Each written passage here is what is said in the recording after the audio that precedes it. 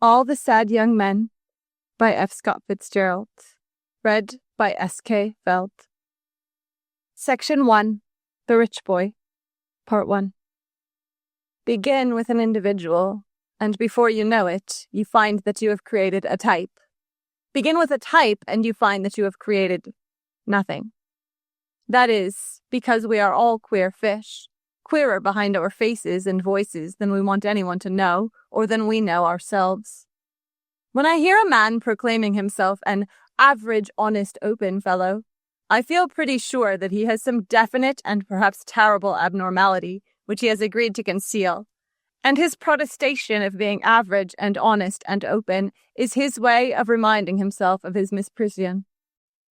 There are no types, no plurals.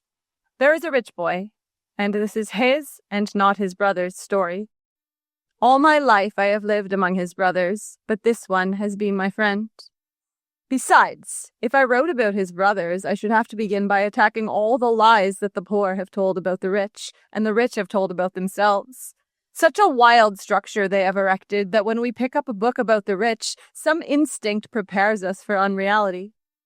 Even the intelligent and impassioned reporters of life have made the country of the rich as unreal as fairyland. Let me tell you about the very rich. They are different from you and me. They possess and enjoy early, and it does something to them, makes them soft where we are hard and cynical where we are trustful, in a way that, unless you were born rich, it is very difficult to understand. They think, deep in their hearts, that they are better than we are, because we had to discover the compensations and refuges of life for ourselves. Even when they enter deep into our world, or sink below us, they still think that they are better than we are. They are different. The only way I can describe young Anson Hunter is to approach him as if he were a foreigner and cling stubbornly to my point of view. If I accept his for a moment, I am lost. I have nothing to show but a preposterous movie. 2. Anson was the eldest of 6 children who would someday divide a fortune of $15 million, and he reached the age of reason, is it 7? At the beginning of the century, when daring young women were already gliding along Fifth Avenue in electric mobiles. In those days, he and his brother had an English governess who spoke the language very clearly and crisply and well, so that the 2 boys grew to speak as she did. Their words and sentences were all crisp and clear, and not run together as ours are. They didn't talk exactly like English children, but acquired an accent that is peculiar to fashionable people in the city of New York. In the summer, the 6 children were moved from the big house on 71st Street to a big estate in northern Connecticut. It was not a fashionable locality. Anson's father wanted to delay as long as possible his children's knowledge of that side of life. He was a man somewhat superior to his class, which composed New York society, and to his period, which was the snobbish and formalized vulgarity of the Gilded Age. And he wanted his sons to learn habits of concentration and have sound constitutions and grow up into right living and successful men. He and his wife kept an eye on them as well as they were able until the 2 older boys went away to school. But in huge establishments, this is difficult. It was much simpler in the series of small and medium-sized houses in which my own youth was spent. I was never far out of the reach of my mother's voice, of the sense of her presence, her approval or disapproval. Anson's first sense of his superiority came to him when he realized the half-grudging American deference that was paid to him in the Connecticut village. The parents of the boys he played with always inquired after his father and mother, and were vaguely excited when their own children were asked to the hunter's house. He accepted this as the natural state of things, and a sort of impatience with all groups of which he was not the center, in money, in position, in authority, remained with him for the rest of his life. He disdained to struggle with other boys for precedence. He expected it to be given him freely, and when it wasn't, he withdrew into his family. His family was sufficient, for in the East money is still a somewhat feudal thing, a clan-forming thing. In the snobbish West, money separates families to form sets.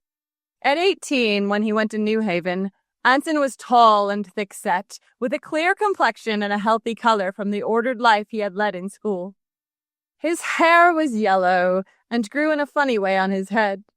His nose was beaked. These two things kept him from being handsome.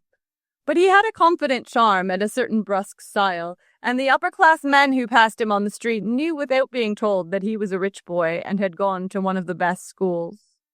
Nevertheless, his very superiority kept him from being a success in college. The independence was mistaken for egotism, and the refusal to accept Yale standards with the proper awe seemed to belittle all those who had. So, long before he graduated, he began to shift the center of his life to New York. He was at home in New York. There was his own house with the kind of servants you can't get anymore, and his own family, of which, because of his good humor and a certain ability to make things go, he was rapidly becoming the center, and the debutante parties, and the correct manly world of the men's clubs, and the occasional wild spree with the gallant girls whom New Haven only knew from the fifth row. His aspirations were conventional enough. They included even the irreproachable shadow he would someday marry. But they differed from the aspirations of the majority of young men, in that there was no mist over them. None of that quality which is variously known as idealism or illusion. Anson accepted without reservation the world of high finance and high extravagance, of divorce and dissipation, of snobbery and of privilege. Most of our lives end as a compromise. It was as a compromise that his life began. He and I first met in the late summer of 1917, when he was just out of Yale and, like the rest of us, was swept up into the systematized hysteria of the war. In the blue-green uniform of the naval aviation, he came down to Pensacola, where the hotel orchestras played "I'm Sorry, Dear," and we young officers danced with the girls. Everyone liked him, and though he ran with the drinkers and wasn't an especially good pilot, even the instructors treated him with a certain respect. He was always having long talks with them in his confident, logical voice, talks which ended by his getting himself, or more frequently another officer, out of some impending trouble.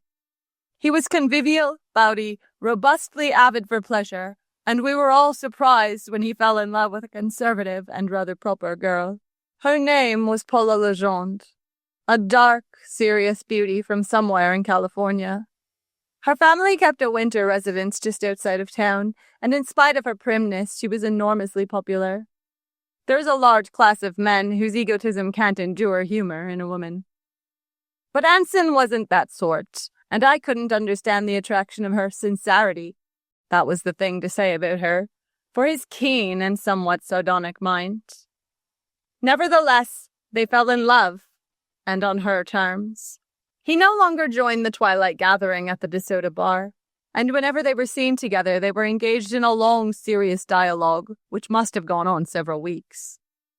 Long afterward, he told me that it was not about anything in particular, but was composed on both sides of immature and even meaningless statements.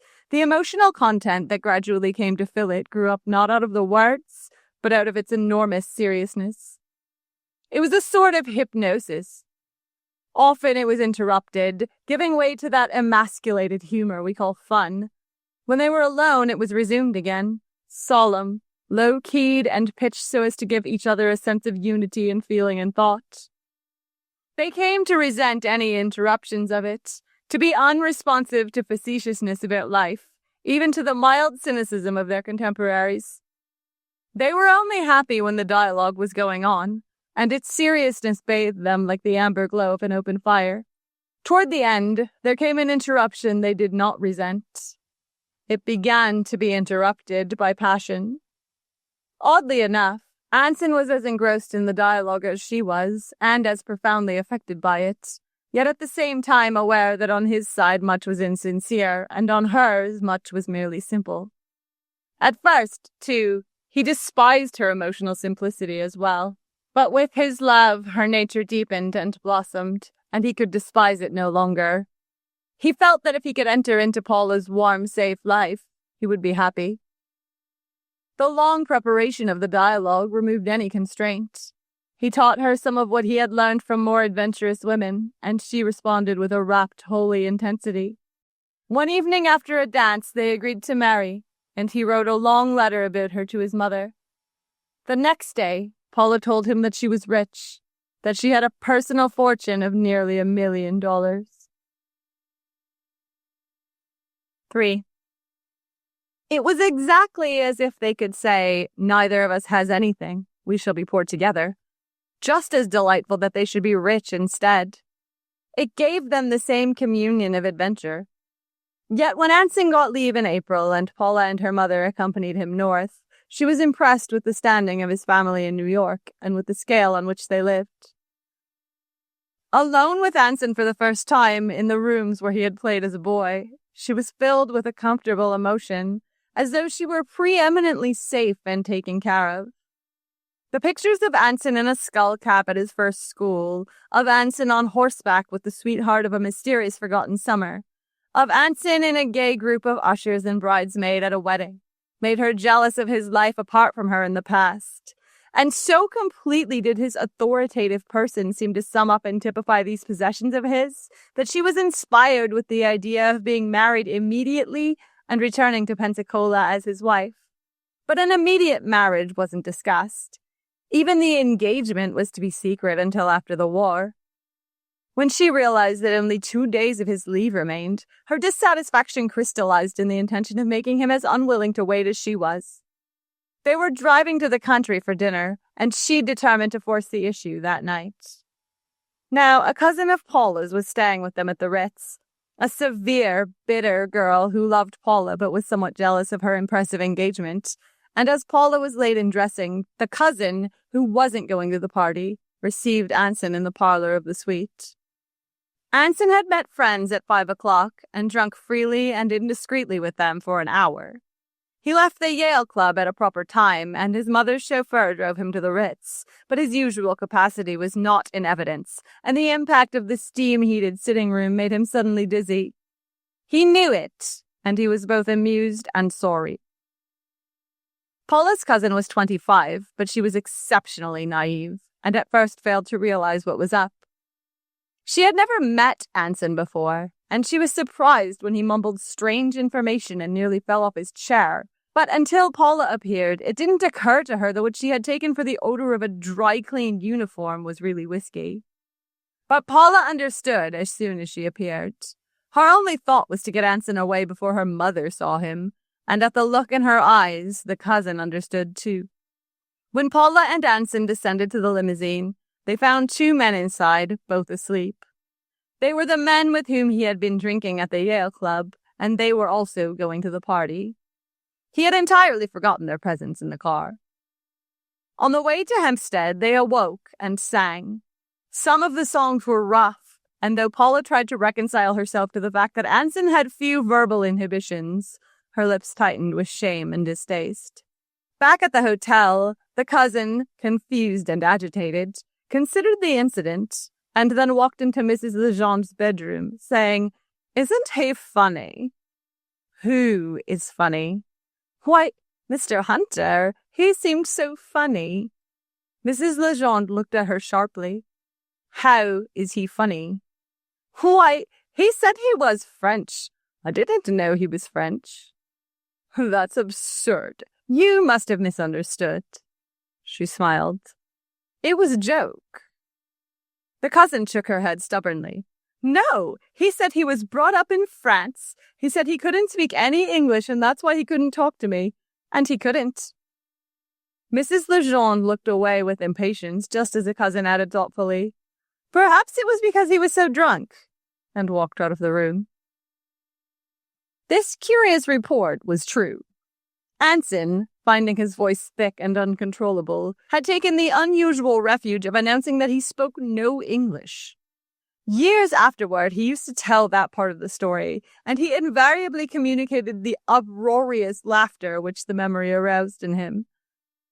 5 times in the next hour, Mrs. Legend tried to get Hempstead on the phone. When she succeeded, there was a 10-minute delay before she heard Paula's voice on the wire.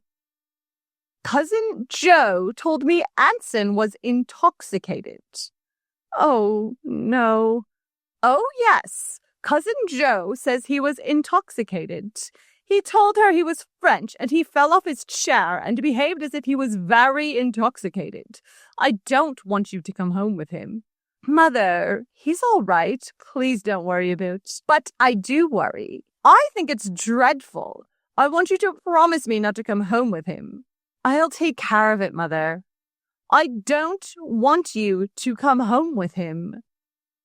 All right, Mother. Goodbye. Be sure now, Paula. Ask someone to bring you. Deliberately, Paula took the receiver from her ear and hung it up. Her face was flushed with helpless annoyance. Anson was stretched out asleep in a bedroom upstairs, while the dinner party below was proceeding lamely toward conclusion. The hour's drive had sobered him somewhat. His arrival was merely hilarious, and Paula hoped that the evening was not spoiled after all. But 2 imprudent cocktails before dinner completed the disaster.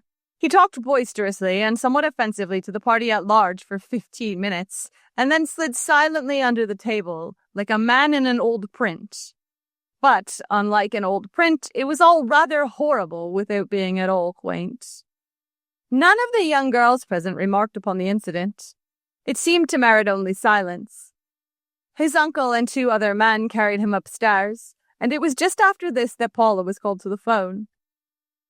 An hour later, Anson awoke in a fog of nervous energy, through which he perceived after a moment the figure of his Uncle Robert standing by the door.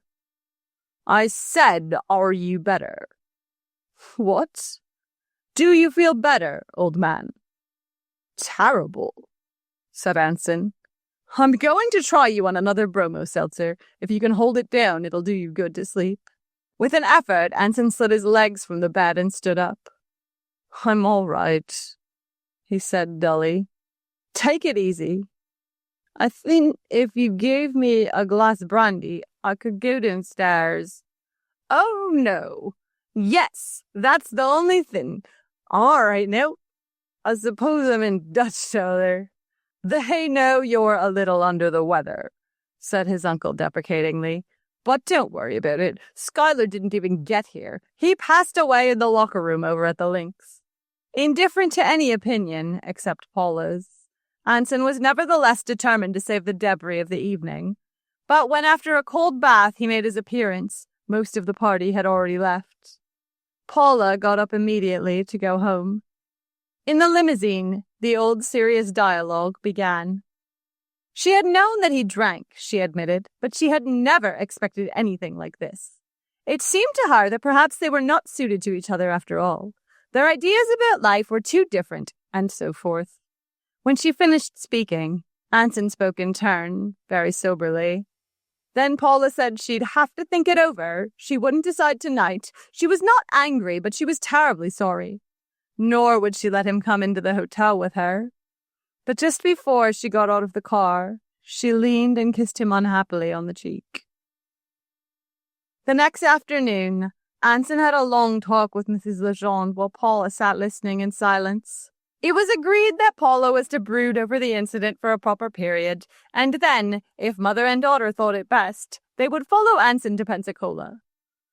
On his part, he apologized with sincerity and dignity. That was all. With every card in her hand, Mrs. Legendre was unable to establish any advantage over him. He made no promises, showed no humility, only delivered a few serious comments on life, which brought him off with rather a moral superiority at the end. When they came south 3 weeks later, neither Anson in his satisfaction nor Paula in her relief at the reunion realized that the psychological moment had passed forever. 4. He dominated and attracted her, and at the same time filled her with anxiety. Confused by his mixture of solidity and self-indulgence, of sentiment and cynicism, incongruities which her gentle mind was unable to resolve, Paula grew to think of him as 2 alternating personalities. When she saw him alone, or at a formal party, or with his casual inferiors, she felt a tremendous pride in his strong, attractive presence, the paternal understanding stature of his mind. In other company, she became uneasy when what had been a fine imperviousness to mere gentility showed its other face. The other face was gross, humorous, reckless of everything but pleasure. It startled her mind temporarily away from him, even led her into a short covert experiment with an old beau. But it was no use. After 4 months of Anson's enveloping vitality, there was an anemic pallor in all other men.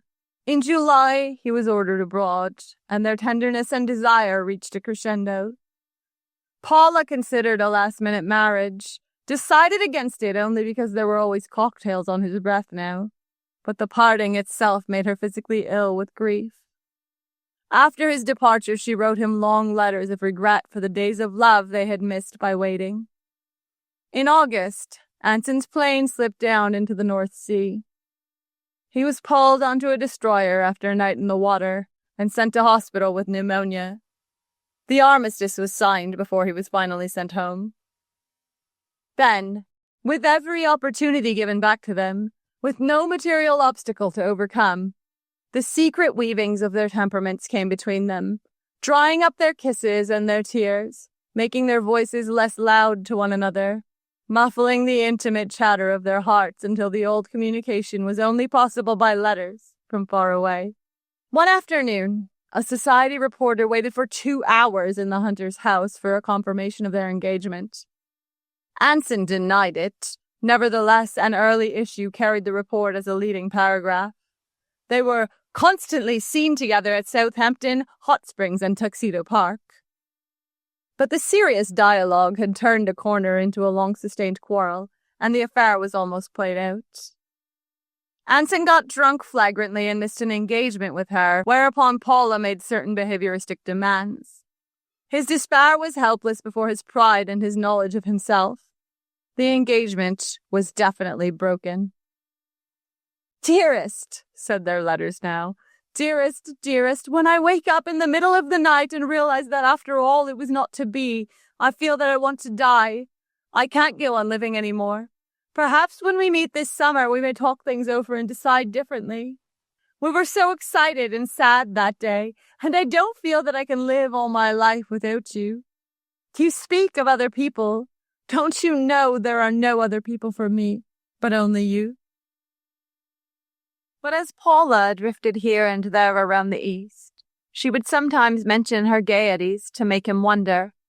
Anson was too acute to wonder. When he saw a man's name in her letters, he felt more sure of her and a little disdainful.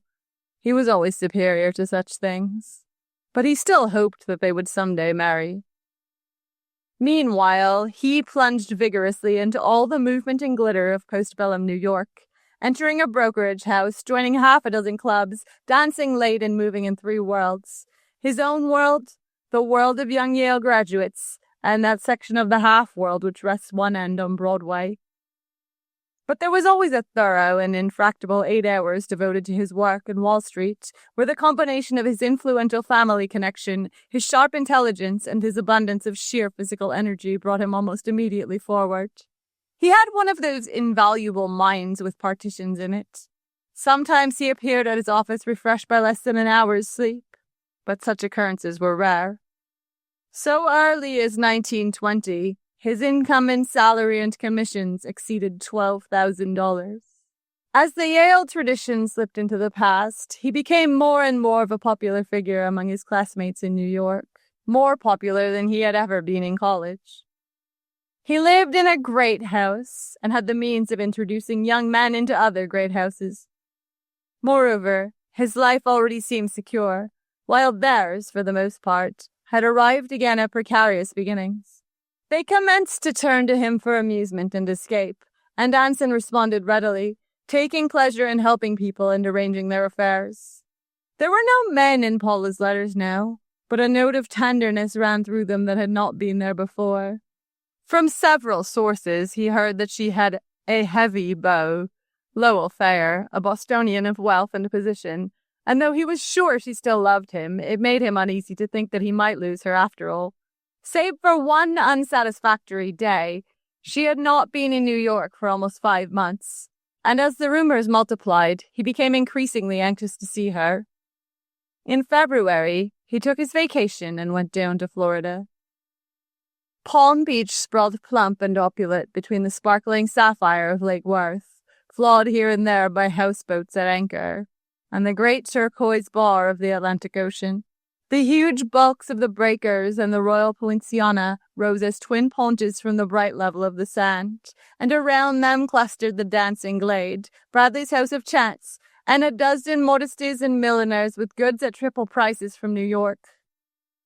Upon the trellised veranda of the breakers, 200 women stepped right, stepped left, wheeled, and slid in that then celebrated calisthenic known as the double shuffle, while in half-time to the music, 2,000 bracelets clicked up and down on 200 arms. At the Everglades Club after dark, Paula and Loa Fair and Anson and a casual fourth played bridge with hot cards. It seemed to Anson that her kind, serious face was wan and tired. She had been around now for 4, 5 years. He had known her for 3. 2 spades. Cigarette? Oh, I beg your pardon, by me. Bye. I'll double 3 spades. There were a dozen tables of bridge in the room, which was filling up with smoke. Anson's eyes met Paula's, held them persistently, even when Thayer's glance fell between them. What was bid? He asked abstractedly. Rose of Washington Square, sang the young people in the corners. I'm withering there in the basement air. The smoke banked like fog, and the opening of a door filled the room with blown swirls of ectoplasm. Little bright eyes streaked past the tables, seeking Mr. Conan Doyle among the Englishmen who were posing as Englishmen about the lobby. You could cut it with a knife. Cut it with a knife. A knife. At the end of the rubber, Paula suddenly got up and spoke to Anson in a tense, slow voice. With scarcely a glance at Loa Fair, they walked out the door and descended a long flight of stone steps. In a moment, they were walking hand in hand along the moonlit beach. Darling, darling. They embraced recklessly, passionately, in a shadow. Then Paula drew back her face to let his lips say what she wanted to hear. She could feel the words forming as they kissed again. Again she broke away, listening, but as he pulled her close once more, she realized that he had said nothing, only, darling, darling, in that deep, sad whisper that always made her cry. Humbly, obediently, her emotions yielded to him, and the tears streamed down her face. But her heart kept on crying. Ask me! Oh, Anson, dearest, ask me! Paula! Paula! The words wrung her heart like hands, and Anson, feeling her tremble, knew that emotion was enough. He need say no more, commit their destinies to no practical enigma. Why should he, when he might hold her so, biding his own time for another year? Forever? He was considering them both, her more than himself. For a moment, when she said suddenly that she must go back to her hotel, he hesitated, thinking first, this is the moment after all, and then, no, let it wait. She is mine.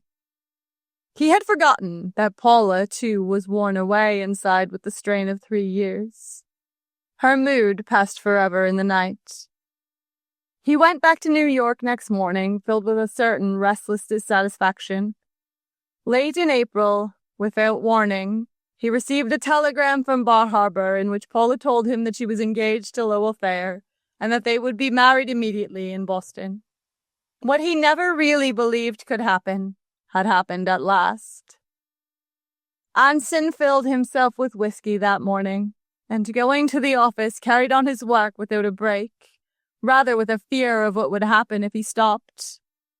In the evening he went out as usual, saying nothing of what had occurred. He was cordial, humorous, unabstracted, but one thing he could not help. For 3 days, in any place, in any company, he would suddenly bend his head into his hands and cry like a child.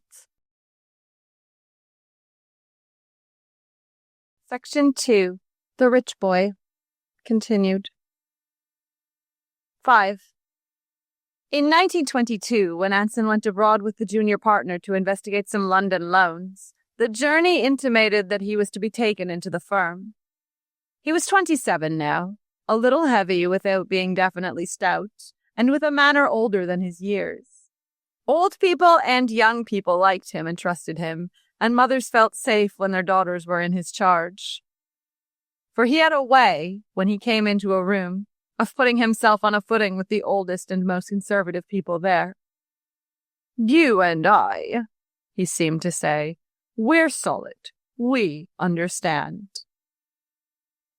He had an instinctive and rather charitable knowledge of the weaknesses of men and women, and, like a priest, it made him the more concerned for the maintenance of outward forms. It was typical of him that every Sunday morning he taught in a fashionable Episcopal Sunday school, even though a cold shower and a quick change into a cutaway coat were all that separated him from the wild night before. After his father's death, he was the practical head of his family, and, in effect, guided the destinies of the younger children. Through a complication, his authority did not extend to his father's estate, which was administered by his Uncle Robert, who was the horsey member of the family, a good-natured, hard-drinking member of that set which centres about Wheatley Hills. Uncle Robert and his wife, Edna, had been great friends of Anson's youth, and the former was disappointed when his nephew's superiority failed to take a horsey form. He backed him for a city club which was the most difficult in America to enter.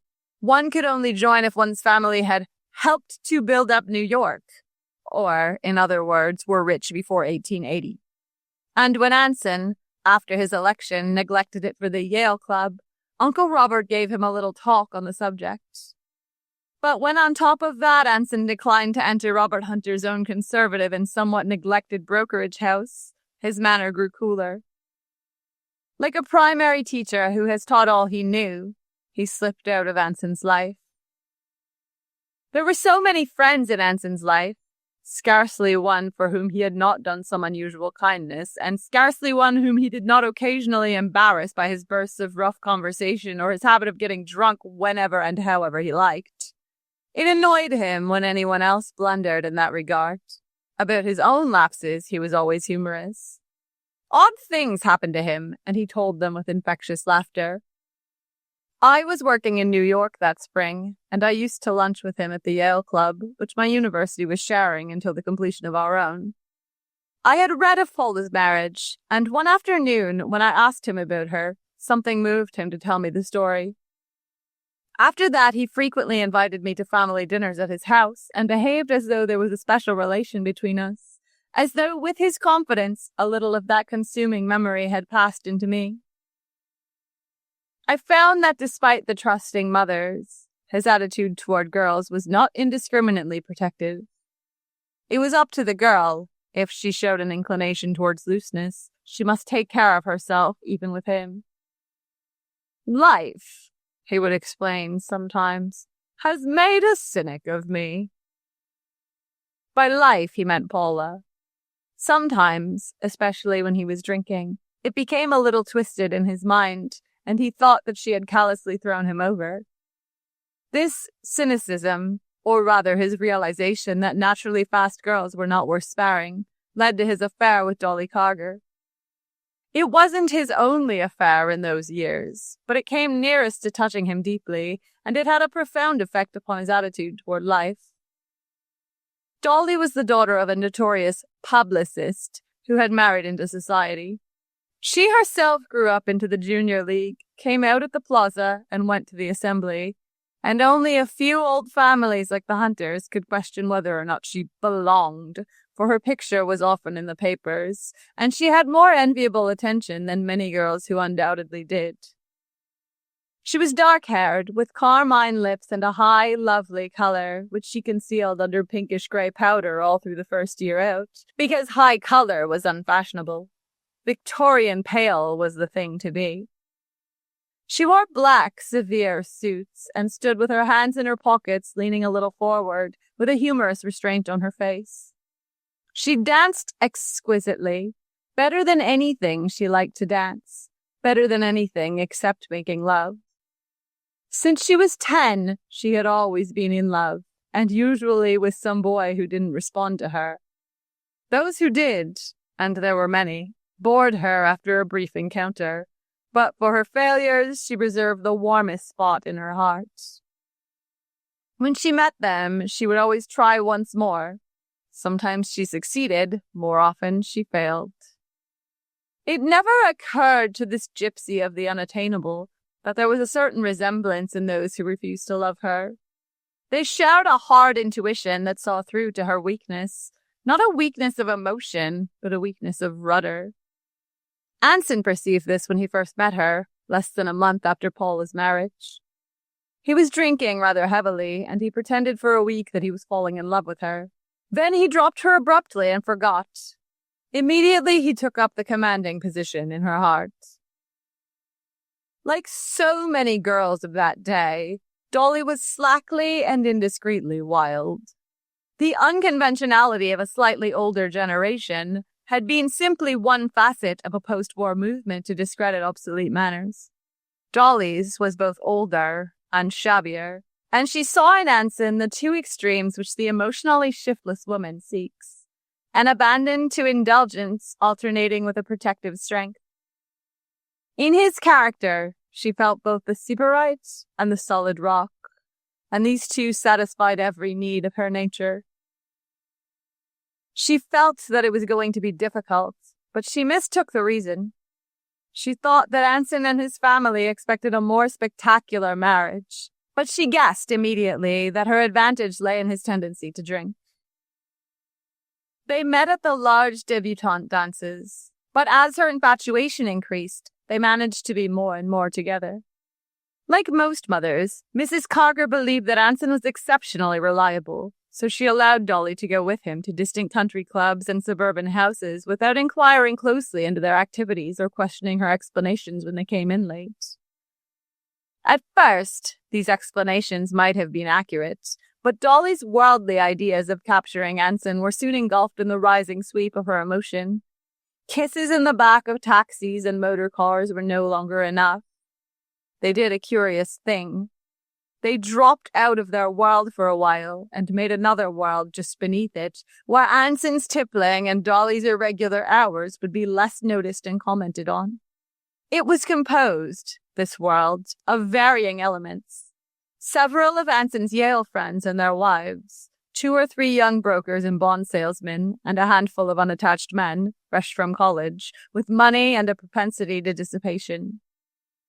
What this world lacked in spaciousness and scale, it made up for by allowing them a liberty that scarcely permitted itself. Moreover, it centered around them and permitted Dolly the pleasure of a faint condescension, a pleasure which Anson, whose whole life was a condescension from the certitudes of his childhood, was unable to share. He was not in love with her, and in the long feverish winter of their affair he frequently told her so. In the spring he was weary. He wanted to renew his life at some other source.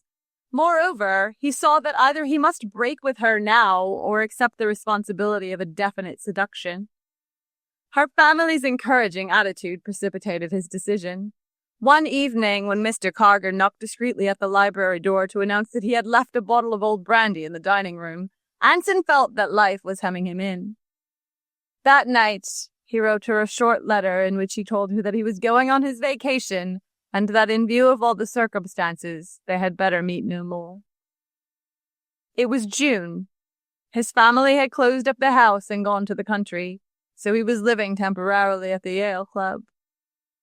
I had heard about his affair with Dolly as it developed, accounts salted with humor, for he despised unstable women and granted them no place in the social edifice in which he believed. And when he told me that night that he was definitely breaking with her, I was glad. I had seen Dolly here and there, and each time with a feeling of pity at the hopelessness of her struggle, and of shame at knowing so much about her that I had no right to know. She was what is known as a pretty little thing, but there was a certain recklessness which rather fascinated me. Her dedication to the goddess of waste would have been less obvious had she been less spirited. She would most certainly throw herself away, but I was glad when I heard that the sacrifice would not be consummated in my sight. Anson was going to leave the letter of farewell at her house next morning. It was one of the few houses left open in the Fifth Avenue district, and he knew that the Cargers, acting upon erroneous information from Dolly, had foregone a trip abroad to give their daughter a chance. As he stepped out the door of the Yale Club into Madison Avenue, The postman passed him, and he followed back inside. The first letter that caught his eye was in Dolly's hand. He knew what it would be, a lonely and tragic monologue, full of the reproaches he knew, the invoked memories, the I wonder ifs, all the immemorial intimacies that he had communicated to Paula Lejeune in what seemed another age. Thumbing over some bills, he brought it on top again and opened it. To his surprise, it was a short, somewhat formal note, which said that Dolly would be unable to go to the country with him for the weekend because Perry Hall from Chicago had unexpectedly come to town. It added that Anson had brought this on himself. If I felt that you loved me as I love you, I would go with you at any time, any place. But Perry is so nice, and he so much wants me to marry him. Anson smiled contemptuously. He had had experience with such decoy epistles. Moreover, he knew how Dolly had labored over this plan, probably sent for the faithful Perry and calculated the time of his arrival, even labored over the note so that it would make him jealous without driving him away. Like most compromises, it had neither force nor vitality, but only a timorous despair. Suddenly, he was angry. He sat down in the lobby and read it again. Then he went to the phone, called Dolly, and told her in his clear, compelling voice that he had received her note and would call for her at 5 o'clock as they had previously planned. Scarcely waiting for the pretended uncertainty of her, "Perhaps I can see you for an hour," he hung up the receiver and went down to his office. On the way, he tore his own letter into bits and dropped it in the street. He was not jealous. She meant nothing to him. But at her pathetic ruse, everything stubborn and self-indulgent in him came to the surface. It was a presumption from a mental inferior, and it could not be overlooked. If she wanted to know to whom she belonged, she would see. He was on the doorstep at 5:15. Dolly was dressed for the street, and he listened in silence to the paragraph of, "I can only see you for an hour," which she had begun on the phone. "Put your hat on, Dolly," he said. "We'll take a walk." They strolled up Madison Avenue and over to Fifth, while Lanson's shirt dampened upon his portly body in the deep heat. He talked little, scolding her, making no love to her, but before they had walked 6 blocks, she was his again, apologizing for the note, offering not to see Perry at all as an atonement, offering anything. She thought that he had come because he was beginning to love her. "I'm hot," he said when they reached 71st Street. "This is a winter suit. If I stop by the house and change, would you mind waiting for me downstairs? I'll only be a minute." She was happy. The intimacy of his being hot, of any physical fact about him, thrilled her. When they came to the iron-grated door and Anson took out his key, she experienced a sort of delight. Downstairs, it was dark, and after he ascended in the lift, Dolly raised a curtain and looked out through opaque lace at the houses over the way. She heard the lift machinery stop, and with the notion of teasing him, pressed the button that brought it down. Then, on what was more than an impulse, she got into it and sent it up to what she guessed was his floor. "Anson!" she called, laughing a little. "Just a minute," he answered from his bedroom. Then, after a brief delay, "Now you can come in." He had changed and was buttoning his vest. "This is my room," he said lightly. "How do you like it?" She caught sight of Paula's picture on the wall and stared at it in fascination, just as Paula had stared at the pictures of Anson's childish sweethearts 5 years before. She knew something about Paula. Sometimes she tortured herself with fragments of the story. Suddenly she came close to Anson, raising her arms. They embraced. Outside the area window, a soft artificial twilight already hovered, though the sun was still bright on a back roof across the way. In half an hour, the room would be quite dark. The uncalculated opportunity overwhelmed them, made them both breathless, and they clung more closely. It was imminent, inevitable. Still holding one another, they raised their heads. Their eyes fell together upon Paula's picture, staring down at them from the wall. Suddenly, Anson dropped his arms and, sitting down at his desk, tried the drawer with a bunch of keys. "Like a drink?" he asked in a gruff voice. "No, Anson." He poured himself half a tumbler of whiskey, swallowed it, and then opened the door into the hall. "Come on," he said. Dolly hesitated. "Anson, I'm going to the country with you tonight after all. You understand that, don't you?" "Of course," he answered brusquely. In Dolly's car, they rode on to Long Island, closer in their emotions than they had ever been before. They knew what would happen, not with Paula's face to remind them that something was lacking, but when they were alone in the still, hot Long Island night, they did not care. The estate in Port Washington, where they were to spend the weekend, belonged to a cousin of Anson's who had married a Montana copper operator. An interminable drive began at the lodge and twisted under imported poplar saplings toward a huge, pink Spanish house. Anson had often visited there before. After dinner, they danced at the Lynx Club. About midnight, Anson assured himself that his cousins would not leave before 2. Then he explained that Dolly was tired. He would take her home and return to the dance later. Trembling a little with excitement, they got into a borrowed car together and drove to Port Washington. As they reached the lodge, he stopped and spoke to the night watchman. "When are you making a round, Carl?" "Right away." "Then you will be in here till everybody's in?" "Yes, sir." "All right. Listen, if any automobile, no matter whose it is, turns in at this gate, I want you to phone the house immediately." He put a $5 bill into Carl's hand. "Is that clear?" "Yes, Mr. Anson." Being of the old world, he neither winked nor smiled. Yet Dolly sat with her face turned slightly away. Anson had a key. Once inside, he poured a drink for both of them. Dolly left hers untouched. Then he ascertained definitely the location of the phone and found that it was within easy hearing distance of their rooms, both of which were on the first floor. 5 minutes later, he knocked at the door of Dolly's room. "Anson?" He went in, closing the door behind him. She was in bed, leaning up anxiously with elbows on the pillow. Sitting beside her, he took her in his arms. "Anson, darling."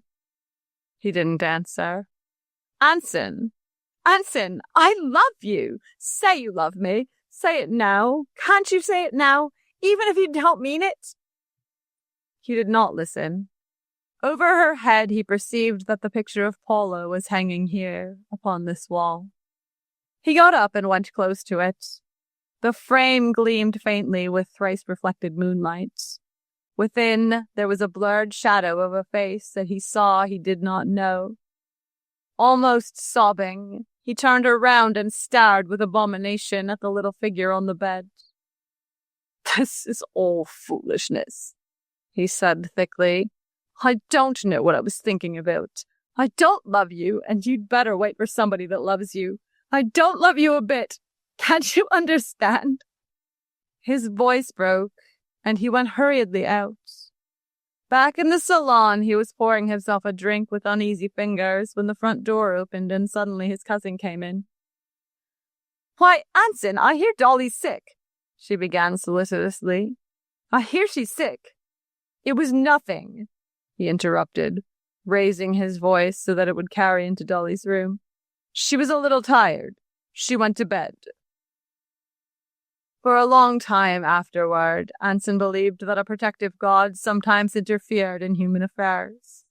But Dolly Carger, lying awake and staring at the ceiling, never again believed in anything at all. 6. When Dolly married during the following autumn, Anson was in London on business. Like Paula's marriage, it was sudden, but it affected him in a different way. At first he felt that it was funny, and had an inclination to laugh when he thought of it. Later it depressed him. It made him feel old. There was something repetitive about it. Why, Paula and Dolly had belonged to different generations. He had a foretaste of the sensation of a man of 40 who hears that the daughter of an old flame has married. He wired congratulations, and, as was not the case with Paula, they were sincere. He had never really hoped that Paula would be happy. When he returned to New York, he was made a partner in the firm, and as his responsibilities increased, he had less time on his hands. The refusal of a life insurance company to issue him a policy made such an impression on him that he stopped drinking for a year and claimed that he felt better physically, though I think he missed the convivial recounting of those Cellini-esque adventures which in his early 20s had played such a part of his life. But he never abandoned the Yale Club. He was a figure there, a personality, and the tendency of his class, who were now 7 years out of college, to drift away to more sober haunts, was checked by his presence. His day was never too full, nor his mind too weary to give any sort of aid to anyone who asked it. What had been done at first through pride and superiority had become a habit and a passion. And there was always something. A younger brother in trouble at New Haven, a quarrel to be patched up between a friend and his wife, a position to be found for this man, an investment for that. But his specialty was the solving of problems for young married people. Young married people fascinated him, and their apartments were almost sacred to him. He knew the story of their love affair, advised them where to live and how, and remembered their babies' names. Toward young wives, his attitude was circumspect. He never abused the trust which their husbands, strangely enough, in view of his unconcealed irregularities, invariably reposed in him. He came to take a vicarious pleasure in happy marriages, and to be inspired to an almost equally pleasant melancholy by those that went astray. Not a season passed that he did not witness the collapse of an affair that perhaps he himself had fathered. When Paula was divorced and almost immediately remarried to another Bostonian, he talked about her to me all one afternoon. He would never love anyone as he had loved Paula, but he insisted that he no longer cared. "I'll never marry," he came to say. "I've seen too much of it, and I know a happy marriage is a very rare thing. Besides, I'm too old." But he did believe in marriage. Like all men who spring from a happy and successful marriage, he believed in it passionately. Nothing he had seen would change his belief. His cynicism dissolved upon it like air. But he did really believe he was too old. At 28, he began to accept with equanimity the prospect of marrying without romantic love. He resolutely chose a New York girl of his own class, pretty, intelligent, congenial, above reproach, and set about falling in love with her. The things he had said to Paula with sincerity, to other girls with grace, he could no longer say at all without smiling, or with the force necessary to convince. "When I'm 40, he told his friends, "I'll be ripe. I'll fall for some chorus girl like the rest." Nevertheless, he persisted in his attempt. His mother wanted to see him married, and he could now well afford it. He had a seat on the stock exchange, and his earned income came to $25,000 a year. The idea was agreeable. When his friends, he spent most of his time with the set he and Dolly had evolved, closed themselves in behind domestic doors at night, he no longer rejoiced in his freedom. He even wondered if he should have married Dolly. Not even Paula had loved him more, and he was learning the rarity, in the single life, of encountering true emotion. Just as this mood began to creep over him, a disquieting story reached his ear. His Aunt Edna, a woman just this side of 40, was carrying on an open intrigue with a dissolute, hard-drinking young man named Carrie Sloane. Everyone knew of it, except Anson's Uncle Robert, who for 15 years had talked long in clubs and taken his wife for granted. Anson heard the story again and again with increasing annoyance. Something of his old feeling for his uncle came back to him, a feeling that was more than personal, a reversion toward that family solidarity on which he had based his pride. His intuition singled out the essential point of the affair, which was that his uncle shouldn't be hurt. It was his first experiment in unsolicited meddling, but with his knowledge of Edna's character, he felt that he could handle the matter better than a district judge or his uncle.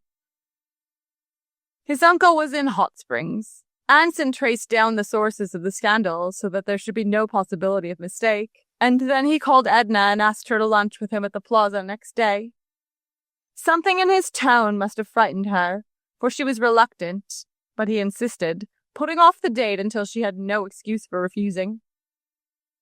She met him at the appointed time in the plaza lobby, a lovely, faded, gray-eyed blonde in a coat of Russian sable. 5 great rings, cold with diamonds and emeralds, sparkled on her slender hands. It occurred to Anson that it was his father's intelligence and not his uncle's that had earned the fur and the stones, the rich brilliance that buoyed up her passing beauty. Though Edna scented his hostility, she was unprepared for the directness of his approach. "Edna, I'm astonished at the way you've been acting," he said in a strong, frank voice. "At first I couldn't believe it." "Believe what?" she demanded sharply. "You needn't pretend with me, Edna. I'm talking about Carrie Sloane. Aside from any other consideration, I didn't think you could treat Uncle Robert. Now look here, Anson," she began angrily, but his peremptory voice broke through hers. "And your children in such a way. You've been married 18 years, and you're old enough to know better."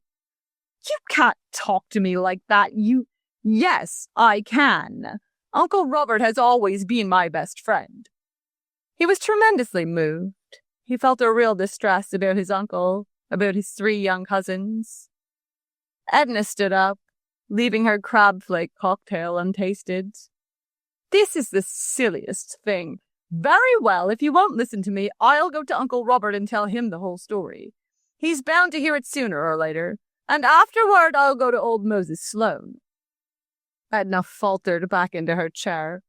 "Don't talk so loud," she begged him, her eyes blurred with tears. "You have no idea how your voice carries. You might have chosen a less public place to make all these crazy accusations." He didn't answer. "Oh, you never liked me, I know," she went on. "You're just taking advantage of some silly gossip to try and break up the only interesting friendship I've ever had. What did I ever do to make you hate me so?" Still, Anson waited. There would be the appeal to his chivalry, then to his pity, finally to his superior sophistication. When he had shouldered his way through all these, there would be admissions, and he could come to grips with her. By being silent, by being impervious, and by returning constantly to his main weapon, which was his own true emotion, he bullied her into frantic despair as the luncheon hour slipped away. At 2:00, she took out a mirror and a handkerchief, shined away the marks of her tears, and powdered the slight hollows where they had lain. She had agreed to meet him at her own house at 5. When he arrived, she was stressed on a chaise-longue, which was covered with cretonne for the summer, and the tears he had called up at luncheon seemed still to be standing in her eyes. Then he was aware of Carrie Sloane's dark, anxious presence upon the cold hearth. "What's this idea of yours?" broke out Sloane immediately. "I understand you invited Edna to lunch and then threatened her on the basis of some cheap scandal?" Anson sat down. "I have no reason to think it's only scandal. I hear you're going to take it to Robert Hunter, and to my father." Anson nodded. "Either you break it off, or I will," he said. "What goddamned business is it of yours, Hunter?" "Don't lose your temper, Carrie," said Edna nervously. "It's only a question of showing him how absurd. For one thing, it's my name that's being handed around," interrupted Anson. "That's all that concerns you, Carrie. Edna isn't a member of your family." "She most certainly is." His anger mounted.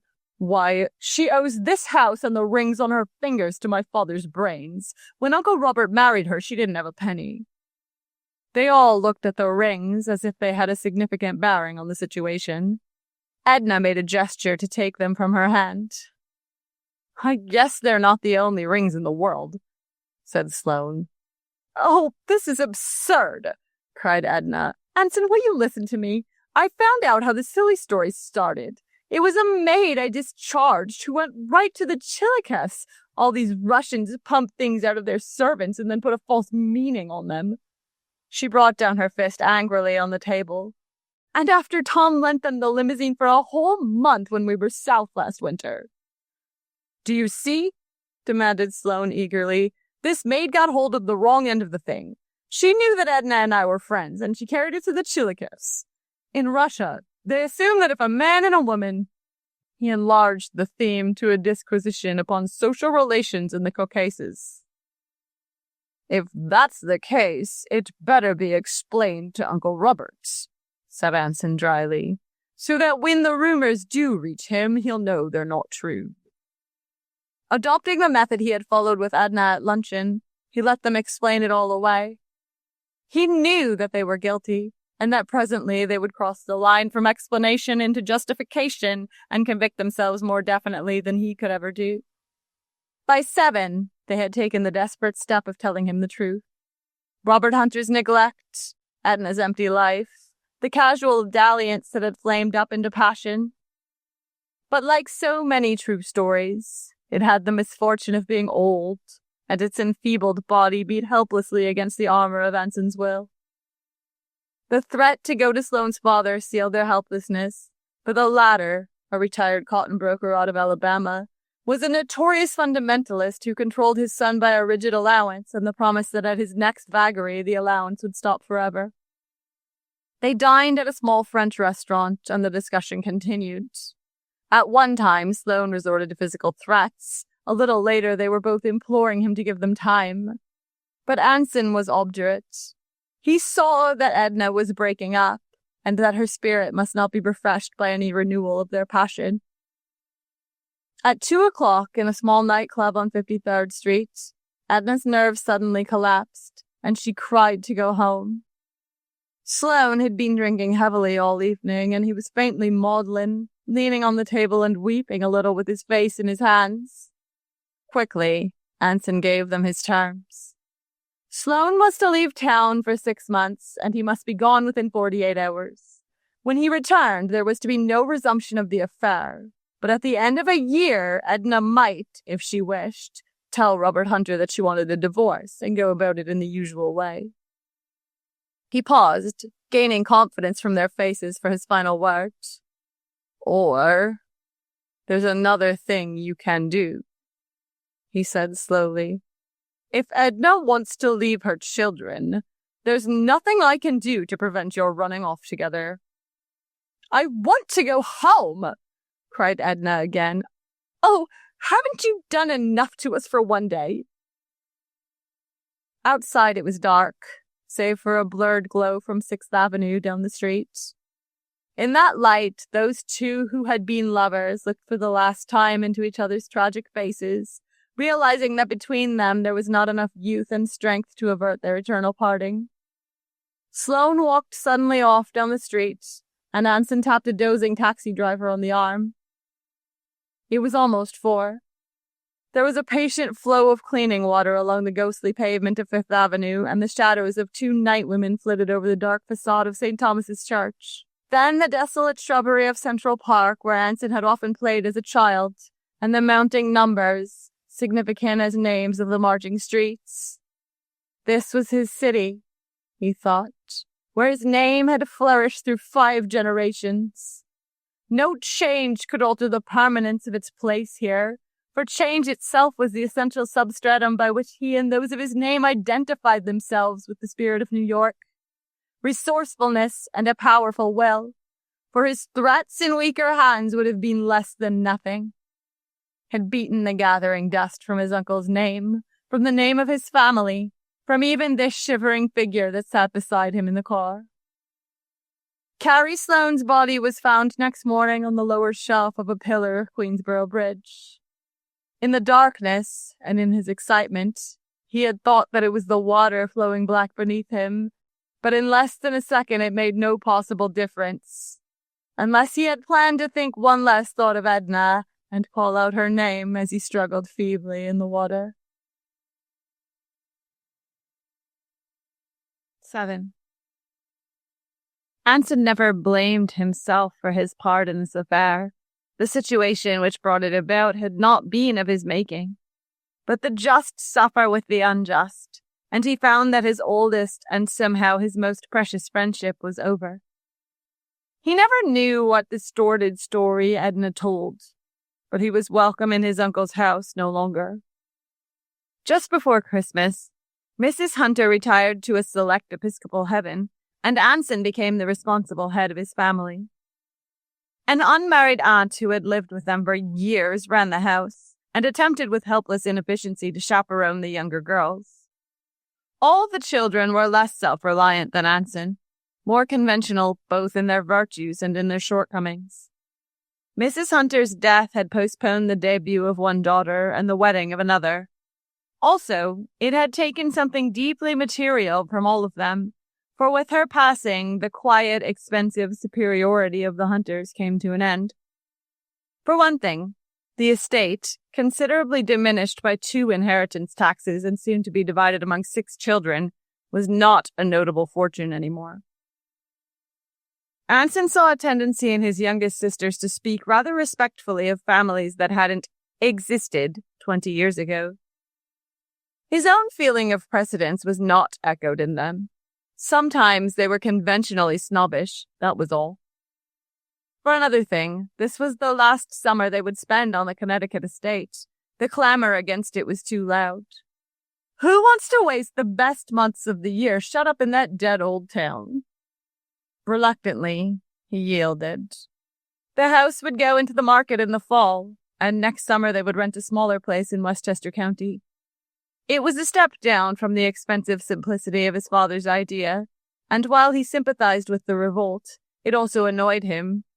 During his mother's lifetime, he had gone up there at least every other weekend, even in the gayest summers. Yet he himself was part of this change, and his strong instinct for life had turned him in his 20s from the hollow obsequies of that abortive leisure class. He did not see this clearly.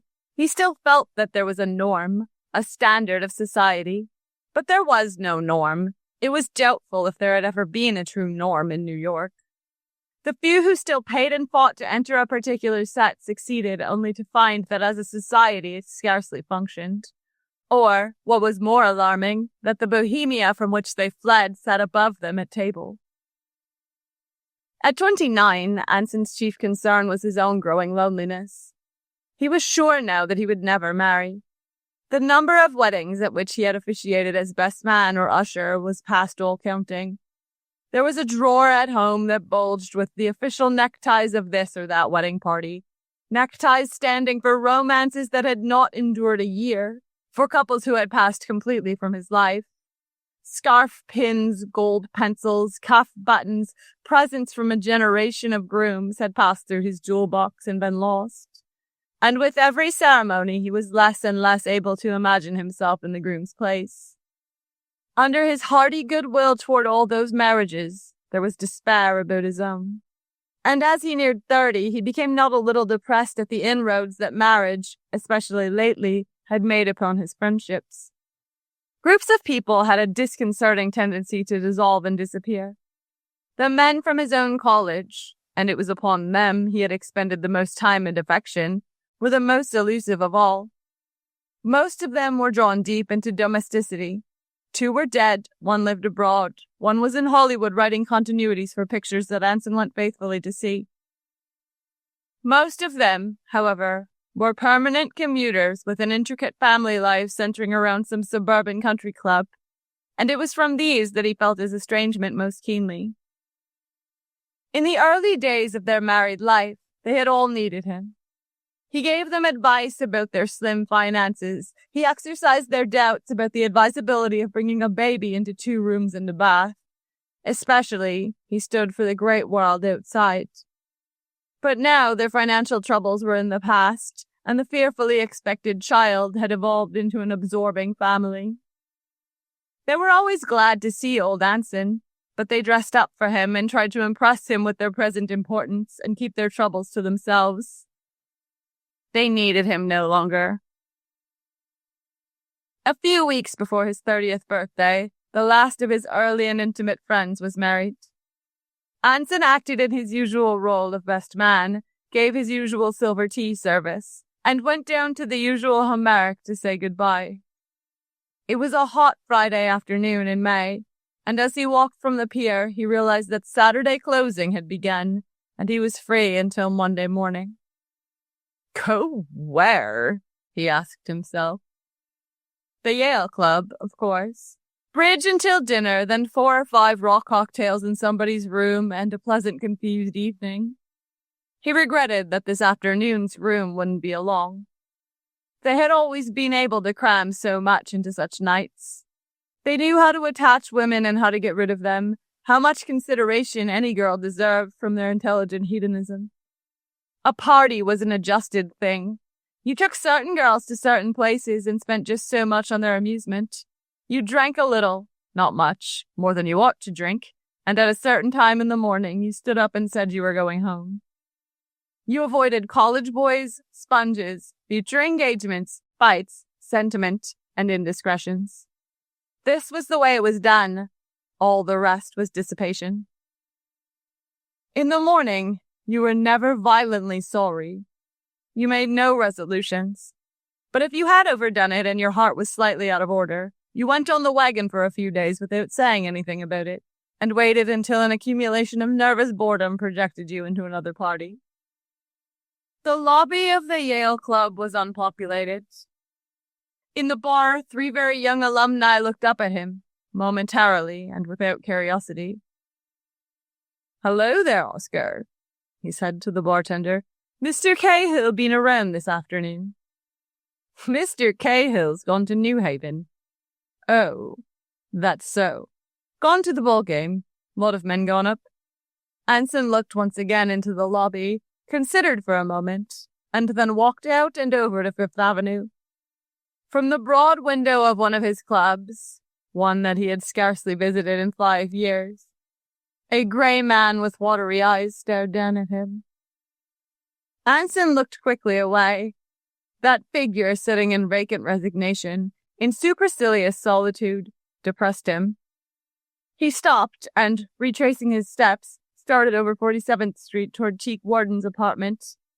Teak and his wife had once been his most familiar friends. It was a household where he and Dolly Cogger had been used to go in the days of their affair. But Teak had taken to drink, and his wife had remarked publicly that Anson was a bad influence on him. The remark reached Anson in an exaggerated form. When it was finally cleared up, the delicate spell of intimacy was broken, never to be renewed. "Is Mr. Warden at home?" he inquired. "They've gone to the country." The fact unexpectedly cut at him. They were gone to the country, and he hadn't known. 2 years before, he would have known the date, the hour, come up at the last moment for a final drink, and planned his first visit to them. Now they had gone without a word. Anson looked at his watch and considered a weekend with his family, but the only train was a local that would jolt through the aggressive heat for 3 hours. And tomorrow in the country and Sunday, he was in no mood for porch bridge with polite undergraduates and dancing after dinner at a rural roadhouse, a diminutive of gaiety which his father had estimated too well. "Oh no," he said to himself. "No." He was a dignified, impressive young man, rather stout now, but otherwise unmarked by dissipation. He could have been cast for a pillar of something.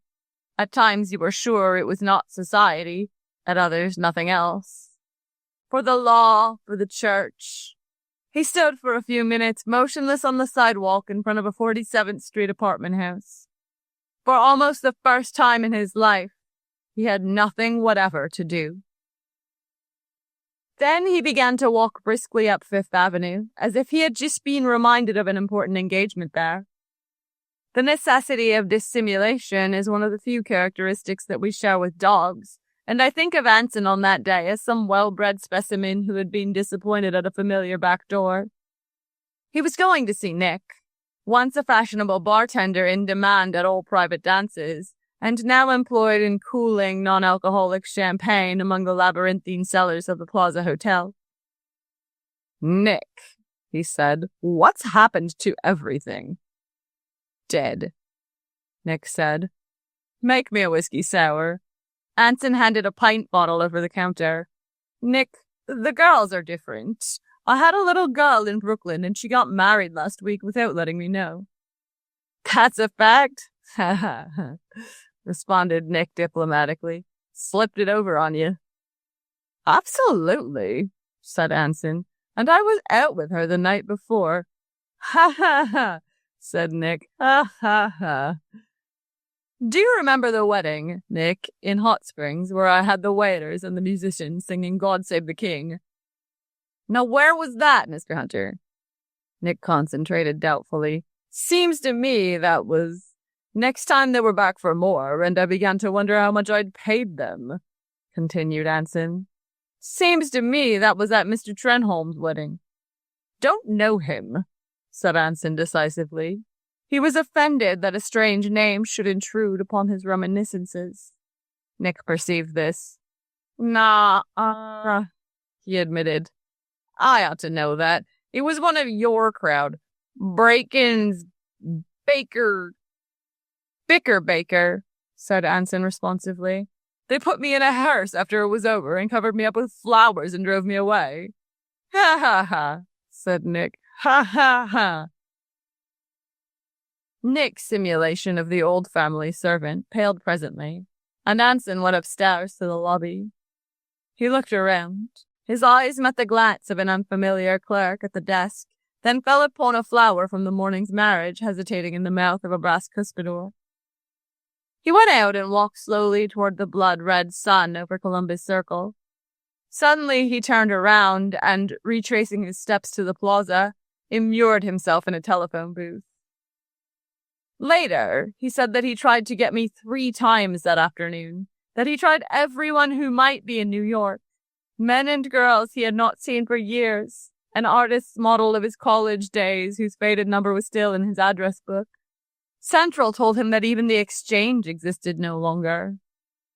At length his quest roved into the country, and he held brief, disappointing conversations with emphatic butlers and maids.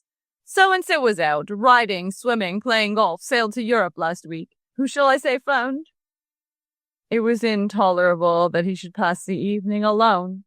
The private reckonings which one plans for a moment of leisure lose every charm when the solitude is enforced. There were always women of a sort, but the ones he knew had temporarily vanished, and to pass a New York evening in the hired company of a stranger never occurred to him. He would have considered that that was something shameful and secret, the diversion of a traveling salesman in a strange town. Anson paid the telephone bill. The girl tried unsuccessfully to joke with him about its size, and for the second time that afternoon started to leave the plaza and to go he knew not where. Near the revolving door, the figure of a woman, obviously with child, stood sideways to the light. A sheer beige cape fluttered at her shoulders when the door turned, and, each time, she looked impatiently toward it as if she were weary of waiting. At the first sight of her, a strong, nervous thrill of familiarity went over him, but not until he was within 5 feet of her did he realize that it was Paula. "Why, Anson Hunter!" His heart turned over. "Why, Paula! Why, this is wonderful! I can't believe it! Anson!"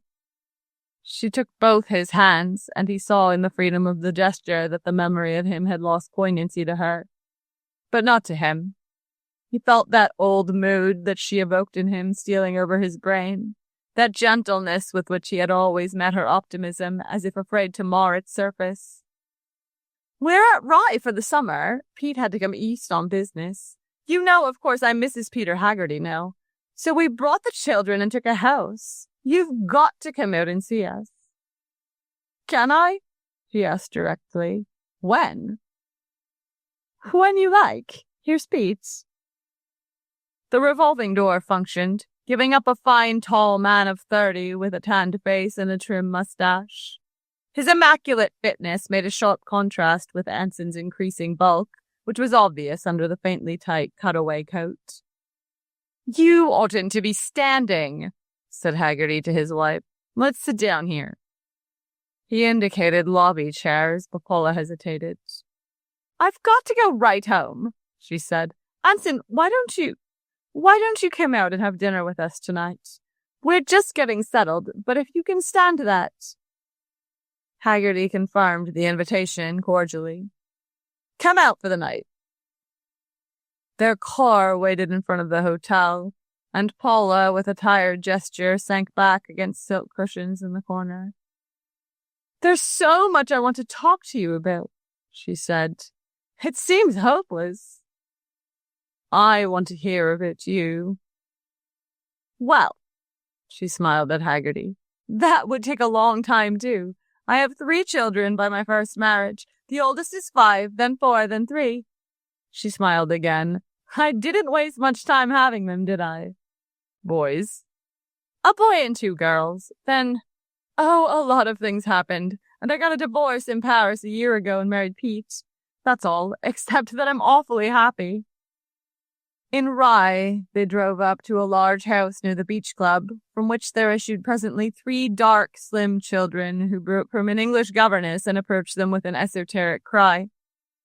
Abstractedly, and with difficulty, Paula took each one into her arms, a caress which they accepted stiffly, as they had evidently been told not to bump into Mummy. Even against their fresh faces, Paula's skin showed scarcely any weariness. For all her physical languor, she seemed younger than when he had last seen her at Palm Beach 7 years ago. At dinner, she was preoccupied, and afterward, during the homage to the radio, she lay with closed eyes on the sofa, until Anson wondered if his presence at this time were not an intrusion. But at 9 o'clock, when Haggerty rose and said pleasantly that he was going to leave them by themselves for a while, she began to talk slowly about herself and the past. "My first baby," she said, "the one we called Darling, the biggest little girl. I wanted to die when I knew I was going to have her, because Lowell was like a stranger to me. It didn't seem as though she could be my own. I wrote you a letter and tore it up. Oh, you were so bad to me, Anson." It was the dialogue again, rising and falling. Anson felt a sudden quickening of memory. "Weren't you engaged once?" she asked. "A girl named Dolly something." "I wasn't ever engaged. I tried to be engaged, but I never loved anybody but you, Paula." "Oh," she said. Then, after a moment, "This baby is the first one I ever really wanted. You see, I'm in love now, at last." He didn't answer, shocked at the treachery of her remembrance. She must have seen that the "at last" bruised him, for she continued. "I was infatuated with you, Anson. You could make me do anything you liked, but we wouldn't have been happy. I'm not smart enough for you. I don't like things to be complicated like you do." She paused. "You'll never settle down," she said. The phrase struck at him from behind. It was an accusation that of all accusations he had never merited. "I could settle down if women were different," he said.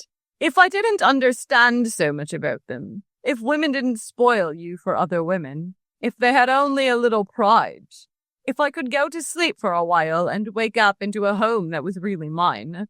Why, that's what I'm made for, Paula. That's what women have seen in me and liked in me. It's only that I can't get through the preliminaries anymore."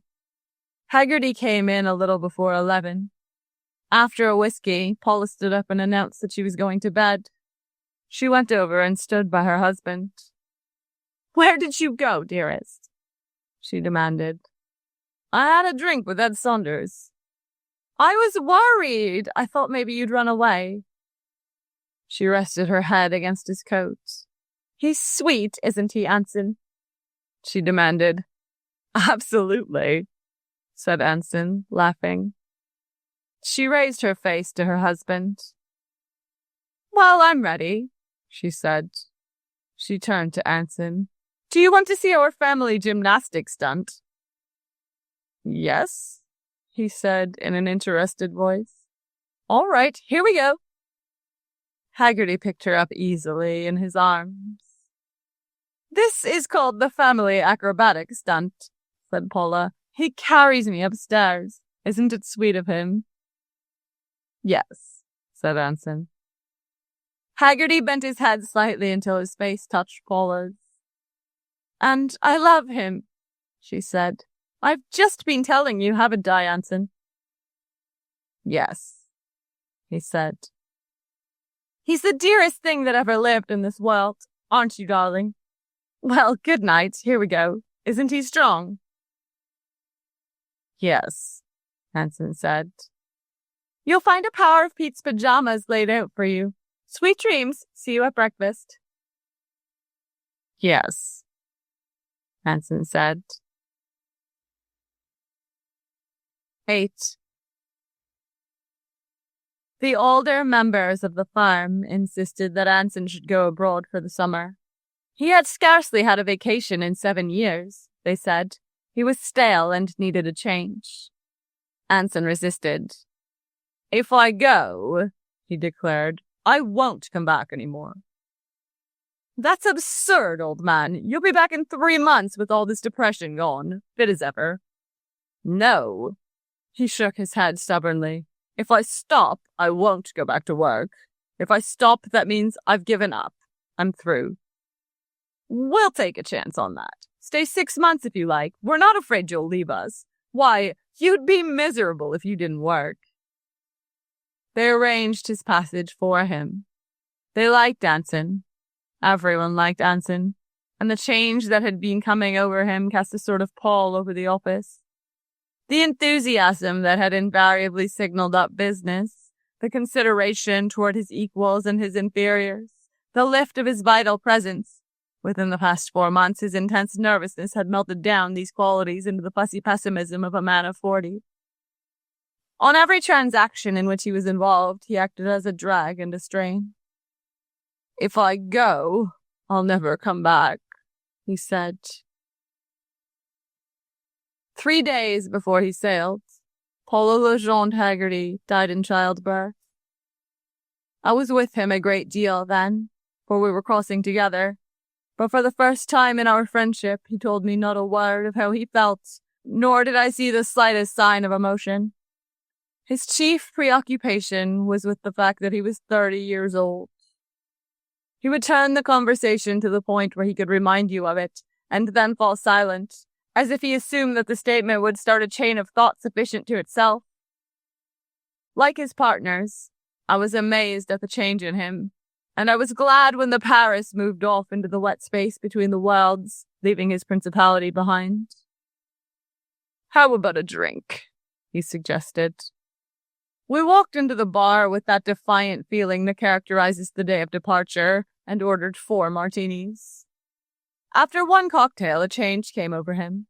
He suddenly reached across and slapped my knee with the first joviality I had seen him exhibit for months. Did you see that girl in the red tam? He demanded. The one with the high color who had the 2 police dogs down to bid her goodbye. She's pretty, I agreed.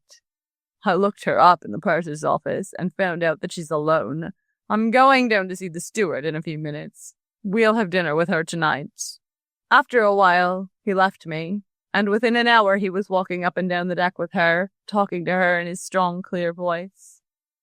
Her red tam was a bright spot of color against the steel-green sea, and from time to time she looked up with a flashing bob of her head and smiled with amusement and interest and anticipation. At dinner, we had champagne, and we were very joyous. Afterward, Anson ran the pool with infectious gusto, and several people who had seen me with him asked me his name. He and the girl were talking and laughing together at a lounge in the bar when I went to bed. I saw less of him on the trip than I had hoped.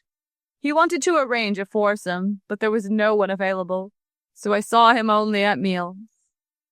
Sometimes, though, he would have a cocktail in the bar, and he told me about the girl in the red tam and his adventures with her, making them all bizarre and amusing as he had a way of doing, and I was glad that he was himself again, or at least the self that I knew and with which I felt at home.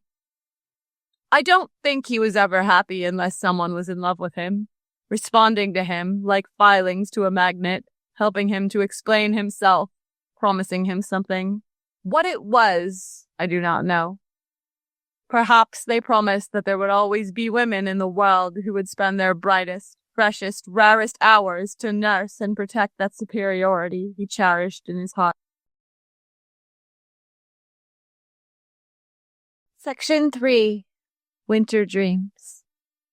Some of the caddies were poor as sin and lived in one-room houses with a neurasthenic cow in the front yard. But Dexter Green's father owned the second-best grocery store in Black Bear. The best one was The Hub, patronized by the wealthy people from Sherry Island. And Dexter caddied only for pocket money. In the fall, when the days became crisp and gray and the long Minnesota winter shut down like the white lid of a box, Dexter's skis moved over the snow that hid the fairways of the golf course. At these times, the country gave him a feeling of profound melancholy. It offended him that the links should lie in enforced fallowness, haunted by ragged sparrows for the long season. It was dreary, too, that on the tees where the gay colors fluttered in summer, there were now only the desolate sandboxes knee-deep in crusted ice. When he crossed the hills, the wind blew, cold as misery, and if the sun was out, he tramped with his eyes squinted up against the hard, dimensionless glare. In April, the winter ceased abruptly. The snow ran down into Black Bear Lake, scarcely tarrying for the early golfers to brave the season with red and black balls. Without elation, without an interval of moist glory, the cold was gone. Dexter knew that there was something dismal about this northern spring, just as he knew there was something gorgeous about the fall. Fall made him clench his hands and tremble and repeat idiotic sentences to himself, and make brisk, abrupt gestures of command to imaginary audiences and armies. October filled him with hope, which November raised to a sort of ecstatic triumph, and in this mood, the fleeting brilliant impressions of the summer at Sherry Island were ready grist to his mill. He became a golf champion and defeated Mr. T.A. Hedrick in a marvelous match played 100 times over the fairways of his imagination, a match each detail of which he changed about untiringly. Sometimes he won with almost laughable ease. Sometimes he came up magnificently from behind. Again, stepping from a Pierce Arrow automobile, like Mr. Mortimer Jones, he strolled frigidly into the lounge of the Sherry Island Golf Club. Or perhaps, surrounded by an admiring crowd, he gave an exhibition of fancy diving from the springboard of the club raft. Among those who watched him in open-mouthed wonder was Mr. Mortimer Jones. And one day it came to pass that Mr. Jones, himself and not his ghost, came up to Dexter with tears in his eyes and said that Dexter was the blanking best caddy in the club, and wouldn't he decide not to quit if Mr. Jones made it worth his while, because every other blanking caddy in the club lost one ball a hole for him regularly. Blank. No, sir, said Dexter decisively. I don't want to caddy anymore. Then after a pause, I'm too old. You're not more than 14. Why the devil did you decide just this morning that you wanted to quit? You promised that next week you'd go over to the state tournament with me. I decided I was too old. Dexter handed in his A-class badge, collected what money was due him from the caddy master, and walked home to Black Bear Village. The best blanking caddy I ever saw, shouted Mr. Mortimer Jones over a drink that afternoon. Never lost a ball. Willing, intelligent, quiet, honest, grateful. The little girl who had done this was 11. Beautifully ugly, as little girls are apt to be, who are destined after a few years to be inexpressibly lovely and bring no end of misery to a great number of men.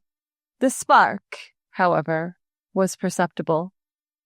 There was a general ungodliness in the way her lips twisted down at the corners when she smiled, and in the, heaven help us, in the almost passionate quality of her eyes. Vitality is born early in such women. It was utterly in evidence now. shining through her thin frame in a sort of glow. She had come eagerly out onto the course at 9 o'clock with a white linen nurse and 5 small new golf clubs in a white canvas bag which the nurse was carrying. When Dexter first saw her, she was standing by the caddy house, rather ill at ease and trying to conceal the fact by engaging her nurse in an obviously unnatural conversation graced by startling and irrelevant grimaces from herself. "Well, it's certainly a nice day, Hilda," Dexter heard her say. She drew down the corners of her mouth, smiled, and glanced furtively around, her eyes in transit falling for an instant on Dexter. Then to the nurse. "Well, I guess there aren't very many people out here this morning, are there?" The smile again, radiant, blatantly artificial, convincing. "I don't know what we're supposed to do now," said the nurse, looking nowhere in particular. "Oh, that's all right. I'll fix it up." Dexter stood perfectly still, his mouth slightly ajar. He knew that if he moved forward a step, his stare would be in her line of vision. If he moved backward, he would lose his full view of her face. For a moment, he had not realized how young she was. Now he remembered having seen her several times the year before. In bloomers. Suddenly, involuntarily, he laughed, a short, abrupt laugh. Then, startled by himself, he turned and began to walk quickly away. "Boy!" Dexter stopped. "Boy!" Beyond question, he was addressed. Not only that, but he was treated to that absurd smile, that preposterous smile, the memory of which at least a dozen men were to carry into middle age. "Boy, do you know where the golf teacher is?" "He's giving a lesson." "Well, do you know where the caddy master is?" "He isn't here yet this morning." "Oh." For a moment, this baffled her. She stood alternately on her right and left foot. "We'd like to get a caddy," said the nurse. "Mrs. Mortimer Jones sent us out to play golf, and we don't know how without we get a caddy." Here she was stopped by an ominous glance from Miss Jones, followed immediately by the smile. "There aren't any caddies here except me," said Dexter to the nurse, "and I got to stay here in charge until the caddy master gets here." "Oh." Miss Jones and her retinue now withdrew, and at a proper distance from Dexter became involved in a heated conversation, which was concluded by Miss Jones taking one of the clubs and hitting it on the ground with violence. For further emphasis, she raised it again and was about to bring it down smartly upon the nurse's bosom, when the nurse seized the club and twisted it from her hands. "You damn little mean old thing!" cried Miss Jones wildly. Another argument ensued. Realizing that the elements of the comedy were implied in the scene, Dexter several times began to laugh, but each time restrained the laugh before it reached audibility. He could not resist the monstrous conviction that the little girl was justified in beating the nurse. The situation was resolved by the fortuitous appearance of the caddy master, who was appealed to immediately by the nurse. "Miss Jones is to have a little caddy, and this one says he can't go." "Mr. McKenna said I was to wait here till you came," said Dexter quickly. "Well, he's here now."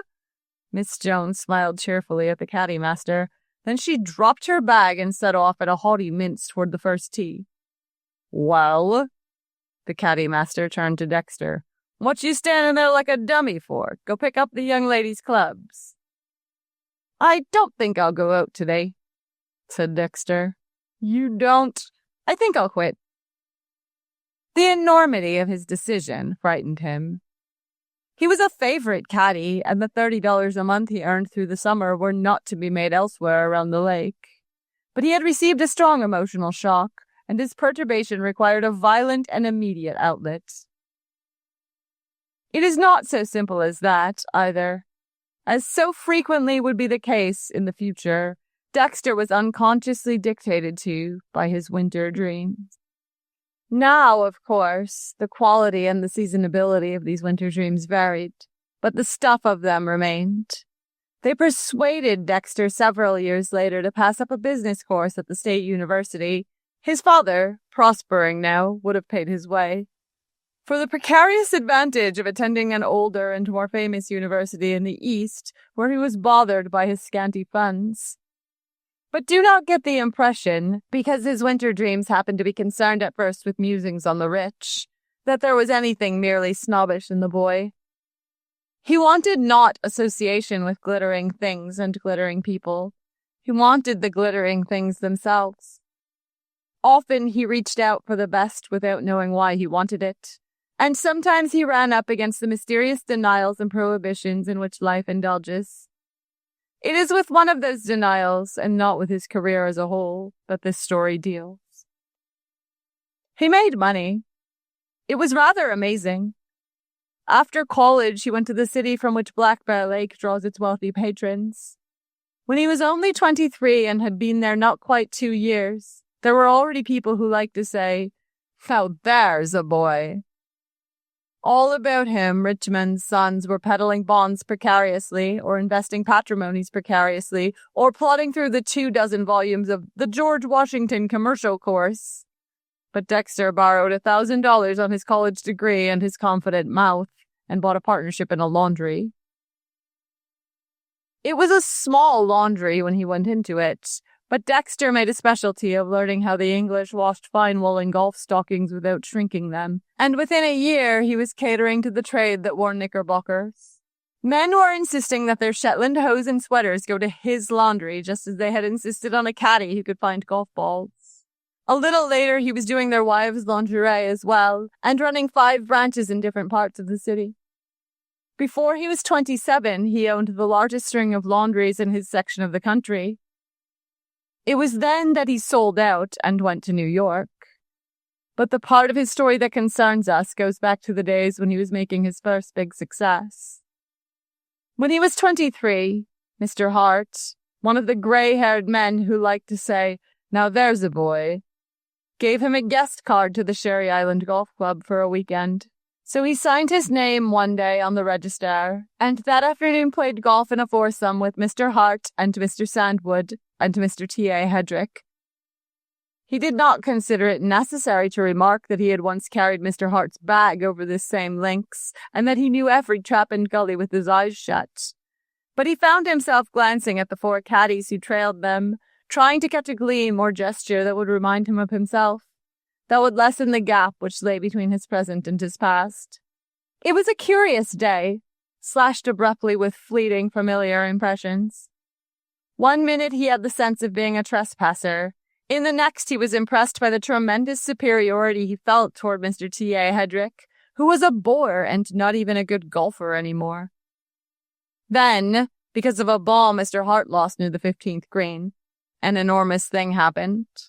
While they were searching the stiff grasses of the rough, there was a clear call of "Four!" from behind a hill in their rear. And as they all turned abruptly from their search, a bright new ball sliced abruptly over the hill and caught Mr. T.A. Hedrick in the abdomen. "My God!" cried Mr. T.A. Hedrick. "They ought to put some of these crazy women off the course. It's getting to be outrageous." A head and a voice came up together over the hill. "Do you mind if we go through?" "You hit me in the stomach," declared Mr. Hedrick wildly. "Did I?" The girl approached the group of men. "I'm sorry. I yelled 4. Her glance fell casually on each of the men, then scanned the fairway for her ball. "Do they bounce into the rough?" It was impossible to determine whether this question was ingenuous or malicious. In a moment, however, she left no doubt, for as her partner came up over the hill, she called cheerfully, "Here I am! I'd have gone on the green except that I hit something." As she took her stance for a short, mashy shot, Dexter looked at her closely. She wore a blue gingham dress, rimmed at throat and shoulders with a white edging that accentuated her tan. The quality of exaggeration, of thinness, which had made her passionate eyes and down-turning mouth absurd at 11, was gone now. She was arrestingly beautiful. The color in her cheeks was centered like the color in a picture. It was not a high color, but a sort of fluctuating and feverish warmth, so shaded that it seemed at any moment it would recede and disappear. This color and the mobility of her mouth gave a continual impression of flux, of intense life, of passionate vitality, balanced only partly by the sad luxury of her eyes. She swung her mashie impatiently and without interest, pitching the ball into a sandpit on the other side of the green. With a quick, insincere smile and a careless, "Thank you," she went on after it. "That Judy Jones," remarked Mr. Hedrick on the next tee, as they waited some moments for her to play on ahead. "All she needs is to be turned up and spanked for 6 months and then to be married off to an old-fashioned cavalry captain." "My God, she's good-looking," said Mr. Sandwood, who was just over 30. "Good-looking?" cried Mr. Hedrick contemptuously. "She always looks as if she wanted to be kissed, turning those big cow eyes on every calf in town." It was doubtful if Mr. Hedrick intended a reference to the maternal instinct. "She'd play pretty good golf if she'd try," said Mr. Sandwood. "She has no form," said Mr. Hedrick solemnly. "She has a nice figure," said Mr. Sandwood. "Better thank the Lord she doesn't drive a swifter ball," said Mr. Hart, winking at Dexter.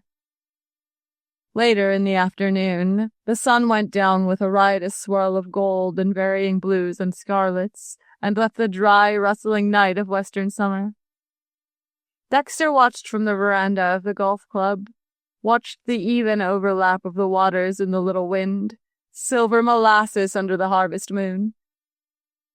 Then the moon held a finger to her lips, and the lake became a clear pool, pale and quiet. Dexter put on his bathing suit and swam out to the farthest raft, where he stretched dripping on the wet canvas of the springboard. There was a fish jumping, and a star shining, and the lights around the lake were gleaming. Over on a dark peninsula, a piano was playing the songs of last summer and of summers before that. Songs from Chin Chin and the Count of Luxembourg and the Chocolate Soldier. And because the sound of a piano over a stretch of water had always seemed beautiful to Dexter, he lay perfectly quiet and listened. The tune the piano was playing at that moment had been gay and new 5 years before, when Dexter was a sophomore at college.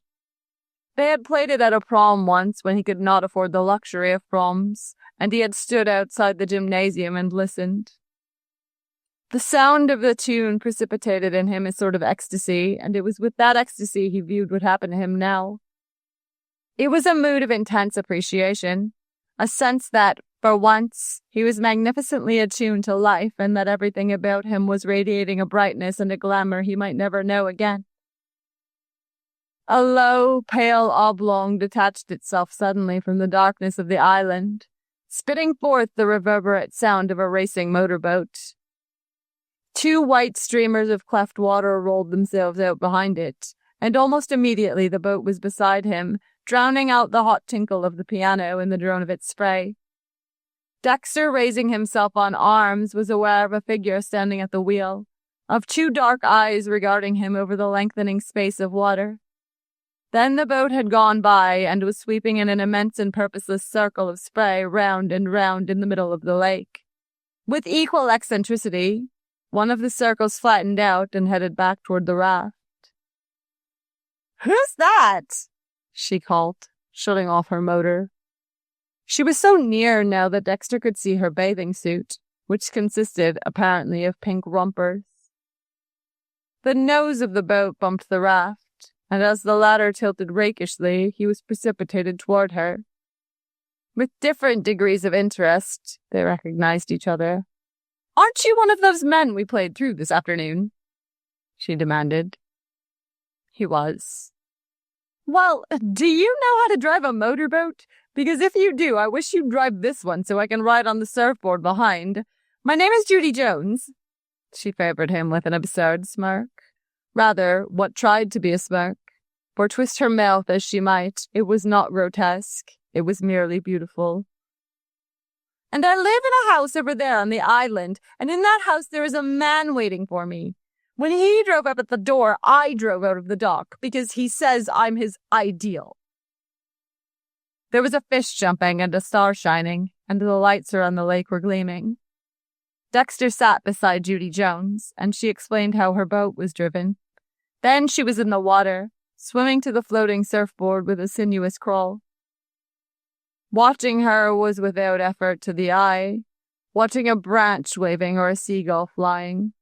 Her arms, burned to butternuts, moved sinuously among the dull platinum ripples, elbow appearing first, casting the forearm back with a cadence of falling water, then reaching out and down, stabbing a path ahead. They moved out into the lake. Turning, Dexter saw that she was kneeling on the low rear of the now up-tilted surfboard. "Go faster!" she called. "Fast as it'll go!" Obediently, he jammed the lever forward, and the white spray mounted at the bow. When he looked around again, the girl was standing up on the rushing board, her arms spread wide, her eyes lifted toward the moon. "It's awful cold," she shouted. "What's your name?" He told her. "Well, why don't you come to dinner tomorrow night?" His heart turned over like the flywheel of the boat, and, for the second time, her casual whim gave a new direction to his life. 3. Next evening, while he waited for her to come downstairs, Dexter peopled the soft, deep summer room and the sun porch that opened from it with the men who had already loved Judy Jones. He knew the sort of men they were. The men who, when he first went to college, had entered from the great prep schools with graceful clothes and the deep tan of healthy summers. He had seen that, in one sense, he was better than these men. He was newer and stronger. Yet, in acknowledging to himself that he wished his children to be like them, he was admitting that he was but the rough, strong stuff from which they eternally sprang. When the time had come for him to wear good clothes, he had known who were the best tailors in America, and the best tailors in America had made him the suit he wore this evening. He had acquired that particular reserve peculiar to his university that set it off from other universities. He recognized the value to him of such a mannerism, and he had adopted it. He knew that to be careless in dress and manner required more confidence than to be careful. But carelessness was for his children. His mother's name had been Krimschlick. She was a bohemian of the peasant class, and she had talked broken English to the end of her days. Her son must keep to the set patterns. At a little after 7, Judy Jones came downstairs. She wore a blue silk afternoon dress, and he was disappointed at first that she had not put on something more elaborate. This feeling was accentuated when, after a brief greeting, she went to the door of a butler's pantry and, pushing it open, called, "You can serve dinner, Martha." He had rather expected that a butler would announce dinner, that there would be a cocktail. Then he put these thoughts behind him as they sat down side by side on a lounge and looked at each other. "Father and Mother won't be here," she said thoughtfully. He remembered the last time he had seen her father, and he was glad the parents were not to be here tonight. They might wonder who he was. He had been born in Keble, a Minnesota village 50 miles farther north, and he always gave Keble as his home instead of Black Bear Village. Country towns were well enough to come from if they weren't inconveniently in sight and used as footstools by fashionable lakes. They talked of his university, which she had visited frequently during the past 2 years, and of the nearby city which supplied Sherry Island with its patrons, and whither Dexter would return next day to his prospering laundries. During dinner, she slipped into a moody depression, which gave Dexter a feeling of uneasiness. Whatever petulance she uttered in her throaty voice worried him. Whatever she smiled at him, at a chicken liver, at nothing, it disturbed him that her smile could have no root in mirth, or even in amusement. When the scarlet corners of her lips curved down, it was less a smile than an invitation to a kiss. Then, after dinner, she led him out on the dark sun porch and deliberately changed the atmosphere. "Do you mind if I weep a little?" she said. "I'm afraid I'm boring you," he responded quickly. "You're not. I like you. But I've just had a terrible afternoon. There was a man I cared about, And this afternoon he told me out of a clear sky that he was poor as a church mouse. He'd never even hinted it before. Does this sound horribly mundane? Perhaps he was afraid to tell you. Suppose he was, she answered. He didn't start right. You see, if I'd thought of him as poor, well, I've been mad about loads of poor men and fully intended to marry them all. But in this case, I hadn't thought of him that way, and my interest in him wasn't strong enough to survive the shock. As if a girl calmly informed her fiancé that she was a widow. He might not object to widows, but... Let's start right, she interrupted herself suddenly. Who are you, anyhow? For a moment, Dexter hesitated. Then, I'm nobody, he announced. My career is largely a matter of futures. Are you poor? No, he said frankly. I'm probably making more money than any man my age in the Northwest. I know that's an obnoxious remark, but you advised me to start right. There was a pause. Then she smiled, and the corners of her mouth drooped, and an almost imperceptible sway brought her closer to him, looking up into his eyes. A lump rose in Dexter's throat, and he waited breathless for the experiment, facing the unpredictable compound that would form mysteriously from the elements of their lips. Then he saw. She communicated her excitement to him, lavishly, deeply, with kisses that were not a promise, but a fulfillment. They aroused in him not hunger demanding renewal, but surfeit that would demand more surfeit. Kisses that were like charity, creating want by holding back nothing at all. It did not take him many hours to decide that he had wanted Judy Jones ever since he was a proud, desirous little boy. 4. It began like that, and continued with varying shades of intensity, on such a note right up to the denouement. Dexter surrendered a part of himself to the most direct and unprincipled personality with which he had ever come in contact. Whatever Judy wanted, she went after with the full pressure of her charm. There was no divergence of method, no jockeying for position or premeditation of effects. There was a very little mental side to any of her affairs. She simply made men conscious to the highest degree of her physical loveliness. Dexter had no desire to change her. Her deficiencies were knit up with a passionate energy that transcended and justified them. When, as Judy's head lay against his shoulder that first night, she whispered, I don't know what's the matter with me. Last night I thought I was in love with a man, and tonight I think I'm in love with you. It seemed to him a beautiful and romantic thing to say. It was the exquisite excitability that for the moment he controlled and owned. But a week later, he was compelled to view this same quality in a different light. She took him in her roadster to a picnic supper, and after supper she disappeared, likewise in her roadster, with another man. Dexter became enormously upset and was scarcely able to be decently civil to the other people present. When she assured him that she had not kissed the other man, he knew she was lying, yet he was glad that she had taken the trouble to lie to him. He was, as he found before the summer ended, one of a varying dozen who circulated about her. Each of them had at one time been favored above all others. About half of them still basked in the solace of occasional sentimental revivals. Whenever one showed signs of dropping out through long neglect, she granted him a brief honeyed hour, which encouraged him to tag along for a year or so longer. Judy made these forays upon the helpless and defeated without malice, indeed half unconscious that there was anything mischievous in what she did. When a new man came to town, everyone dropped out. Dates were automatically cancelled. The helpless part of trying to do anything about it was that she did it all herself. She was not a girl who could be won in the kinetic sense. She was proof against cleverness. She was proof against charm. If any of these assailed her too strongly, she would immediately resolve the affair to a physical basis. And under the magic of her physical splendor, the strong as well as the brilliant played her game and not their own. She was entertained only by the gratification of her desires and by the direct exercise of her own charm. Perhaps from so much youthful love, so many youthful lovers, She had come in self-defense to nourish herself wholly from within. Succeeding Dexter's first exhilaration came restlessness and dissatisfaction. The helpless ecstasy of losing himself in her was opiate rather than tonic.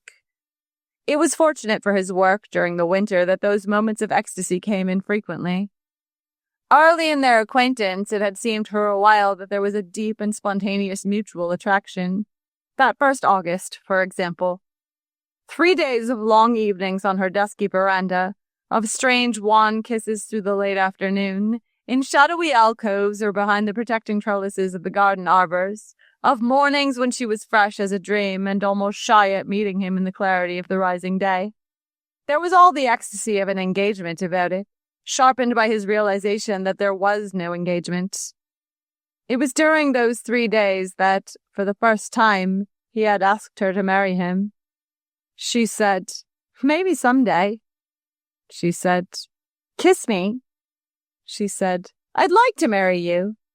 She said, "I love you." She said, nothing. The 3 days were interrupted by the arrival of a New York man who visited at her house for half September. To Dexter's agony, rumor engaged them. The man was the son of the president of a great trust company, but at the end of a month it was reported that Judy was yawning. At a dance one night, she sat all evening in a motorboat with a local beau while the New Yorker searched the club for her frantically. She told the local beau that she was bored with her visitor, and 2 days later he left. She was seen with him at the station, and it was reported that he looked very mournful indeed. On this note, the summer ended. Dexter was 24, and he found himself increasingly in a position to do as he wished. He joined 2 clubs in the city and lived at one of them. Though he was by no means an integral part of the stag lines at these clubs, he managed to be on hand at dances where Judy Jones was likely to appear. He could have gone out socially as much as he liked. He was an eligible young man now, and popular with downtown fathers. His confessed devotion to Judy Jones had rather solidified his position. But he had no social aspirations, and rather despised the dancing men who were always on tap for the Thursday or Saturday parties, and who filled in at dinners with the younger married set. Already he was playing with the idea of going east to New York. He wanted to take Judy Jones with him. No disillusion as to the world in which she had grown up could cure his illusion as to her desirability. Remember that, for only in the light of it can what he did for her be understood. 18 months after he first met Judy Jones, he became engaged to another girl.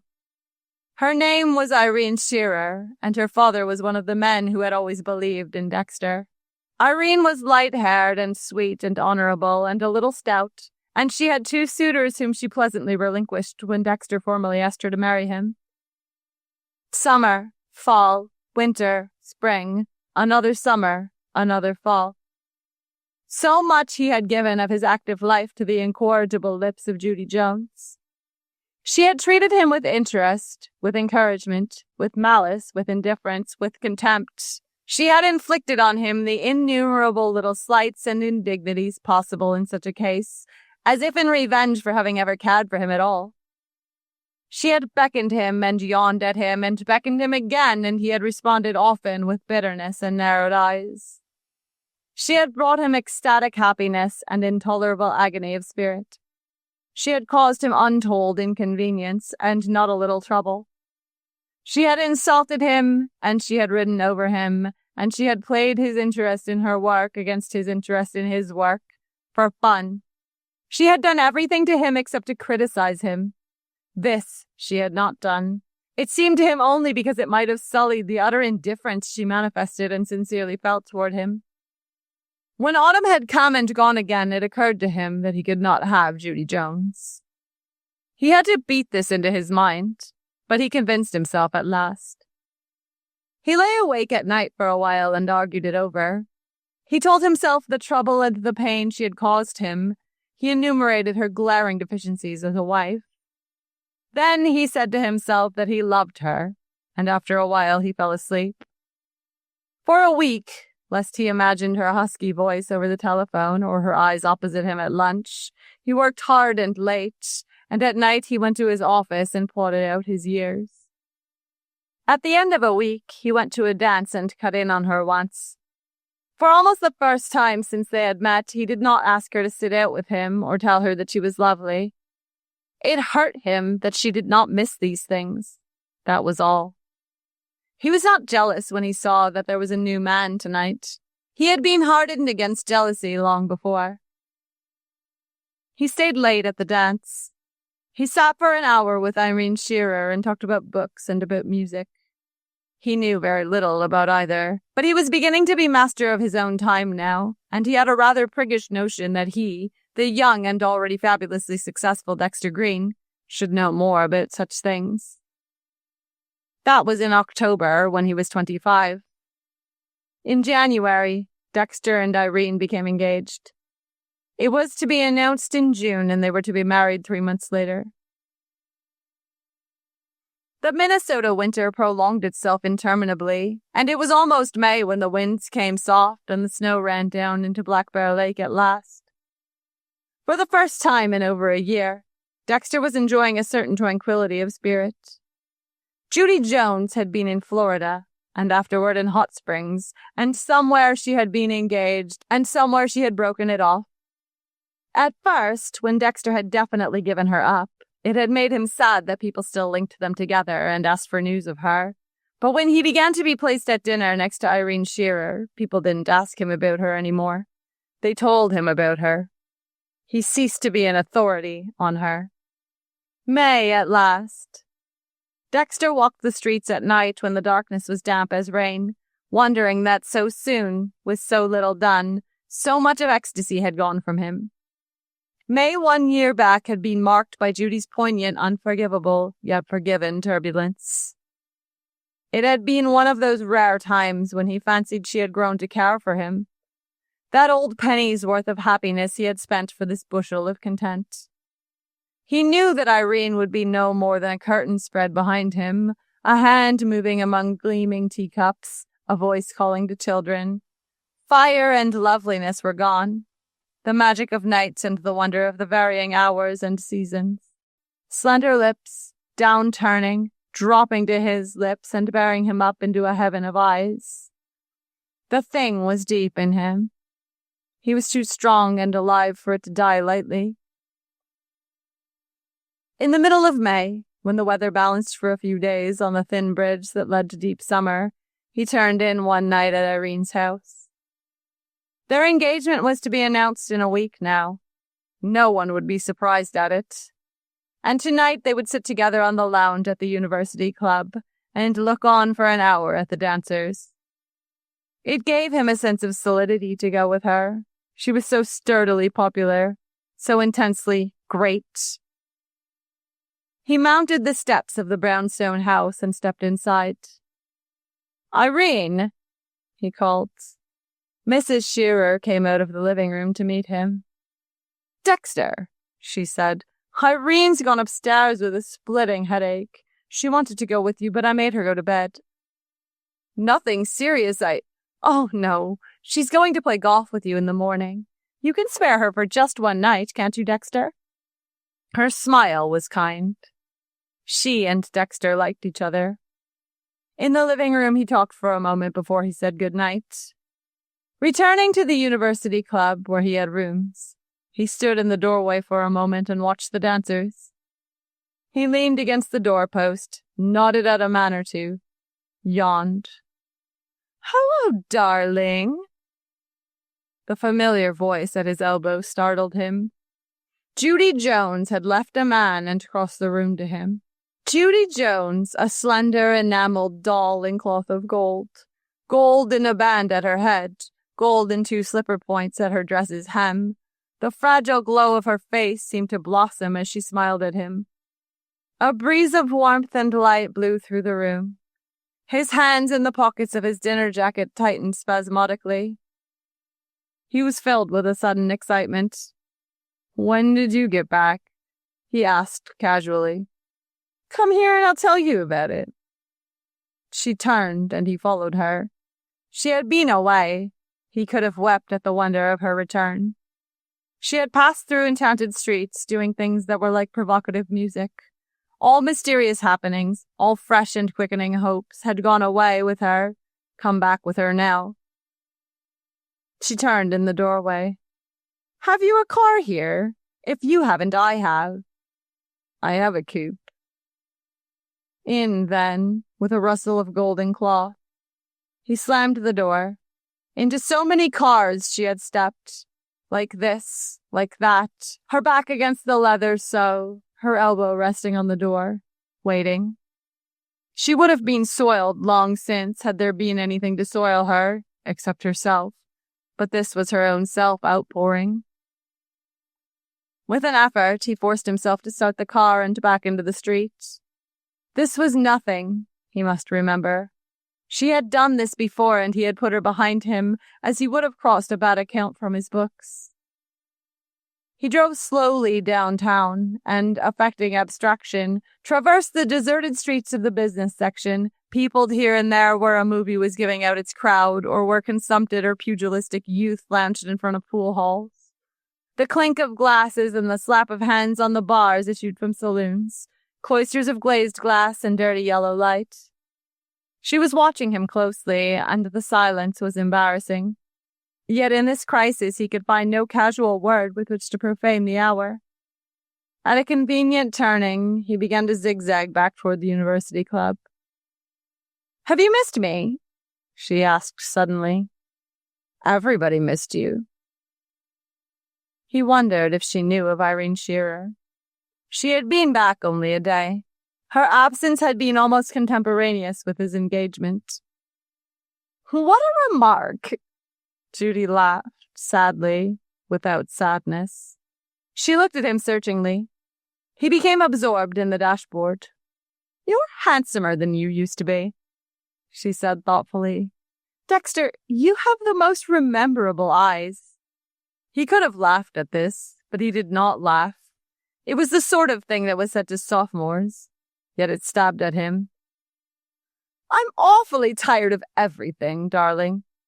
She called everyone darling, endowing the endearment with careless, individual camaraderie. "I wish you'd marry me." The directness of this confused him. He should have told her now that he was going to marry another girl, but he could not tell her. He could as easily have sworn that he had never loved her. "I think we'd get along," she continued on the same note. "Unless probably you've forgotten me and fallen in love with another girl." Her confidence was obviously enormous. She had said, in effect, that she found such a thing impossible to believe, that if it were true, he had merely committed a childish indiscretion, and probably to show off. She would forgive him because it was not a matter of any moment, but rather something to be brushed aside lightly.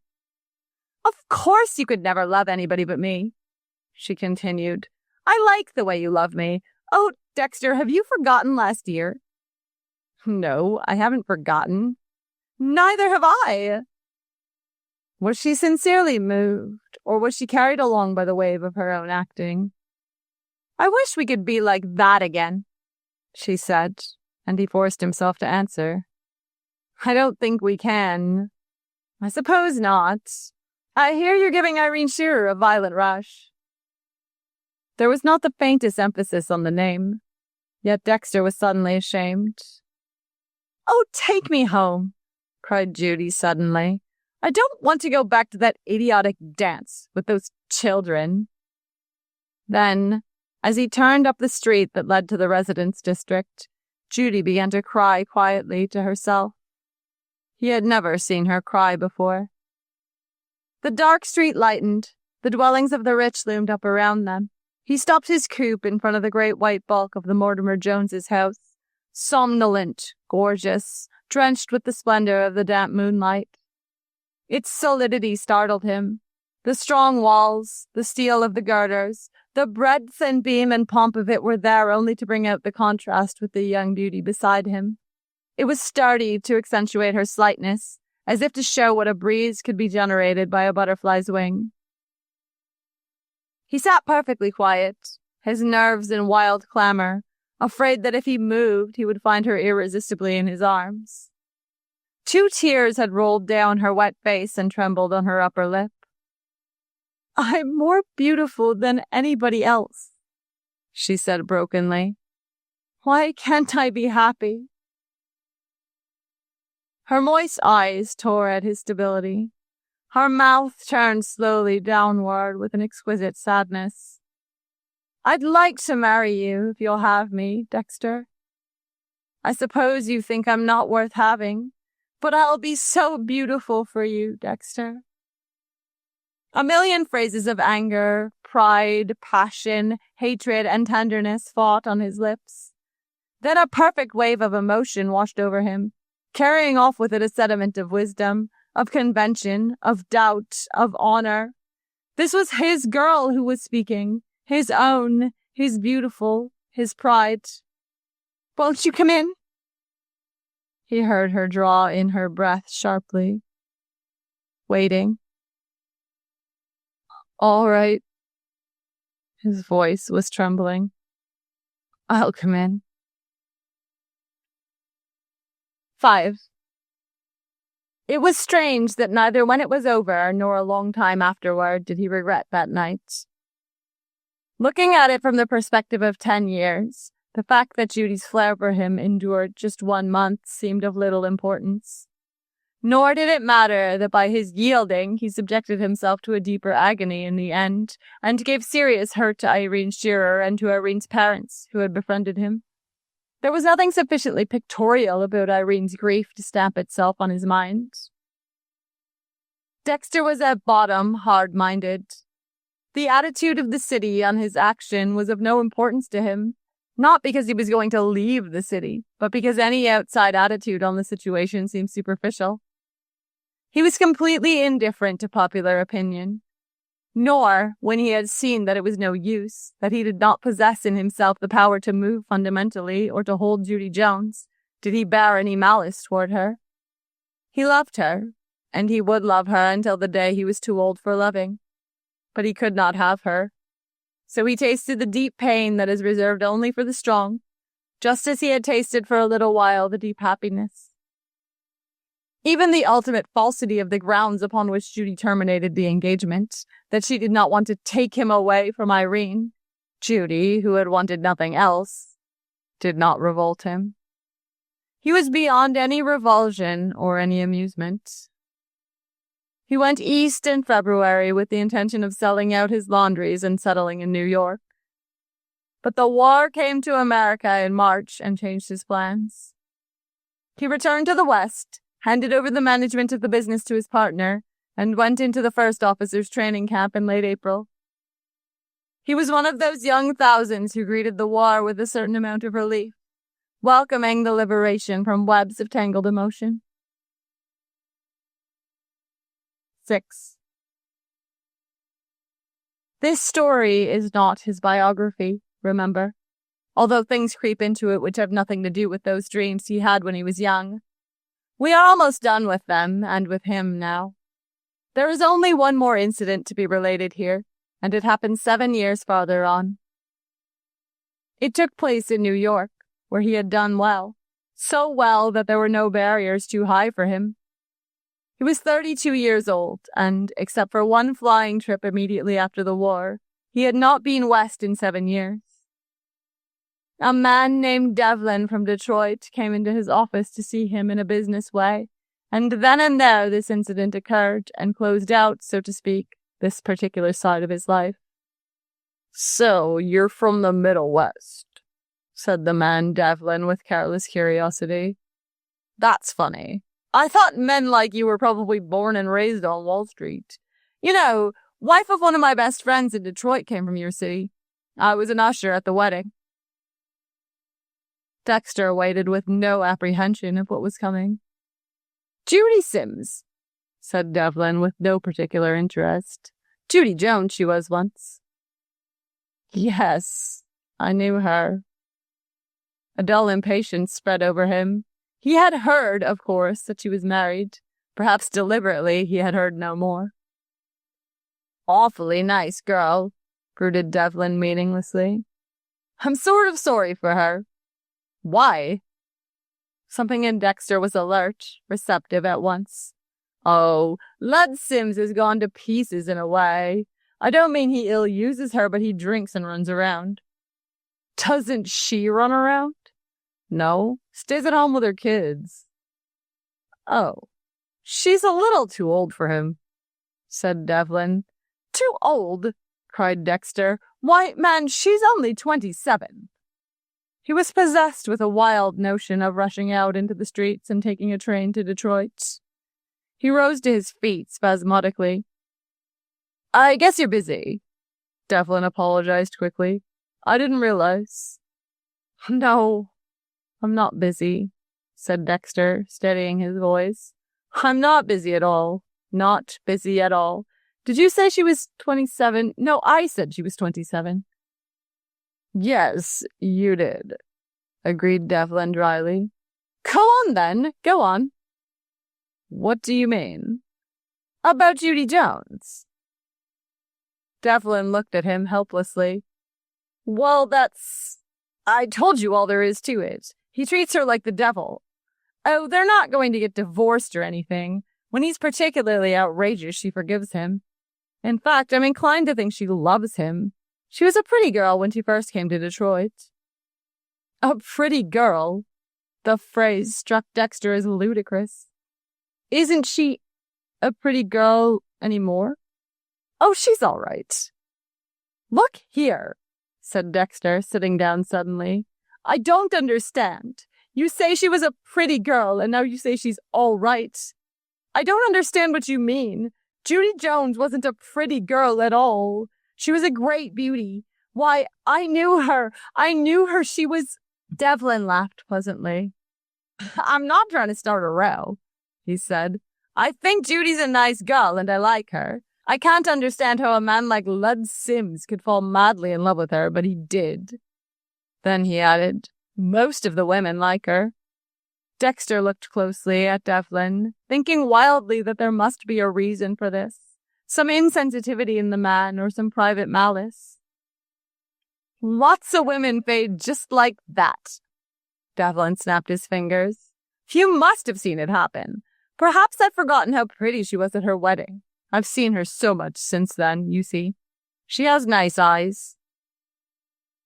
A sort of dullness settled down upon Dexter. For the first time in his life, he felt like getting very drunk.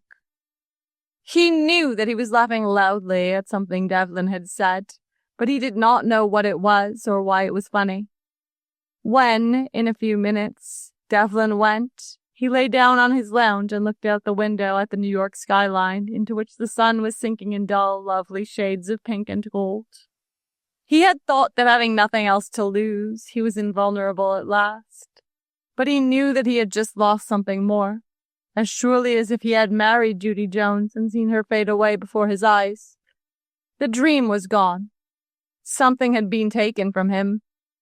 In a sort of panic, he pushed the palms of his hands into his eyes and tried to bring up a picture of the waters lapping on Sherry Island and the moonlit veranda and gingham on the golf links and the dry sun and the gold color of her neck's soft down. And her mouth damp to his kisses, and her eyes plaintive with melancholy, and her freshness like new fine linen in the morning. Why, these things were no longer in the world. They had existed, and they existed no longer. For the first time in years, the tears were streaming down his face. But they were for himself now. He did not care about mouth and eyes and moving hands. He wanted to care, and he could not care.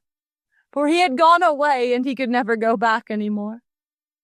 The gates were closed, the sun was gone down, and there was no beauty but the grey beauty of steel that withstands all time.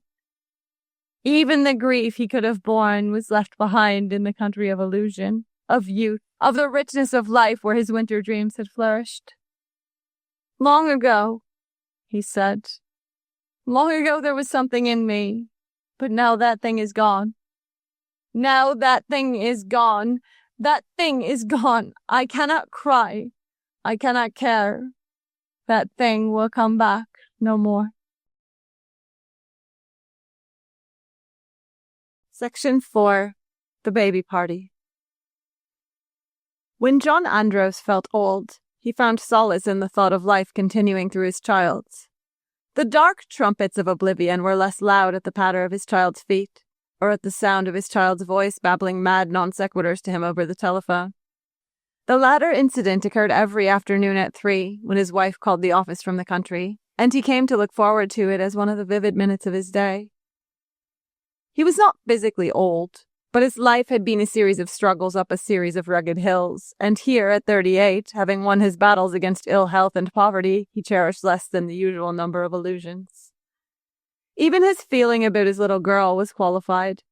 She had interrupted his rather intense love affair with his wife, and she was the reason for their living in a suburban town, where they paid for country air with endless servant troubles and the weary merry-go-round of the commuting train. It was little Edie as a definite piece of youth that cheerfully interested him. He liked to take her on his lap and examine minutely her fragrant, downy scalp and her eyes with their irises of morning blue. Having paid this homage, John was content that the nurse should take her away. After 10 minutes, the very vitality of the child irritated him. He was inclined to lose his temper when things were broken, and one Sunday afternoon, when she had disrupted a bridge game by permanently hiding up the ace of spades, he had made a scene that had reduced his wife to tears. This was absurd, and John was ashamed of himself. It was inevitable that such things would happen, and it was impossible that little Edie should spend all her indoor hours in the nursery upstairs when she was becoming, as her mother said, more nearly a real person every day. She was 2.5, and this afternoon, for instance, she was going to a baby party. Grown-up Edith, her mother, had telephoned the information to the office, and little Edie had confirmed the business by shouting, "I am going to a pantry!" into John's unsuspecting left ear. "Drop in at the Marquis when you get home, won't you, dear?" resumed her mother. "It'll be funny. Edie's going to be all dressed up in her new pink dress." The conversation terminated abruptly with a squawk, which indicated that the telephone had been pulled violently to the floor. John laughed and decided to get an early train out. The prospect of a baby party in someone else's house amused him. What a peach of a mess, he thought humorously. 12 mothers, and each one looking at nothing but her own child. All the babies breaking things and grabbing at the cake, and each mama going home thinking about the subtle superiority of her own child to every other child there. He was in a good humor today. All the things in his life were going better than they had ever gone before. When he got off the train at his station, he shook his head at an importunate taximan and began to walk up the long hill toward his house through the crisp December twilight. It was only 6 o'clock, but the moon was out, shining with proud brilliance on the thin, sugary snow that lay over the lawns. As he walked along, drawing his lungs full of cold air, his happiness increased, and the idea of a baby party appealed to him more and more. He began to wonder how Edie compared to other children of her own age, and if the pink dress she was to wear was something radical and mature. Increasing his gait, he came in sight of his own house, where the lights of a defunct Christmas tree still blossomed in the window, but he continued on past the walk. The party was at the Marquis next door. As he mounted the brick step and rang the bell, he became aware of voices inside, and he was glad he was not too late. Then he raised his head and listened. The voices were not children's voices, but they were loud and pitched high with anger. There were at least 3 of them, and one, which rose as he listened to a hysterical sob, he recognized immediately as his wife's. "There's been some trouble," he thought quickly. Trying the door, he found it unlocked and pushed it open. The baby party began at 4:30, but Edith Andros, calculating shrewdly that the new dress would stand out more sensationally against vestments already rumpled, planned the arrival of herself and little Edie for 5. When they appeared, it was already a flourishing affair. 4 baby girls and 9 baby boys, each one curled and washed and dressed with all the care of a proud and jealous heart, were dancing to the music of a phonograph. Never more than 2 or 3 were dancing at once, but as all were continually in motion, running to and from their mothers for encouragement, The general effect was the same. As Edith and her daughter entered, the music was temporarily drowned out by a sustained chorus, consisting largely of the word cute and directed toward little Edie, who stood looking timidly about and fingering the edges of her pink dress. She was not kissed. This is the sanitary age. But she was passed along a row of mammas, each one of whom said cute to her and held her pink little hand before passing her on to the next. After some encouragement and a few mild pushes, she was absorbed into the dance and became an active member of the party.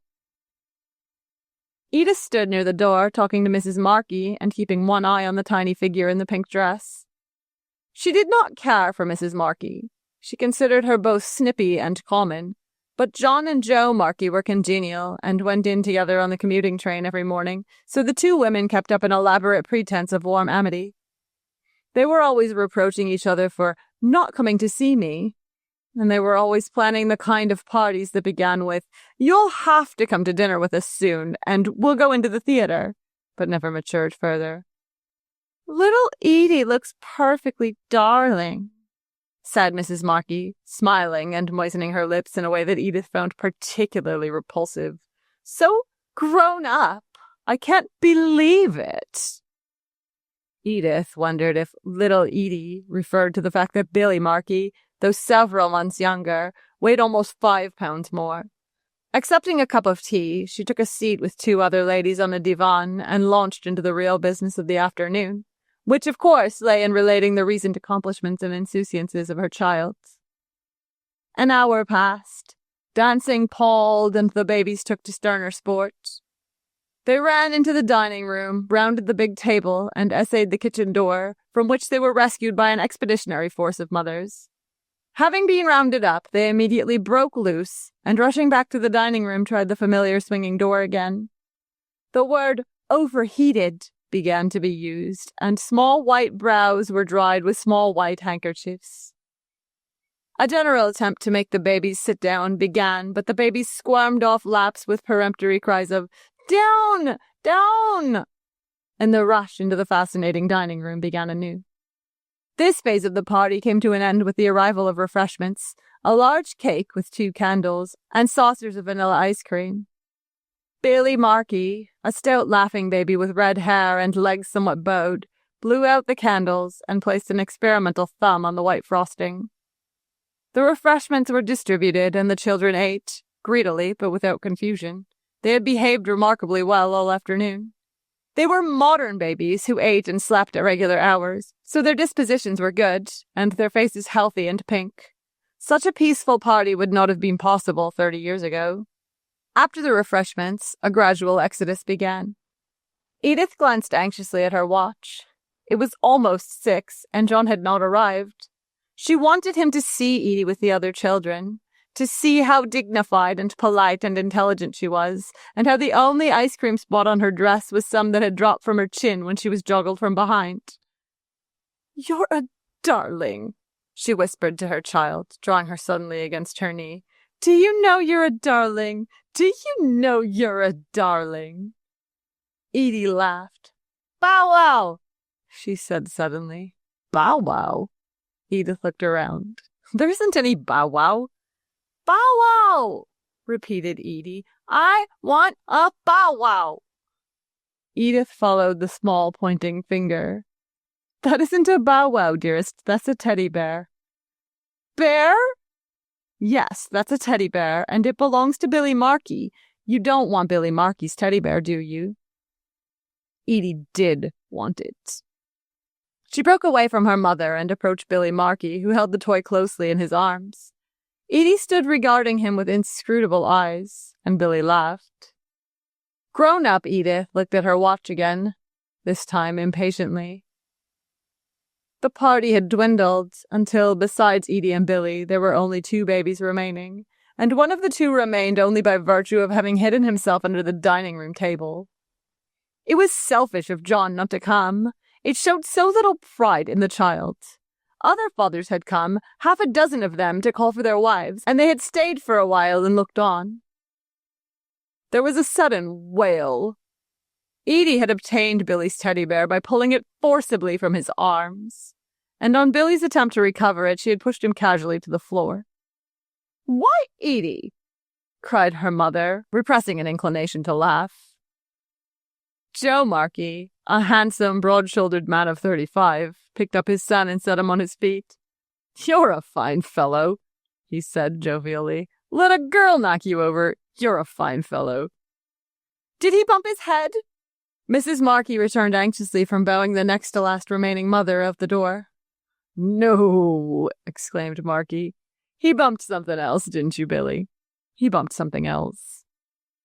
Billy had so far forgotten the bump that he was already making an attempt to recover his property. He seized a leg of the bear, which projected from Edie's enveloping arms, and tugged at it, but without success. "No," said Edie emphatically. Suddenly, encouraged by the success of her former half-accidental maneuver, Edie dropped the teddy bear, placed her hands on Billy's shoulders, and pushed him backward off his feet.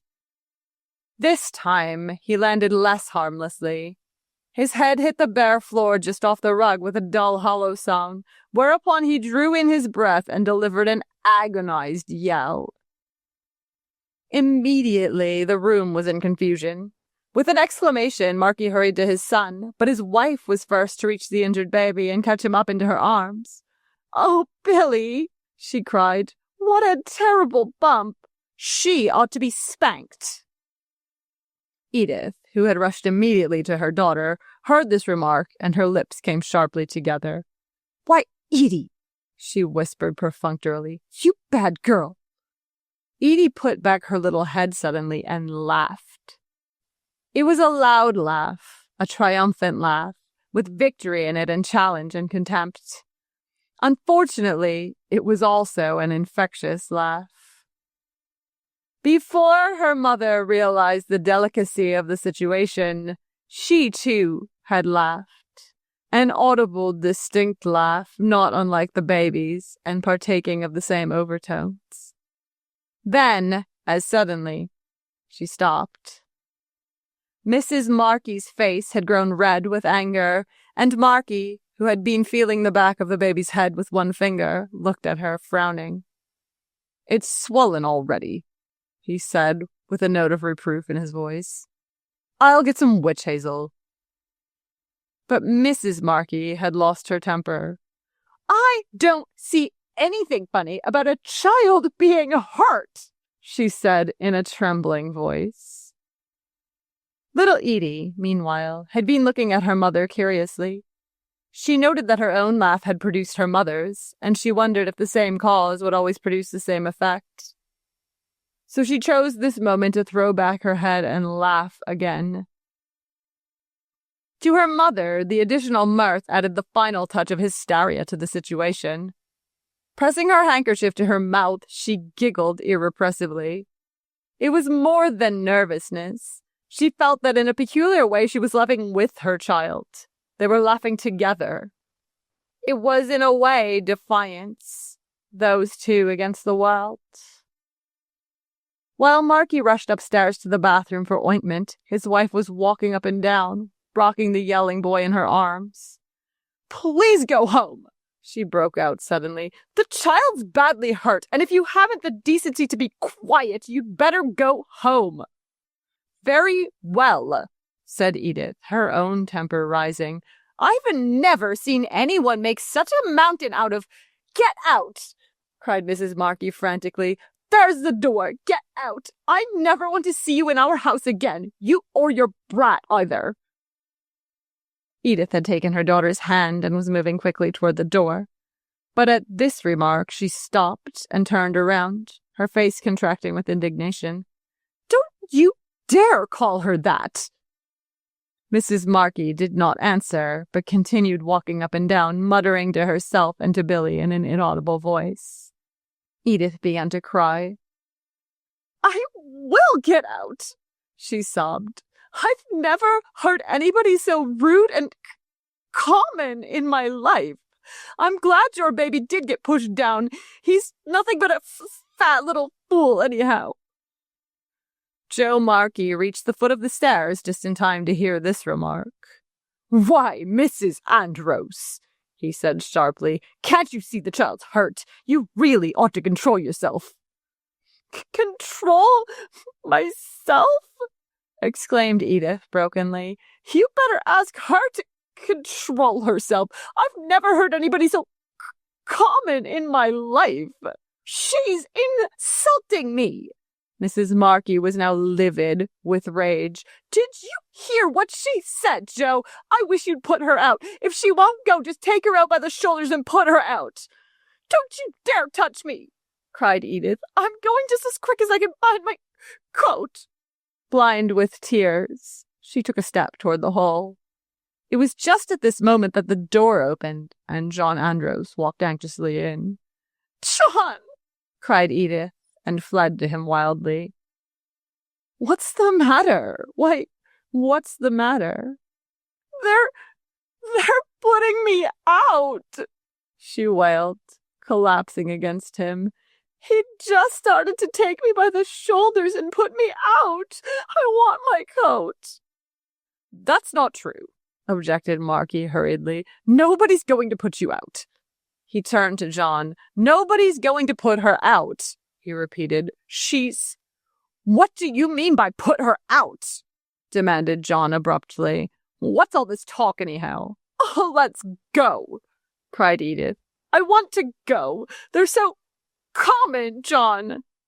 Look here. Markey's face darkened. You've said that about enough.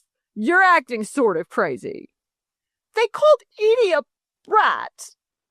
For the second time that afternoon, little Edie expressed emotion at an inopportune moment. Confused and frightened at the shouting voices, she began to cry, and her tears had the effect of conveying that she felt the insult in her heart. What's the idea of this? Broke out John. Do you insult your guests in your own house? It seems to me it's your wife that's done the insulting, answered Markey crisply. In fact, your baby there started all the trouble. John gave a contemptuous snort. Are you calling names at a little baby? He inquired. That's a fine manly business. Don't talk to him, John, insisted Edith. Find my coat. You must be in a bad way, went on John angrily, if you have to take out your temper on a helpless little baby.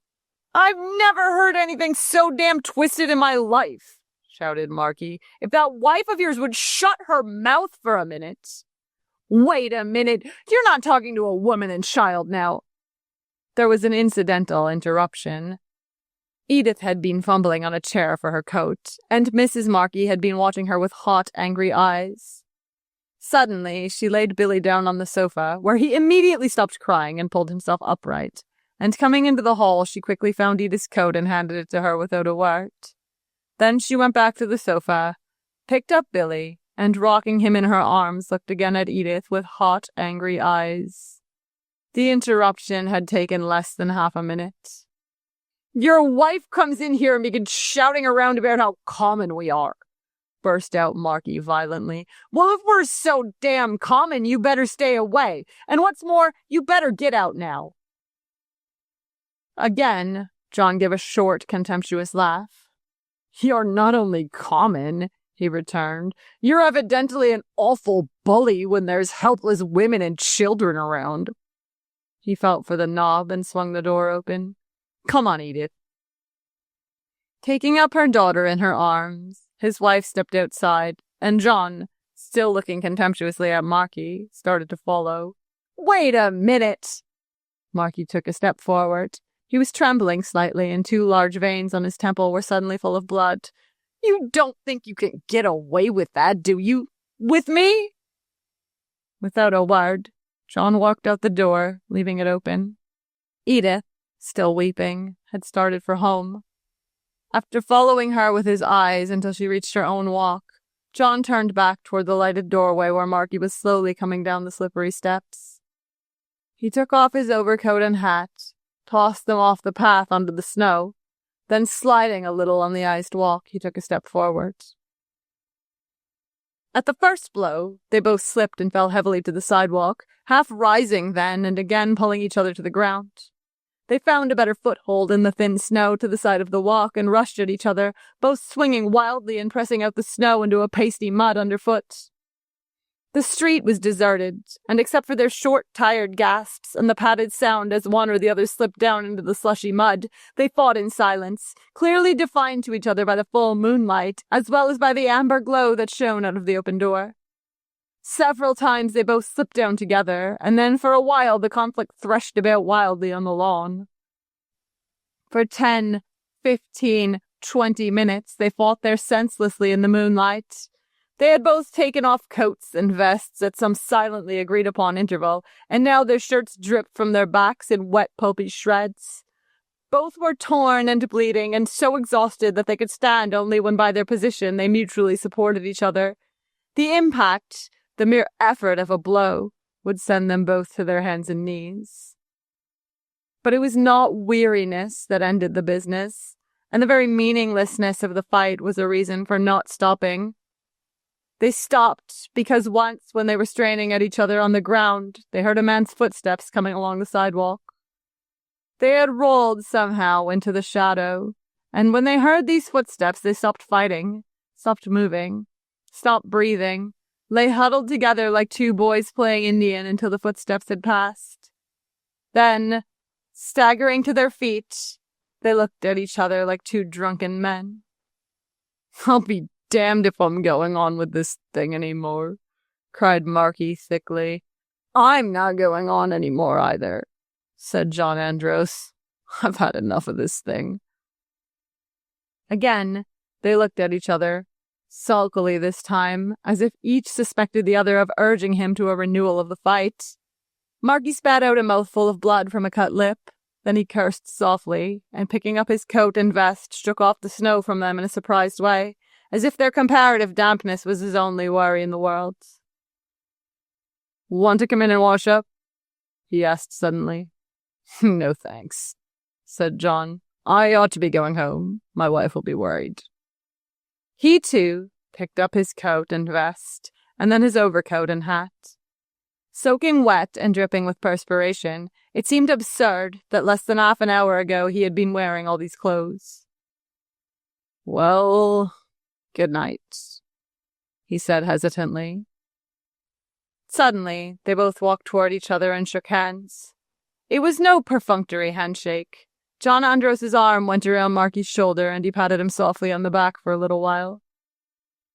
"No harm done," he said brokenly. "No. You?" "No. No harm done." "Well," said John Andros after a minute, "I guess I'll say good night." "Good night." Limping slightly, and with his clothes over his arm, John Andros turned away. The moonlight was still bright as he left the dark patch of trampled ground and walked over the intervening lawn. Down at the station, half a mile away, he could hear the rumble of the 7 o'clock train. "But you must have been crazy," cried Edith brokenly. "I thought you were going to fix it all up there and shake hands. That's why I went away." "Did you want us to fix it up?" "Of course not. I never want to see them again. But I thought, of course, that was what you were going to do." She was touching the bruises on his neck and back with iodine as he sat placidly in a hot bath. "I'm going to get the doctor," she said insistently. "You may be hurt internally." He shook his head. "Not a chance," he answered. "I don't want this to get all over town." "I don't understand yet how it all happened." "Neither do I." He smiled grimly. "I guess these baby parties are pretty rough affairs." "Well, one thing," suggested Edith hopefully. "I'm certainly glad we have beefsteak in the house for tomorrow's dinner." "Why?" "For your eye, of course. Do you know I came within an ace of ordering veal? Wasn't that the luckiest thing?" Half an hour later, dressed except that his neck would accommodate no collar, John moved his limbs experimentally before the glass. "I believe I'll get myself in better shape," he said thoughtfully. "I must be getting old." "You mean so that next time you can beat him?"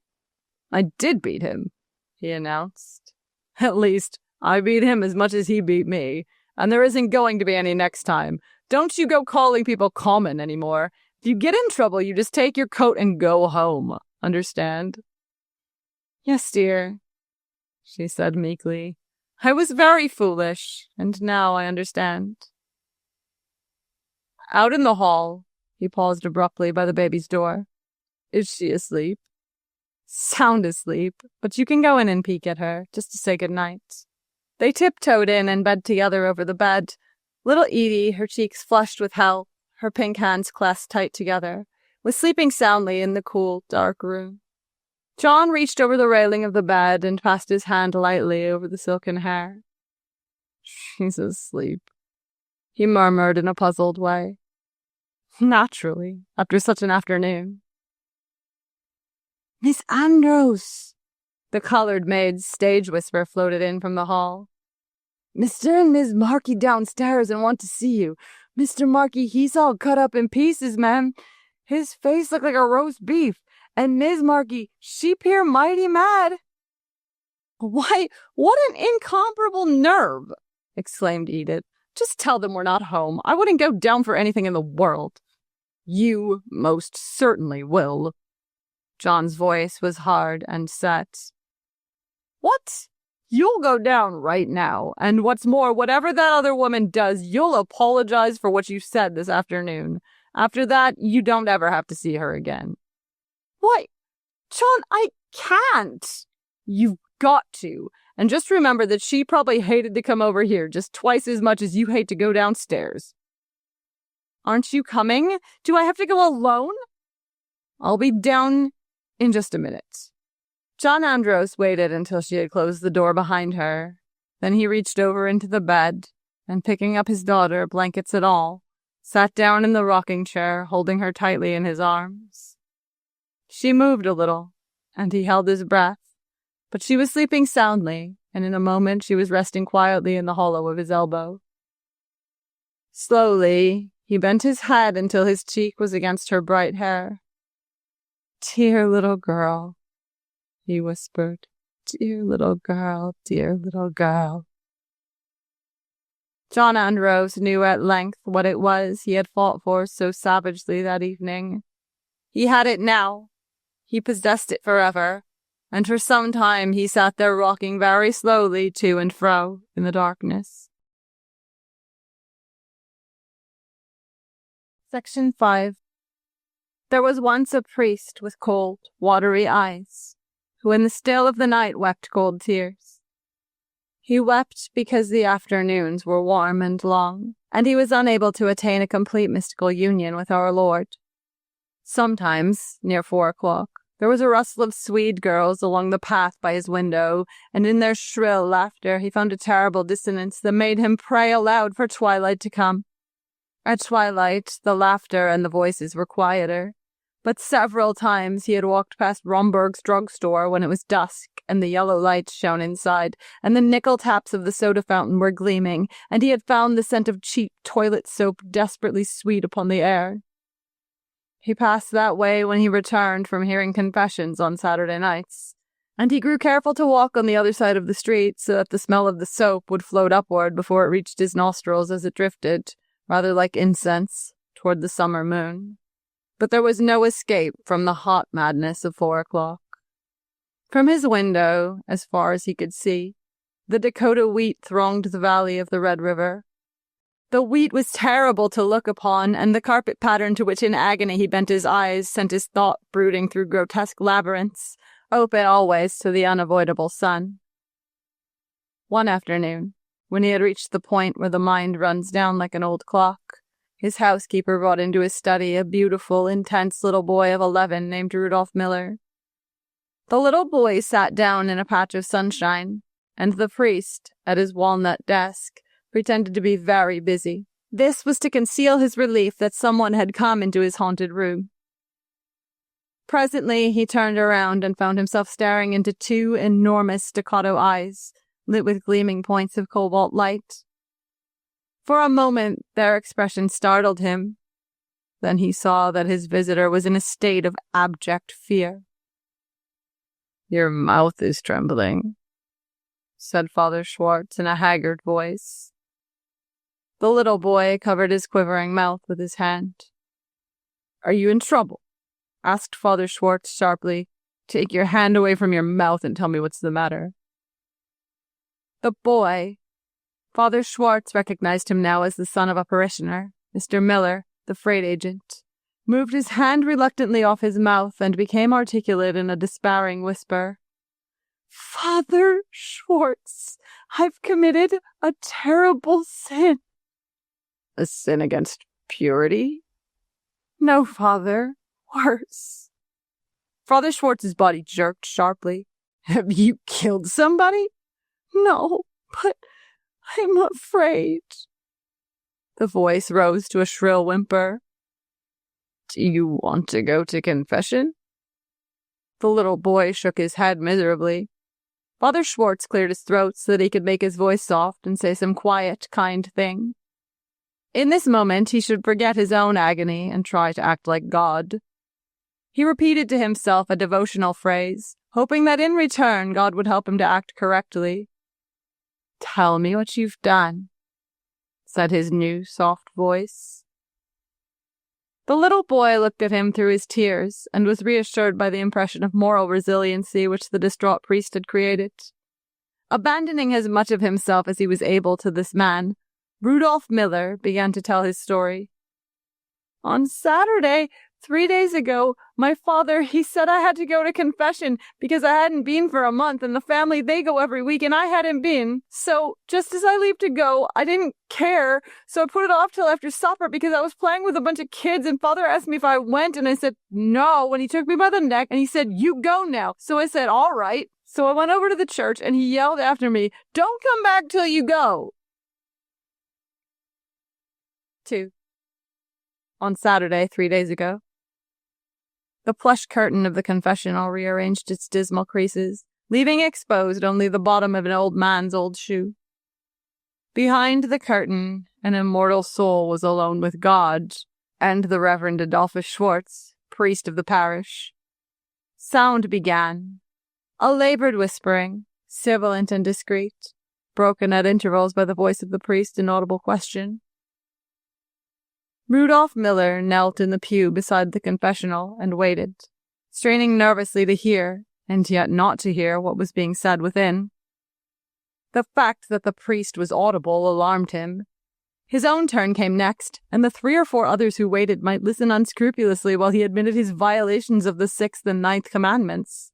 Rudolph had never committed adultery, nor even coveted his neighbor's wife, but it was the confession of the associate's sins that was particularly hard to contemplate. In comparison, he relished the less shameful fallings away. They formed a grayish background which relieved the ebony mark of sexual offenses upon his soul. He had been covering his ears with his hands, hoping that his refusal to hear would be noticed, and like a courtesy rendered to him in turn, when a sharp movement of the penitent in the confessional made him sink his face precipitously into the crook of his elbow. Fear assumed solid form and pressed out a lodging between his heart and his lungs. He must try now with all his might to be sorry for his sins, not because he was afraid, but because he had offended God. He must convince God that he was sorry, and to do so he must first convince himself. After a tense emotional struggle, he achieved a tremulous self-pity and decided that he was now ready. If, by allowing no other thought to enter his head, he could preserve this state of emotion unimpaired until he went into that large coffin set on end, he would have survived another crisis in his religious life. For some time, however, a demoniac notion had partially possessed him. He could go home now before his turn came and tell his mother that he had arrived too late and found the priest gone. This, unfortunately, involved the risk of being caught in a lie. As an alternative, he could say that he had gone to confession, but this meant that he must avoid communion the next day, for communion taken upon an uncleansed soul would turn to poison in his mouth, and he would crumple limp and damp from the altar rail. Again, Father Schwartz's voice became audible. And the words blurred to a husky mumble, and Rudolph got excitedly to his feet. He felt that it was impossible for him to go to confession this afternoon. He hesitated tensely. Then, From the confessional came a tap, a creak, and a sustained rustle. The slide had fallen, and the plush curtain trembled. Temptation had come to him too late. "Bless me, Father, for I have sinned. I confess to the Almighty God and to you, Father, that I have sinned. Since my last confession, it has been 1 month and 3 days. I accuse myself of taking the name of the Lord in vain."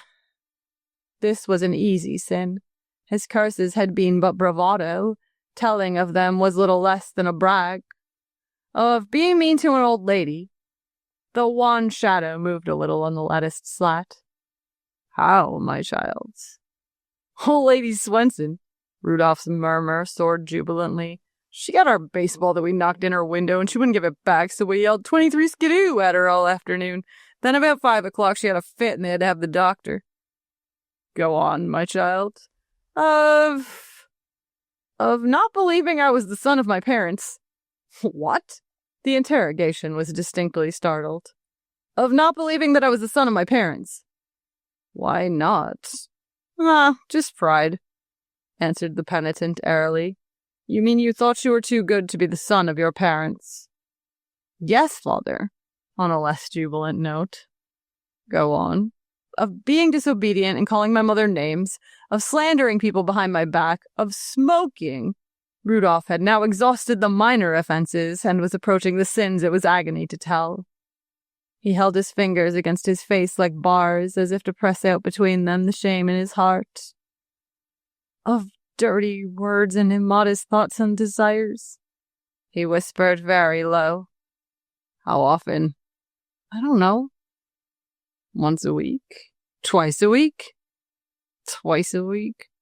"Did you yield to these desires?" "No, Father." "Were you alone when you had them?" "No, Father, I was with 2 boys and a girl."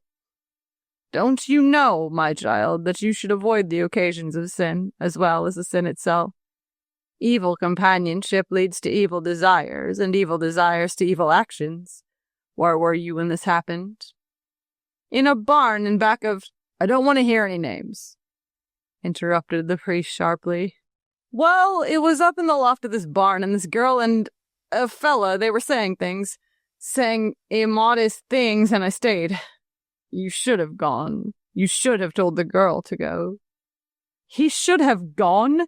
He could not tell Father Schwartz how his pulse had bumped in his wrist, how a strange, romantic excitement had possessed him when those curious things had been said. Perhaps in the houses of delinquency, among the dull and hard-eyed incorrigible girls, can be found those for whom has burned the whitest fire. "Have you anything else to tell me?" "I don't think so, Father." Rudolph felt a great relief. Perspiration had broken out under his tight-pressed fingers. "Have you told any lies?" The question startled him. Like all those who habitually and instinctively lie, he had an enormous respect and awe for the truth. Something almost exterior to himself dictated a quick, hurt answer. "Oh, no, Father, I never tell lies." For a moment, like the commoner in the king's chair, he tasted the pride of the situation. Then, as the priest began to murmur conventional admonitions, he realized that in heroically denying he had told lies, he had committed a terrible sin. He had told a lie in confession. In automatic response to Father Schwartz's "make an act of contrition," he began to repeat aloud meaninglessly, "Oh my God, I am heartily sorry for having offended thee." He must fix this now. It was a bad mistake. But as his teeth shut on the last words of his prayer, there was a sharp sound and the slat was closed. A minute later, when he emerged into the twilight, the relief in coming from a muggy church into an open world of wheat and sky postponed the full realization of what he had done. Instead of worrying, he took a deep breath of crisp air and began to say over and over to himself the words, "Blatchford Sarnamington, Blatchford Sarnamington." Blatchford Sarnamington was himself, and these words were in effect a lyric. When he became Blatchford Sarnamington, a suave nobility flowed from him. Blatchford Sarnamington lived in great sweeping triumphs. When Rudolph half closed his eyes, it meant that Blatchford had established dominance over him, and as he went by, there were envious mutters in the air. Blatchford Sarnamington! There goes Blatchford Sarnamington! He was Blatchford now for a while as he strutted homeward along the staggering road. But when the road braced itself in macadam in order to become the main street of Ludwig, Rudolph's exhilaration faded out, and his mind cooled, and he felt the horror of his lie. God, of course, already knew of it. But Rudolph reserved a corner of his mind where he was safe from God, where he prepared the subterfuges with which he often tricked God. Hiding now in this corner, he considered how he could best avoid the consequences of his misstatement. At all costs, he must avoid communion next day. The risk of angering God to such an extent was too great. He would have to drink water by accident in the morning, and thus, in accordance with a church law, render himself unfit to receive communion that day. In spite of its flimsiness, this subterfuge was the most feasible that occurred to him. He accepted its risks and was concentrating on how best to put it into effect as he turned the corner by Romberg's drugstore and came in sight of his father's house. 3. Rudolph's father, the local freight agent, had floated with the second wave of German and Irish stock to the Minnesota-Dakota country. Theoretically, great opportunities lay ahead of a young man of energy in that day and place. But Carl Miller had been incapable of establishing either with his superiors or his subordinates the reputation for approximate immutability which is essential to success in a hierarchic industry. Somewhat gross, he was, nevertheless sufficiently hard-headed and unable to take fundamental relationships for granted, and this inability made him suspicious, unrestful, and continually dismayed. His two bonds with the colorful life were his faith in the Roman Catholic Church and his mystical worship of the empire builder, James J. Hill. Hill was the apotheosis of that quality in which Miller himself was deficient, the sense of things, the feel of things, the hint of rain in the wind on the cheek. Miller's mind worked late on the old decisions of other men, and he had never in his life felt the balance of any single thing in his hands. His weary, sprightly, undersized body was growing old in Hill's gigantic shadow. For 20 years he had lived alone with Hill's name and God. On Sunday morning, Carl Miller awoke in the dustless quiet of 6 o'clock. Kneeling by the side of the bed, he bent his yellow-gray hair and the full dapple bangs of his mustache into the pillow and prayed for several minutes. Then he drew off his nightshirt. Like the rest of his generation, he had never been able to endure pajamas, and clothed his thin, white, hairless body in woolen underwear. He shaved. Silence in the other bedroom where his wife lay nervously asleep. Silence from the screened-off corner of the hall where his son's cot stood, and his son slept among his algebra books, his collection of cigar bands, his mothy pennants, Cornell, Hamlin, and Greetings from Pueblo, New Mexico, and the other possessions of his private life.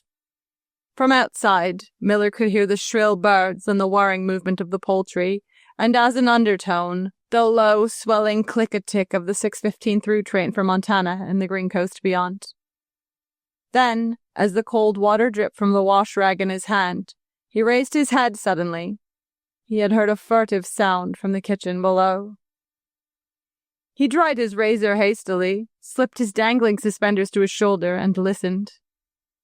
Someone was walking in the kitchen, and he knew by the light footfall that it was not his wife. With his mouth faintly ajar, he ran quickly down the stairs and opened the kitchen door. Standing by the sink, with one hand on the still-dripping faucet and the other clutching a full glass of water, stood his son. The boy's eyes, still heavy with sleep, met his father's with a frightened, reproachful beauty. He was barefooted, and his pajamas were rolled up at the knees and sleeves. For a moment, they both remained motionless. Carl Miller's brow went down, and his son's went up, as though they were striking a balance between the extremes of emotion which filled them. Then the bangs of the parent's mustache descended portentously until they obscured his mouth, and he gave a short glance around to see if anything had been disturbed. The kitchen was garnished with sunlight, which beat on the pans and made the smooth boards of the floor and table yellow and clean as wheat. It was the center of the house where the fire burned and the tins fitted into tins like toys, and the steam whistled all day on a thin pastel note. Nothing was moved, nothing touched, except the faucet where beads of water still formed and dripped with a white flash into the sink below. "What are you doing?" "I got awful thirsty, so I thought I'd just come down and get—" "I thought you were going to communion." A look of vehement astonishment spread over his son's face. "I forgot all about it." "Have you drunk any water?" "No." As the word left his mouth, Rudolph knew it was the wrong answer, but the faded, indignant eyes facing him had signaled up the truth before the boy's will could act. He realized, too, that he should never have come downstairs. Some vague necessity for verisimilitude had made him want to leave a wet glass as evidenced by the sink. The honesty of his imagination had betrayed him. "Pour it out," commanded his father. "That water." Rudolph despairingly inverted the tumbler. "What's the matter with you anyways?" demanded Miller angrily. "Nothing. Did you go to confession yesterday?" "Yes." "Then why were you going to drink water?" "I don't know, I forgot." "Maybe you care more about being a little bit thirsty than you do about your religion." "I forgot." Rudolph could feel the tears straining in his eyes. "That's no answer." "Well, I did." "You'd better look out." His father held to a high, persistent, inquisitory note. "If you're so forgetful that you can't remember your religion, something better be done about it." Rudolph filled a sharp pause with, "I can remember it all right." "First you begin to neglect your religion," cried his father, fanning his own fierceness. "The next thing you'll begin to lie and steal, and the next thing is the reform school." Not even this familiar threat could deepen the abyss that Rudolph saw before him. He must either tell all now, offering his body for what he knew would be a ferocious beating, or else tempt the thunderbolts by receiving the body and blood of Christ with sacrilege upon his soul. And of the two, the former seemed more terrible. It was not so much the beating he dreaded as the savage ferocity, outlet of the ineffectual man, which would lie behind it. "Put down that glass and go upstairs and dress," his father ordered. "And when we get to church, before you go to communion, you better kneel down and ask God to forgive you for your carelessness." Some accidental emphasis in the phrasing of this command acted like a catalytic agent on the confusion and terror of Rudolph's mind. A wild, proud anger rose in him, and he dashed the tumbler passionately into the sink. His father uttered a strained, husky sound and sprang for him. Rudolph dodged to the side, tripping over a chair, and tried to get beyond the kitchen table. He cried out sharply when a hand grasped his pajama shoulder.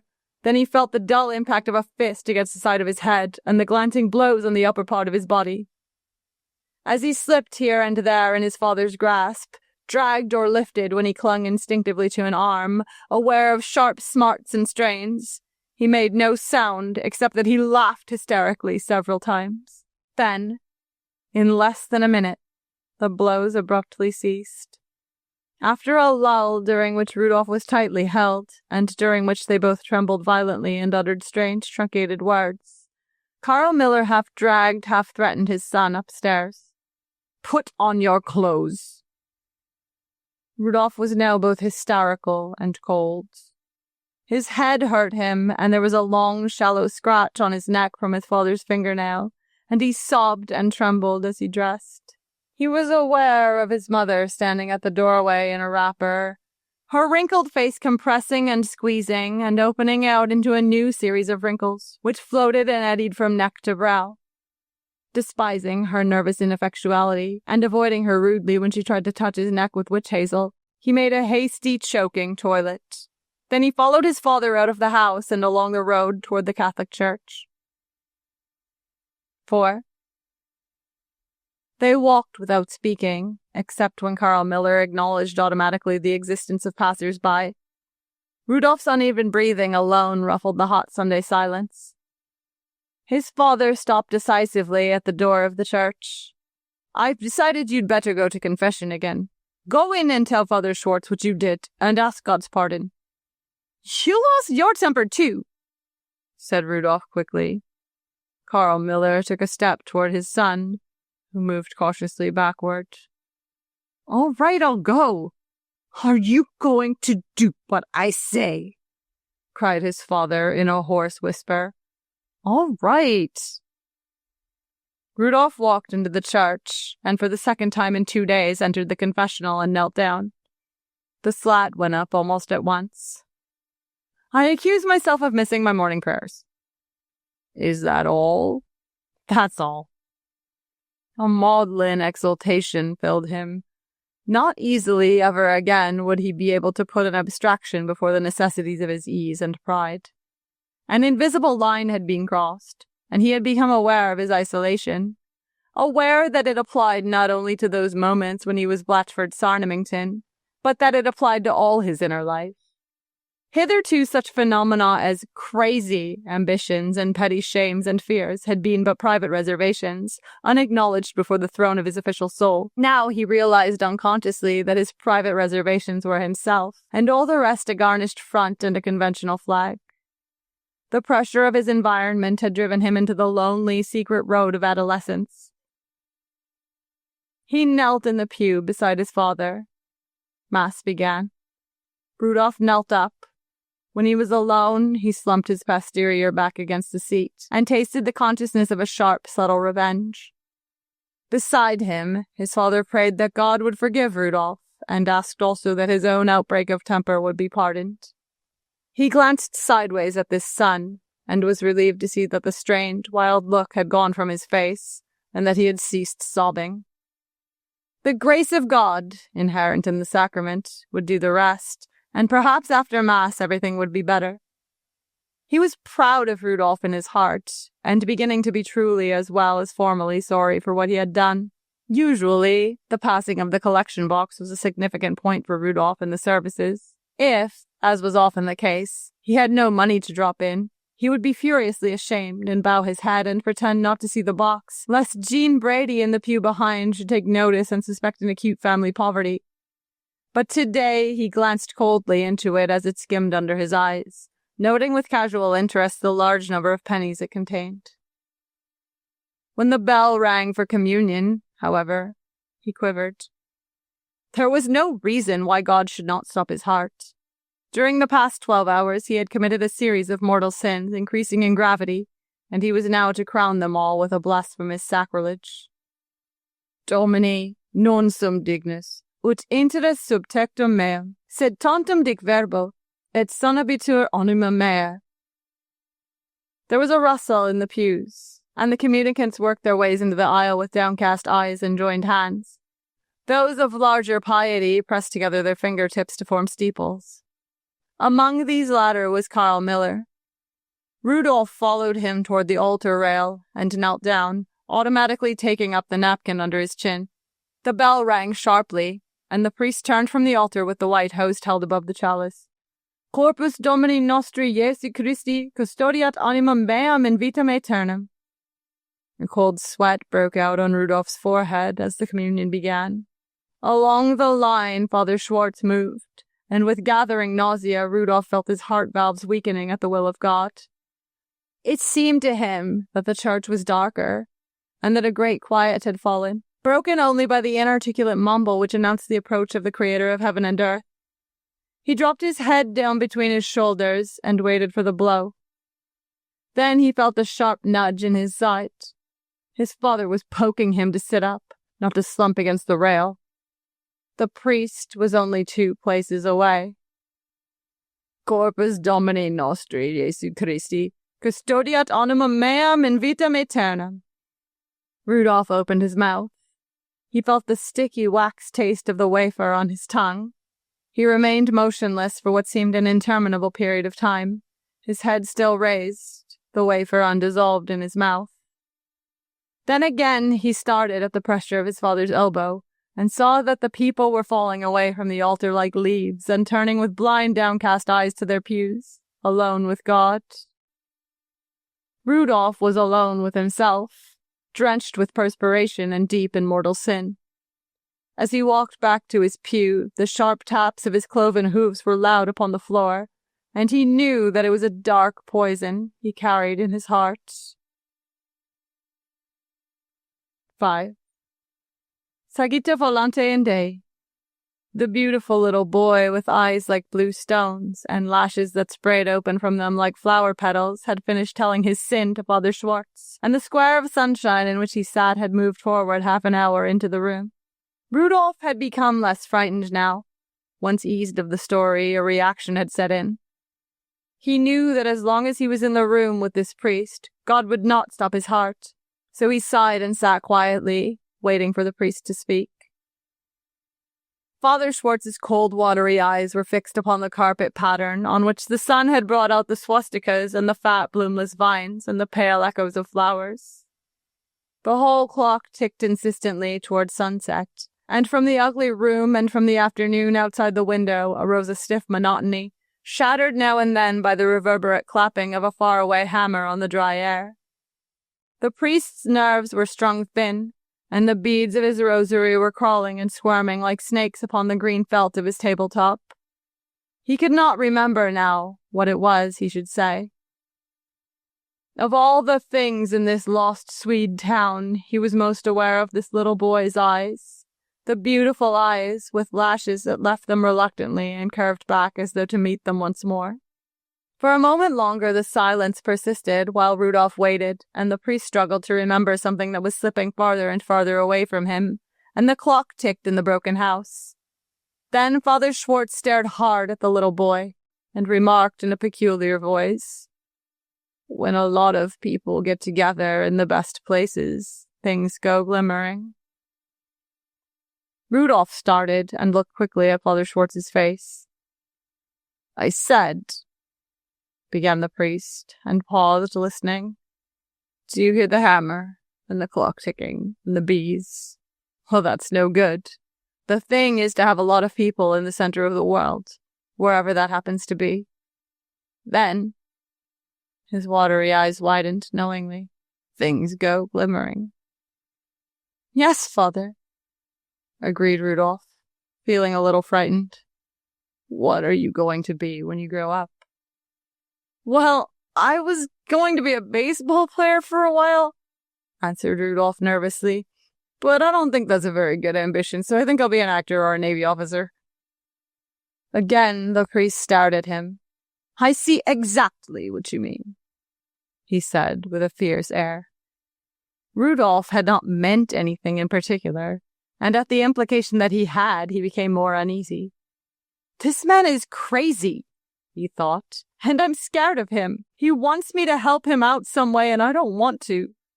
"You look as if things went glimmering," cried Father Schwartz wildly. "Did you ever go to a party?" "Yes, Father."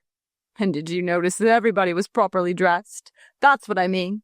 Just as you went into the party, there was a moment when everybody was properly dressed. Maybe 2 little girls were standing by the door, and some boys were leaning over the banisters, and there were bowls around full of flowers." "I've been to a lot of parties," said Rudolph, rather relieved that the conversation had taken this turn. "Of course," continued Father Schwartz triumphantly. "I knew you'd agree with me. But my theory is that when a whole lot of people get together in the best places, things go glimmering all the time." Rudolph found himself thinking of Blatchford Sarnamington. "Please listen to me," commanded the priest impatiently. "Stop worrying about last Saturday. Apostasy implies an absolute damnation only on the supposition of a previous perfect faith. Does that fix it?" Rudolph had not the faintest idea what Father Schwartz was talking about, but he nodded, and the priest nodded back at him and returned to his mysterious preoccupation. "Why?" he cried.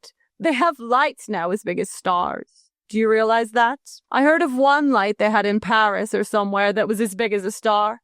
A lot of people had it. A lot of gay people. They have all sorts of things now that you never dreamed of. Look here." He came nearer to Rudolph, but the boy drew away, so Father Schwartz went back and sat down in his chair, his eyes dried out and hot. "Did you ever see an amusement park?" "No, Father." "Well, go and see an amusement park." The priest waved his hand vaguely. "It's a thing like a fair, only much more glittering. Go to one at night and stand a little way off from it in a dark place, under dark trees. You'll see a big wheel made of lights turning in the air, and a long slide shooting boats down into the water. A band playing somewhere, and a smell of peanuts, and everything will twinkle. But it won't remind you of anything, you see. It will all just hang out there in the night like a colored balloon, like a big yellow lantern on a pole. Father Schwartz frowned as he suddenly thought of something. But don't get up close, he warned Rudolph, because if you do, you'll only feel the heat and the sweat and the life. All this talking seemed particularly strange and awful to Rudolph, because this man was a priest. He sat there, half terrified, his beautiful eyes open wide and staring at Father Schwartz. But underneath his terror, he felt that his own inner convictions were confirmed. There was something ineffably gorgeous somewhere that had nothing to do with God. He no longer thought that God was angry at him about the original lie, because he must have understood that Rudolph had done it to make things finer in the confessional, brightening up the dinginess of his admissions by saying a thing radiant and proud. At the moment when he had affirmed immaculate honor, a silver pennon had flapped out into the breeze somewhere, and there had been the crunch of leather and the shine of silver spurs and a troop of horsemen waiting for dawn on a low green hill. The sun had made stars of light on their breastplates, like the picture at home of the German cuirassiers at Sedan. But now the priest was muttering inarticulate and heartbroken words, and the boy became wildly afraid.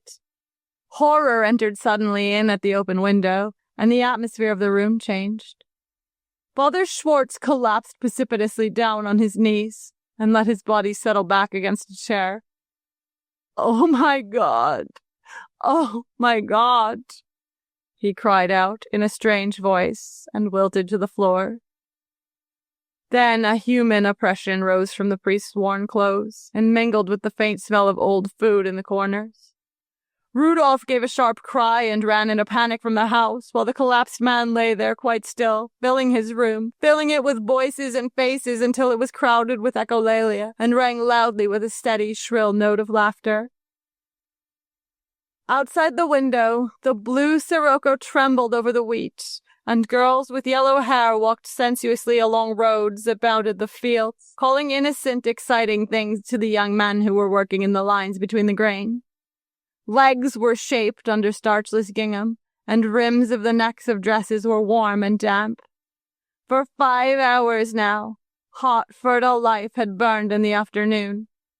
It would be night in 3 hours, and all along the land there would be these blonde northern girls, and the tall young men from the farms lying out beside the wheat under the moon. Section 6.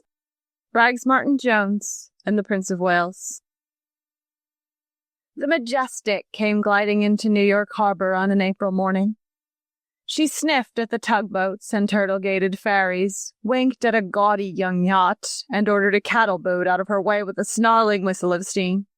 Then she parked at her private dock with all the fuss of a stout lady sitting down, and announced complacently that she had just come from Cherbourg and Southampton with a cargo of the best people in the world. The best people in the world stood on the deck and waved idiotically to their poor relations who were waiting on the dock for gloves from Paris.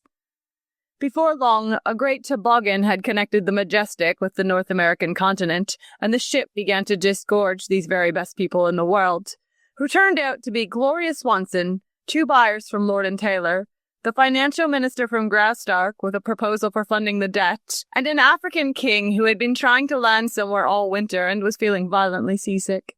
The photographers worked passionately as the stream of passengers flowed onto the dock. There was a burst of cheering at the appearance of a pair of stretchers laden with 2 Middle Westerners who had drunk themselves delirious on the last night out.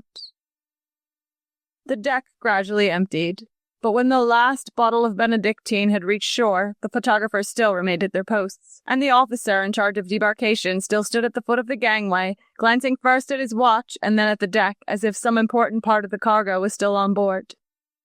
At last, from the watchers on the pier, there arose a long-drawn "Ah!" as a final entourage began to stream down from Deck B. First came 2 French maids, carrying small purple dogs, and followed by a squad of porters, blind and invisible under innumerable bunches and bouquets of fresh flowers. Another maid followed, leading a sad-eyed orphan child of a French flavour, and close upon its heels walked the second officer, pulling along 3 neurasthenic wolfhounds, much to their reluctance and his own. A pause. Then the captain, Sir Howard George Witchcraft, appeared at the rail, with something that might have been a pile of gorgeous silver fox fur standing by his side. Rags Martin Jones, after 5 years in the capitals of Europe, was returning to her native land. Rags Martin Jones was not a dog. She was half a girl and half a flower, and as she shook hands with Captain Sir Howard George Witchcraft, she smiled as if someone had told her the newest, freshest joke in the world. All the people who had not already left the pier felt that smile trembling on the April air and turned around to see. She came slowly down the gangway. Her hat, an expensive, inscrutable experiment, was crushed under her arm, so that her scant boy's hair, convict's hair, tried unsuccessfully to toss and flop a little in the harbour wind. Her face was like 7 o'clock on a wedding morning, save where she had slipped a preposterous monocle into an eye of clear childish blue. At every few steps, her long lashes would tilt out the monocle, and she would laugh, a bored, happy laugh, and replace the supercilious spectacle in the other eye. Tap! Her 105 pounds reached the pier, and it seemed to sway and bend from the shock of her beauty. A few porters fainted. A large, sentimental shark, which had followed the ship across, made a despairing leap to see her once more, and then dove broken-hearted back into the deep sea. Rags Martin Jones had come home.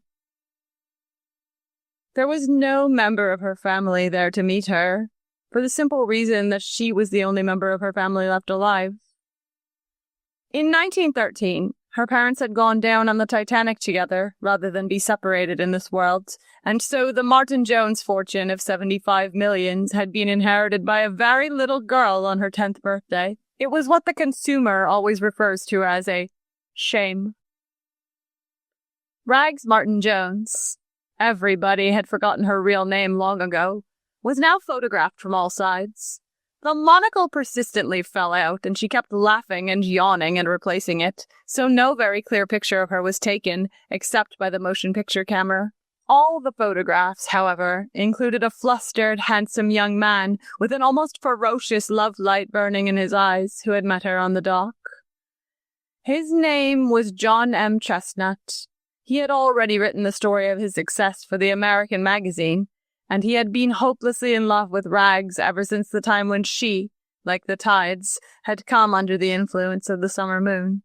When Rags became really aware of his presence, they were walking down the pier, and she looked at him blankly as though she had never seen him before in this world. "Rags," he began. "Rags. John M. Chestnut," she inquired, inspecting him with great interest. "Of course," he exclaimed angrily. "Are you trying to pretend you don't know me? That you didn't write me to meet you here?" She laughed.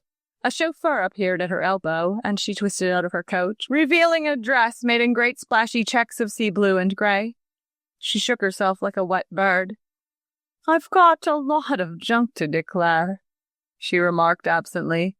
"So have I," said Chestnut anxiously, "and the first thing I want to declare is that I've loved you, Rags, every minute since you've been away." She stopped him with a groan. "Please, there were some young Americans on the boat. The subject has become a bore." "My God," cried Chestnut, "do you mean to say that you class my love with what was said to you on a boat?"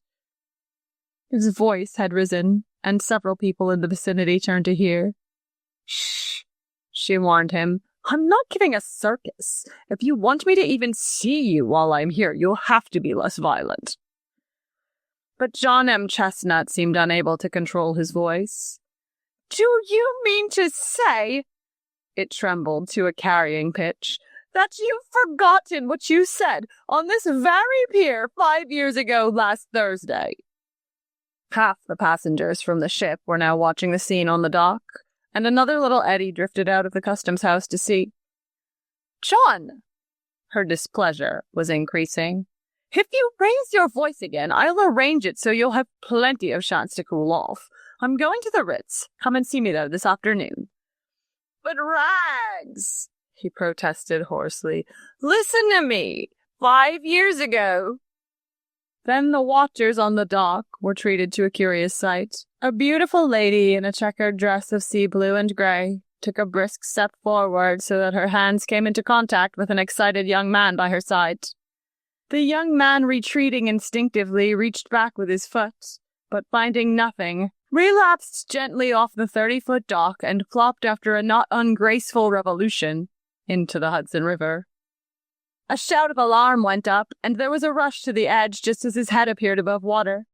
He was swimming easily, and perceiving this, the young lady, who had apparently been the cause of the accident, leaned over the pier and made a megaphone of her hands.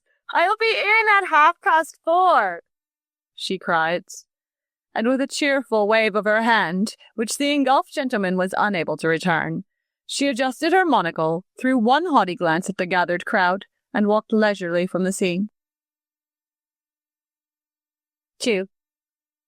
The 5 dogs, the 3 maids, and the French orphan were installed in the largest suite at the Ritz, and Rags tumbled lazily into a steaming bath, fragrant with herbs, where she dozed for the greater part of an hour. At the end of that time, she received business calls from a masseuse, a manicure, and finally a Parisian hairdresser who restored her haircut to criminal's length. When John M. Chestnut arrived at 4, he found 6 lawyers and bankers, the administrators of the Martin Jones Trust Fund, waiting in the hall. They had been there since 1:30 and were now in a state of considerable agitation. After one of the maids had subjected him to a severe scrutiny, possibly to be sure that he was thoroughly dry, John was conducted immediately into the presence of Mademoiselle. Mademoiselle was in her bedroom, reclining on the chaise longue among 24 silk pillows that had accompanied her from the other side. John came into the room somewhat stiffly and greeted her with a formal bow. "You look better," she said, raising herself from her pillows and staring at him appraisingly. "It gave you color." He thanked her coldly for the compliment. "You ought to go in every morning." And then she added irrelevantly, "I'm going back to Paris tomorrow." John Chestnut gasped. "I wrote you that I didn't intend to stay more than a week anyhow," she added. "But, Rags, why should I? There isn't an amusing man in New York." "But listen, Rags, won't you give me a chance? Won't you stay for, say, 10 days and get to know me a little?" "Know you?" Her tone implied that he was already a far too open book. "I want a man who's capable of a gallant gesture." "Do you mean you want me to express myself entirely in pantomime?" Rags uttered a disgusted sigh. "I mean, you haven't any imagination," she explained patiently. "No Americans have any imagination. Paris is the only large city where a civilized woman can breathe." "Don't you care for me at all anymore?" "I wouldn't have crossed the Atlantic to see you if I didn't. But as soon as I looked over the Americans on the boat, I knew I couldn't marry one. I just hate you, John, and the only fun I'd have out of it would be the fun of breaking your heart." She began to twist herself down among the cushions until she almost disappeared from view. "I've lost my monocle," she explained. After an unsuccessful search in the silken depths, she discovered the elusive glass hanging down the back of her neck. "I'd love to be in love," she went on, replacing the monocle in her childish eye. "Last spring in Sorrento, I almost eloped with an Indian Raja, but he was half a shade too dark, and I took an intense dislike to one of his other wives." "Don't talk that rubbish," cried John, sinking his face into his hands. "Well, I didn't marry him," she protested. "But in one way, he had a lot to offer. He was the 3rd richest subject of the British Empire. That's another thing. Are you rich? Not as rich as you." "There you are. What have you to offer me?" "Love." "Love?" She disappeared again among the cushions. "Listen, John. Life to me is a series of glistening bazaars with a merchant in front of each one rubbing his hands together and saying, 'Patronize this place here, best bazaar in the world.' So I go in with my purse full of beauty and money and youth, all prepared to buy. "What have you got for sale?" I ask him, and he rubs his hands together and says, "Well, mademoiselle, today we have some perfectly beautiful love." Sometimes he hasn't even got that in stock, but he sends out for it when he finds I have so much money to spend. Oh, he always gives me love before I go, and for nothing. That's the one revenge I have. John Chestnut rose despairingly to his feet and took a step toward the window. "Don't throw yourself out," Rags exclaimed quickly. "All right." He tossed his cigarette down into Madison Avenue. "It isn't just you," she said in a softer voice. "Dull and uninspired as you are, I care for you more than I can say. But life's so endless here. Nothing ever comes off." "Loads of things come off," he insisted. "Why, today there was an intellectual murder in Hoboken and a suicide by proxy in Maine. A bill to sterilize agnostics is before Congress." "I have no interest in humor," she objected. "But I have an almost archaic predilection for romance. Why, John, last month I sat at a dinner table while two men flipped a coin for the kingdom of Schwarzburg-Rheinminster. In Paris, I knew a man named Blutstock who really started the war and has a new one planned for year after next." "Well, just for a rest, you come out with me tonight," he said doggedly. "Where to?" demanded Rags with scorn. "Do you think I still thrill at a nightclub and a bottle of sugary Massot? I prefer my own gaudy dreams." "I'll take you to the most highly strung place in the city." "What'll happen? You've got to tell me what'll happen." John Chestnut suddenly drew a long breath and looked cautiously around as if he were afraid of being overheard. "Well, to tell you the truth," he said in a low, worried tone, "if everything was known, something pretty awful would be liable to happen to me." She sat upright and the pillows tumbled about her like leaves. "Do you mean to imply that there's anything shady in your life?" she cried with laughter in her voice. "Do you expect me to believe that? No, John, you'll have your fun by plugging ahead on the beaten path. Just plugging ahead." Her mouth, a small, insolent rose, dropped the words on him like thorns. John took his hat and coat from the chair and picked up his cane. "For the last time, will you come along with me tonight and see what you will see?" "See what? See who? Is there anything in this country worth seeing?" "Well," he said in a matter-of-fact tone, "for one thing, you'll see the Prince of Wales." "What?" She left the chaise-longue at a bound. "Is he back in New York?" "He will be tonight. Would you care to see him?" "Would I? I've never seen him. I've missed him everywhere. I'd give a year of my life to see him for an hour." Her voice trembled with excitement.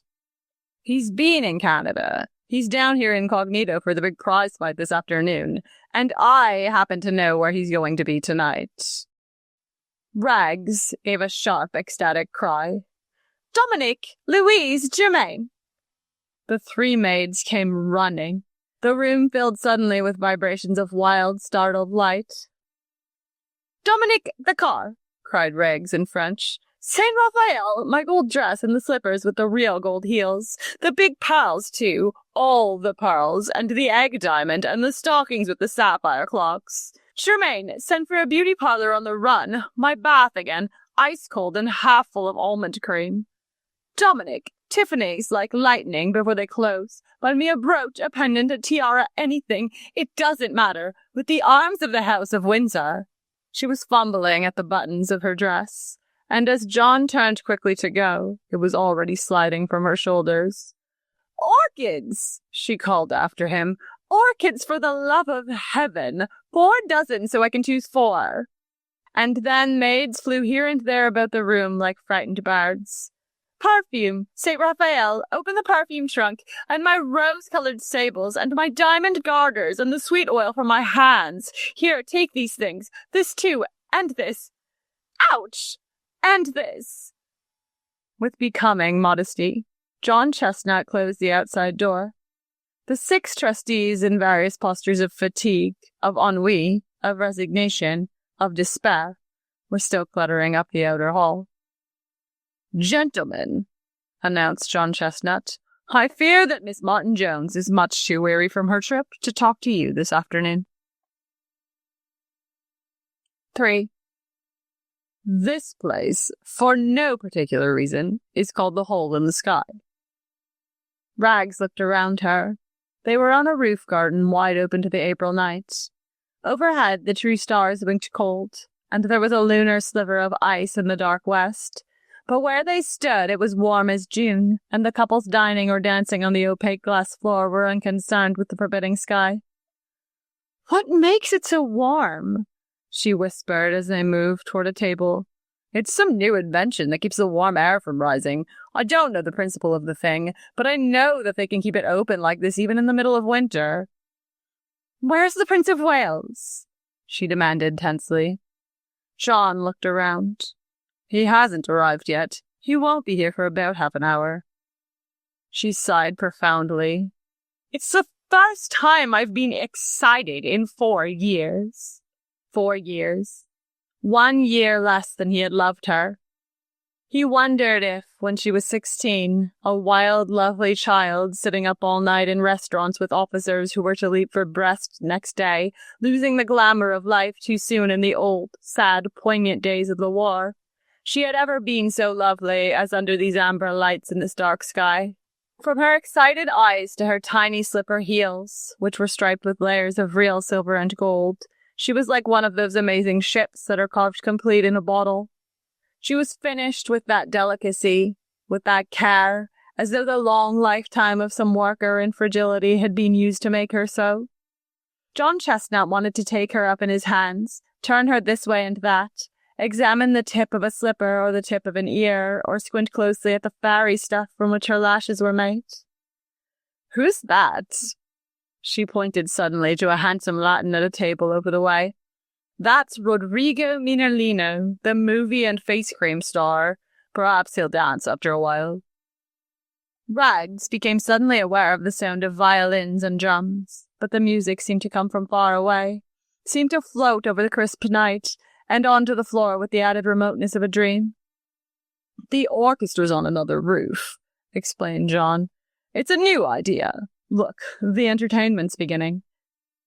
A Negro girl, thin as a reed, emerged suddenly from a masked entrance into a circle of harsh barbaric light, startled the music to a wild minor, and commenced to sing a rhythmic, tragic song. The pipe of her body broke abruptly, and she began a slow, incessant step, without progress and without hope, like the failure of a savage, insufficient dream.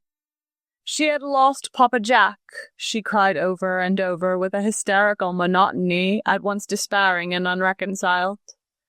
One by one, the loud horns tried to force her from the steady beat of madness, but she listened only to the mutter of the drums which were isolating her in some lost place in time, among many thousand forgotten years. After the failure of the piccolo, she made herself again into a thin brown line, wailed once with sharp and terrible intensity, then vanished into sudden darkness. "If you lived in New York, you wouldn't need to be told who she is," said John when the amber light flashed on. "The next fellow is Sheik B. Smith, a comedian of the fatuous, garrulous sort." He broke off. Just as the lights went down for the second number, Rags had given a long sigh and leaned forward tensely in her chair.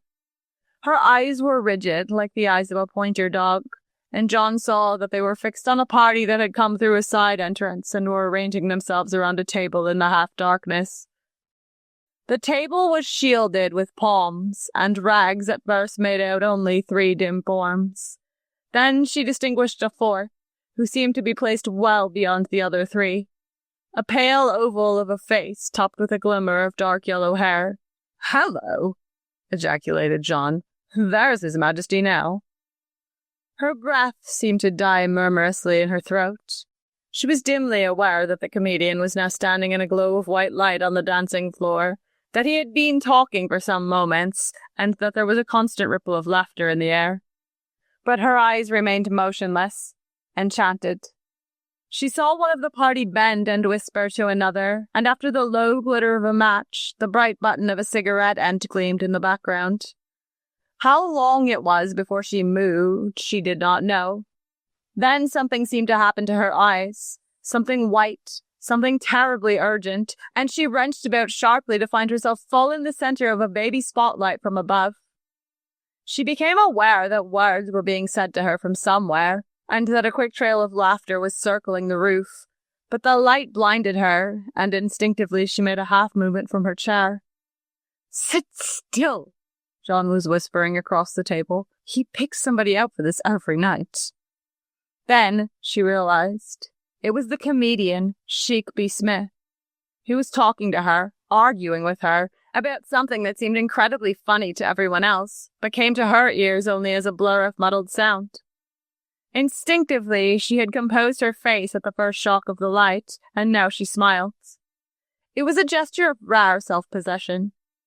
Into this smile, she insinuated a vast impersonality, as if she were unconscious of the light, unconscious of his attempt to play upon her loveliness, but amused at an infinitely removed him whose darts might have been thrown just as successfully at the moon. She was no longer a lady. A lady would have been harsh or pitiful or absurd. Rags stripped her attitude to a sheer consciousness of her own impervious beauty, sat there glittering until the comedian began to feel alone, as he had never felt alone before. At a signal from him, the spotlight was switched suddenly out. The moment was over. The moment was over, and the comedian left the floor, and the faraway music began. John leaned toward her. "I'm sorry. There really wasn't anything to do. You were wonderful." She dismissed the incident with a casual laugh. Then she started. There were now only 2 men sitting at the table across the floor. "He's gone!" she exclaimed in quick distress. "Don't worry. He'll be back. He's got to be awfully careful, you see, so he's probably waiting outside with one of his aides until it gets dark again." "Why has he got to be careful?" "Because he's not even supposed to be in New York. He's even under one of his second-string names." The lights dimmed again, and almost immediately a tall man appeared out of the darkness and approached their table. "May I introduce myself?" he said rapidly to John in a supercilious British voice. "Lord Charles Estey of Baron Marchbank's party." He glanced at John closely, as if to be sure that he appreciated the significance of the name. "That is between ourselves, you understand." "Of course." Rags groped on the table for her untouched champagne and tipped the glassful down her throat.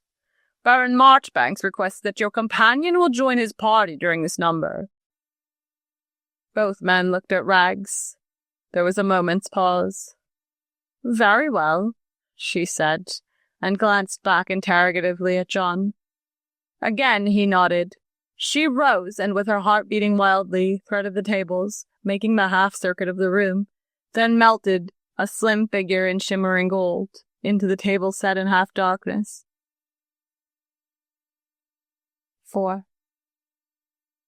The number drew to a close, and John Chestnut sat alone at his table, stirring auxiliary bubbles in his glass of champagne.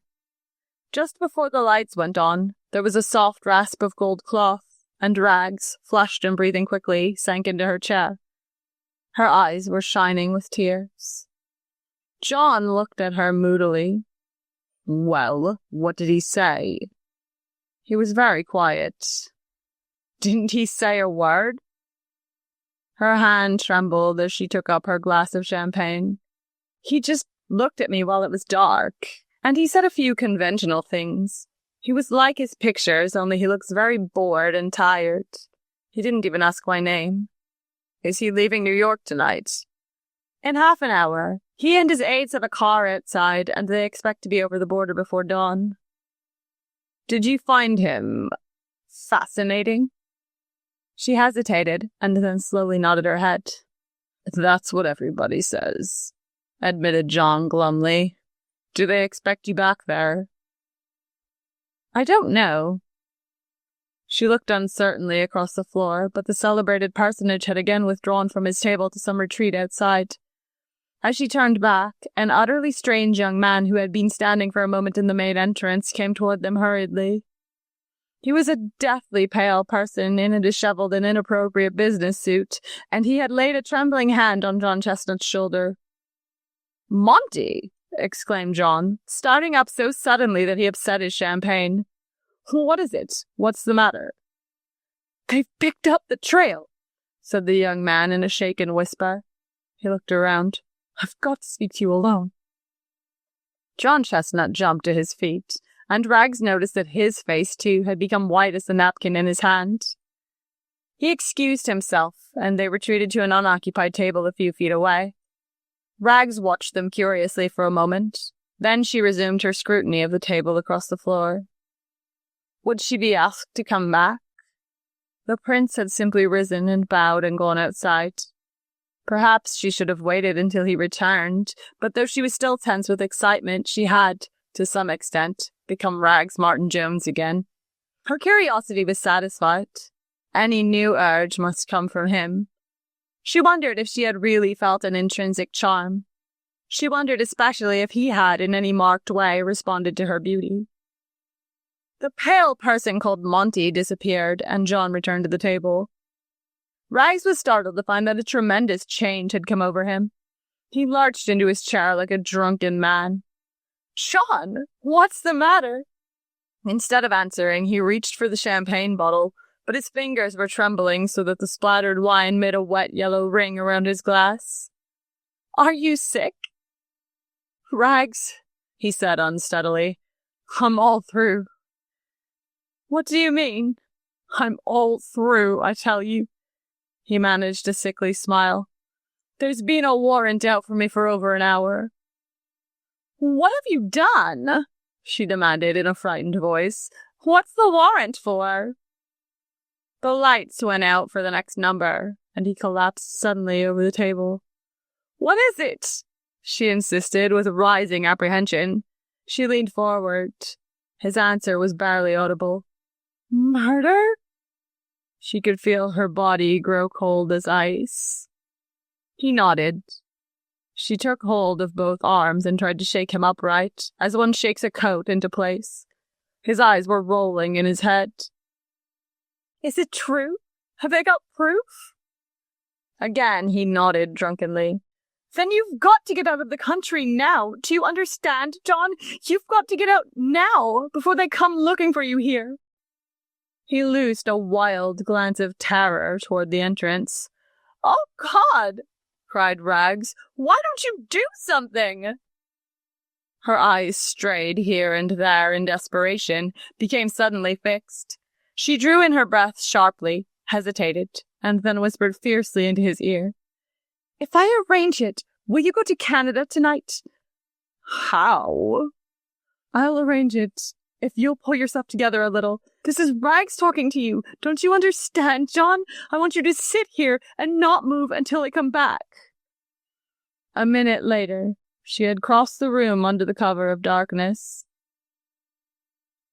"Baron Marchbanks," she whispered softly, standing just behind his chair. He motioned her to sit down. "Have you room in your car for 2 more passengers tonight?" One of the aides turned around abruptly. "His lordship's car is full," he said shortly. "It's terribly urgent." Her voice was trembling. "Well," said the prince hesitantly, "I don't know." Lord Charles Este looked at the prince and shook his head. "I don't think it's advisable. This is a ticklish business anyhow, with contrary orders from home. You know we agreed there'd be no complications." The prince frowned. "This isn't a complication," he objected. Este turned frankly to Rags. "Why is it urgent?" Rags hesitated. "Why?" She flushed suddenly. "It's a runaway marriage." The prince laughed. "Good," he exclaimed. "That settles it. Este is just being official. Bring him over right away. We're leaving shortly, what?" Este looked at his watch. "Right now." Rags rushed away. She wanted to move the whole party from the roof while the lights were still down. "Hurry!" she cried in John's ear. "We're going over the border with the Prince of Wales. You'll be safe by morning."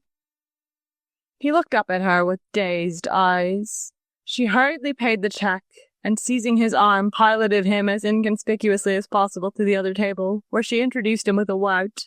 The prince acknowledged his presence by shaking hands. The aides nodded, only faintly concealing their displeasure. "We'd better start," said Este, looking impatiently at his watch. They were on their feet when suddenly an exclamation broke from all of them. 2 policemen and a red-haired man in plain clothes had come in at the main door. "Out we go," breathed Este, impelling the party toward the side entrance. "There's going to be some kind of riot here." He swore. 2 more bluecoats barred the exit there. They paused uncertainly. The plainclothes man was beginning a careful inspection of the people at the tables. Este looked sharply at Rags and then at John, who shrank back behind the palms. "Is that one of your revenue fellows out there?" "No," whispered Rags. "There's going to be trouble. Can't we get out this entrance?" The prince, with rising impatience, sat down again in his chair. "Let me know when you chaps are ready to go." He smiled at Rags. "No, just suppose we all get in trouble just for that jolly face of yours." Then, suddenly, the lights went up. The plainclothes man whirled around quickly and sprang to the middle of the cabaret floor. "Nobody try to leave this room," he shouted. "Sit down. That party behind the palms. Is John M. Chestnut in this room?" Rags gave a short, involuntary cry. "Here," cried the detective to the policeman behind him. "Take a look at that funny bunch across over there. Hands up, you men." "My God," whispered Este. "We've got to get out of here." He turned to the prince. "This won't do, Ted. You can't be seen here. I'll stall them off while you get down to the car." He took a step toward the side entrance. "Hands up there," shouted the plainclothes man. "And when I say hands up, I mean it. Which one of you's Chestnut?" "You're mad," cried Este. "We're British subjects. We're not involved in this affair in any way." A woman screamed somewhere, and there was a general movement toward the elevator, a movement which stopped short before the muzzles of 2 automatic pistols. A girl next to Rags collapsed in a dead faint to the floor, and at the same moment the music on the other roof began to play. "Stop that music!" bellowed the plainclothes man, "and get some earrings on that whole bunch quick." The 2 policemen advanced toward the party, and simultaneously Este and the other aides drew their revolvers, and, shielding the prince as best they could, began to edge toward the side. A shot rang out, and then another, followed by a crash of silver and china as 6 diners overturned their tables and dropped quickly behind. The panic became general. There were 3 shots in quick succession, and then a fusillade. Rags saw Este firing coolly at the 8 amber lights above, and a thick fume of grey smoke began to fill the air. As a strange undertone to the shouting and screaming came the incessant clamor of the distant jazz band. Then, in a moment, it was all over. A shrill whistle rang out over the roof, and through the smoke Rags saw John Chestnut advancing toward the plainclothes man, his hands held out in a gesture of surrender. There was a last nervous cry, a chill clatter as someone inadvertently stepped into a pile of dishes, and then a heavy silence fell on the roof. Even the band seemed to have died away. "It's all over," John Chestnut's voice rang out wildly on the night air. "The party's over. Everybody who wants to can go home." Still, there was silence. Rags knew it was the silence of awe. The strain of guilt had driven John Chestnut insane. "It was a great performance," he was shouting. "I want to thank you one and all. If you can find any tables still standing, champagne will be served as long as you care to stay." It seemed to Rags that the roof and the high stars suddenly began to swim round and round. She saw John take the detective's hand and shake it heartily, and she watched the detective grin and pocket his gun. The music had recommenced, and the girl who had fainted was suddenly dancing with Lord Charles Este in the corner. John was running here and there, patting people on the back and laughing and shaking hands. Then he was coming toward her, fresh and innocent as a child. "Wasn't it wonderful?" he cried. Rags felt a faintness stealing over her. She groped backward with her hand toward a chair. "What was it?" she cried dazedly. "Am I dreaming?" "Of course not. You're wide awake. I made it up, Rags, don't you see? I made up the whole thing for you. I had it invented. The only thing real about it was my name. She collapsed suddenly against his coat, clung to his lapels, and would have wilted to the floor if he had not caught her quickly in his arms. "Some champagne, quick," he called, and then he shouted at the Prince of Wales, who stood nearby. "Order my car, quick, you. Miss Martin-Jones has fainted from excitement." 5. The skyscraper rose bulkily through 30 tiers of windows before it attenuated itself to a graceful sugarloaf of shining light. Then it darted up again another 100 feet, then to a mere oblong tower in its last fragile aspiration toward the sky. At the highest of its high windows, Rags Martin-Jones stood full in the stiff breeze, gazing down at the city. "Mr. Chestnut wants to know if you'll come right into his private office." Obediently, her slim feet moved along the carpet into a high, cool chamber overlooking the harbor and the wide sea. John Chestnut sat at his desk waiting, and Rags walked to him and put her arms around his shoulder. "Are you sure you're real?" she asked anxiously. "Are you absolutely sure?" "You only wrote me a week before you came," he protested modestly, "or I could have arranged a revolution." "Was the whole thing just mine?" she demanded. "Was it a perfectly useless, gorgeous thing just for me?" "Useless?" he considered. "Well, it started out to be. At the last minute, I invited a big restaurant man to be there, and while you were at the other table, I sold him the whole idea of the nightclub." He looked at his watch. "I've got one more thing to do, and then we've got just time to be married before lunch." He picked up his telephone. "Jackson, send a triplicated cable to Paris, Berlin, and Budapest, and have those two bogus dukes who tossed up for Schwarzburg-Rheinminster chased over the Polish border. If the duchy won't act, lower the rate of exchange to .00002. Also, that idiot Bluchstock is in the Balkans again trying to start a new war. Put him on the first boat for New York or else throw him in a Greek jail." He rang off, turned to the startled Cosmopolite with a laugh. "The next stop is the City Hall. Then, if you like, we'll run over to Paris." "John," she asked him intently, "who is the Prince of Wales?" He waited till they were in the elevator, dropping 20 floors at a swoop. Then he leaned forward and tapped the lift boy on the shoulder. "Not so fast, Cedric. This lady isn't used to falls from high places." The elevator boy turned around, smiled. His face was pale, oval, framed in yellow hair. Rags blushed like fire. "Cedric's from Wessex," explained John. "The resemblance is, to say the least, amazing. Princes are not particularly discreet, and I suspect Cedric of being a Guelph in some left-handed way." Rags took the monocle from around her neck and threw the ribbon over Cedric's head. "Thank you," she said simply, "for the second greatest thrill of my life." John Chestnut began rubbing his hands together in a commercial gesture. "Patronize this place, lady," he besought her. "Best bazaar in the city." "What have you got for sale?"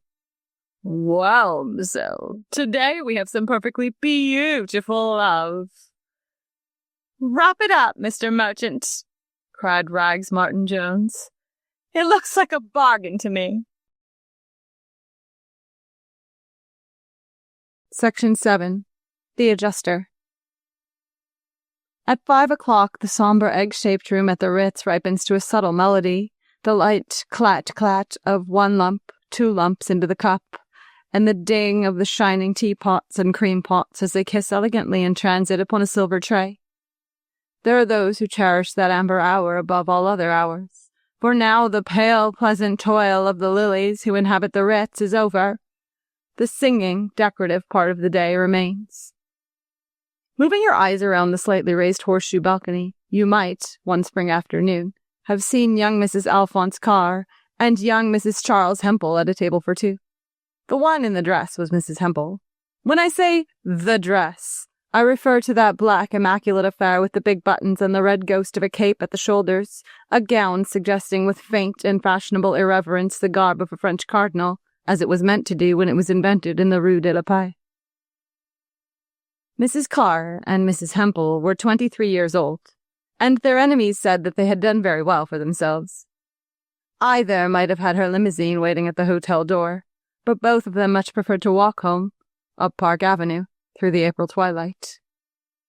Luella Hempel was tall, with the sort of flaxen hair that English country girls should have, but seldom do. Her skin was radiant, and there was no need of putting anything on it at all, but in deference to an antiquated fashion, this was the year 1920, she had powdered out its high roses and drawn on it a new mouth and new eyebrows, which were no more successful than such meddling deserves. This, of course, is said from the vantage point of 1925. In those days, the effect she gave was exactly right. "I've been married 3 years," she was saying as she squashed out a cigarette in an exhausted lemon. "The baby will be 2 years old tomorrow. I must remember to get—" She took a gold pencil from her case and wrote "candles" and "things you pull with paper caps" on an ivory date pad. Then, raising her eyes, she looked at Mrs. Carr and hesitated. "Shall I tell you something outrageous?" "Try," said Mrs. Carr cheerfully. "Even my baby bores me." "That sounds unnatural, Edie, but it's true. He doesn't begin to fill my life. I love him with all my heart, but when I have him to take care of for an afternoon, I get so nervous that I want to scream. After 2 hours, I begin praying for the moment the nurse will walk in the door." When she had made this confession, Luella breathed quickly and looked closely at her friend. She didn't really feel unnatural at all. This was the truth. There couldn't be anything vicious in the truth. "It may be because you don't love Charles," ventured Mrs. Carr, unmoved. "But I do. I hope I haven't given you that impression with all this talk." She decided that Edie Carr was stupid. "It's the very fact that I do love Charles that complicates matters. I cried myself to sleep last night because I know we're drifting slowly but surely toward a divorce. It's the baby that keeps us together." Edie Carr, who had been married 5 years, looked at her critically to see if this was a pose, but Luella's lovely eyes were grave and sad. "And what is the trouble?" Edie inquired. "It's plural," said Luella, frowning. "First, there's food. I'm a vile housekeeper, and I have no intention of turning into a good one. I hate to order groceries, and I hate to go into the kitchen and poke around to see if the icebox is clean, and I hate to pretend to the servants that I'm interested in their work when really I never want to hear about food until it comes on the table. You see, I never learned to cook, and consequently a kitchen is about as interesting to me as a boiler room. It's simply a machine that I don't understand. It's easy to say, go to cooking school, the way people do in books. But, Edie, in real life, does anybody ever change into a model housefrau unless they have to?" "Go on," said Edie noncommittally. "Tell me more." "Well, as a result, the house is always in a riot. The servants leave every week. If they're young and incompetent, I can't train them, so we have to let them go. If they're experienced, they hate a house where a woman doesn't take an intense interest in the price of asparagus, so they leave, and half the time we eat at restaurants and hotels." "I don't suppose Charles likes that." "Hates it. In fact, he hates about everything that I like. He's lukewarm about the theater, hates the opera, hates dancing, hates cocktail parties. Sometimes I think he hates everything pleasant in the world. I sat home for a year or so. While Chuck was on the way, and while I was nursing him, I didn't mind. But this year I told Charles frankly that I was still young enough to want some fun, and since then we've been going out whether he wants to or not." She paused, brooding. "I'm so sorry for him. I don't know what to do, Edie. But if we sat home, I'd just be sorry for myself. And to tell you another true thing, I'd rather that he be unhappy than me." Luella was not so much stating a case as thinking aloud. She considered that she was being very fair. Before her marriage, men had always told her that she was a good sport, and she had tried to carry this fairness into her married life. So she always saw Charlie's point of view as clearly as she saw her own. If she had been a pioneer wife, she would probably have fought the fight side by side with her husband. But here in New York, there wasn't any fight. They weren't struggling together to obtain a far-off peace and leisure. She had more of either than she could use. Luella, like several thousand other young wives in New York, honestly wanted something to do. If she had had a little more money and a little less love, she could have gone in for horses or for vagarious amour. Or, if they had had a little less money, her surplus energy would have been absorbed by hope and effort. But the Charles Hempels were in between. They were of that enormous American class who wander over Europe every summer, sneering rather pathetically and wistfully at the customs and traditions and pastimes of other countries, because they have no customs or traditions or pastimes of their own. It is a class sprung yesterday from fathers and mothers who might just as well have lived 200 years ago. The tea hour had turned abruptly into the before-dinner hour. Most of the tables had emptied until the room was dotted rather than crowded with shrill, isolated voices and remote, surprising laughter. In one corner, the waiters were already covering the tables with white for dinner. Charles and I are on each other's nerves.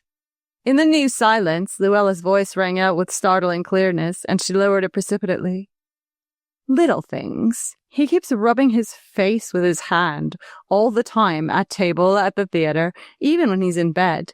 It drives me wild, and when things like that begin to irritate you, it's nearly over. She broke off, and reaching backward, drew up a light fur around her neck. I hope I haven't bored you, Edie. It's on my mind because tonight tells the story.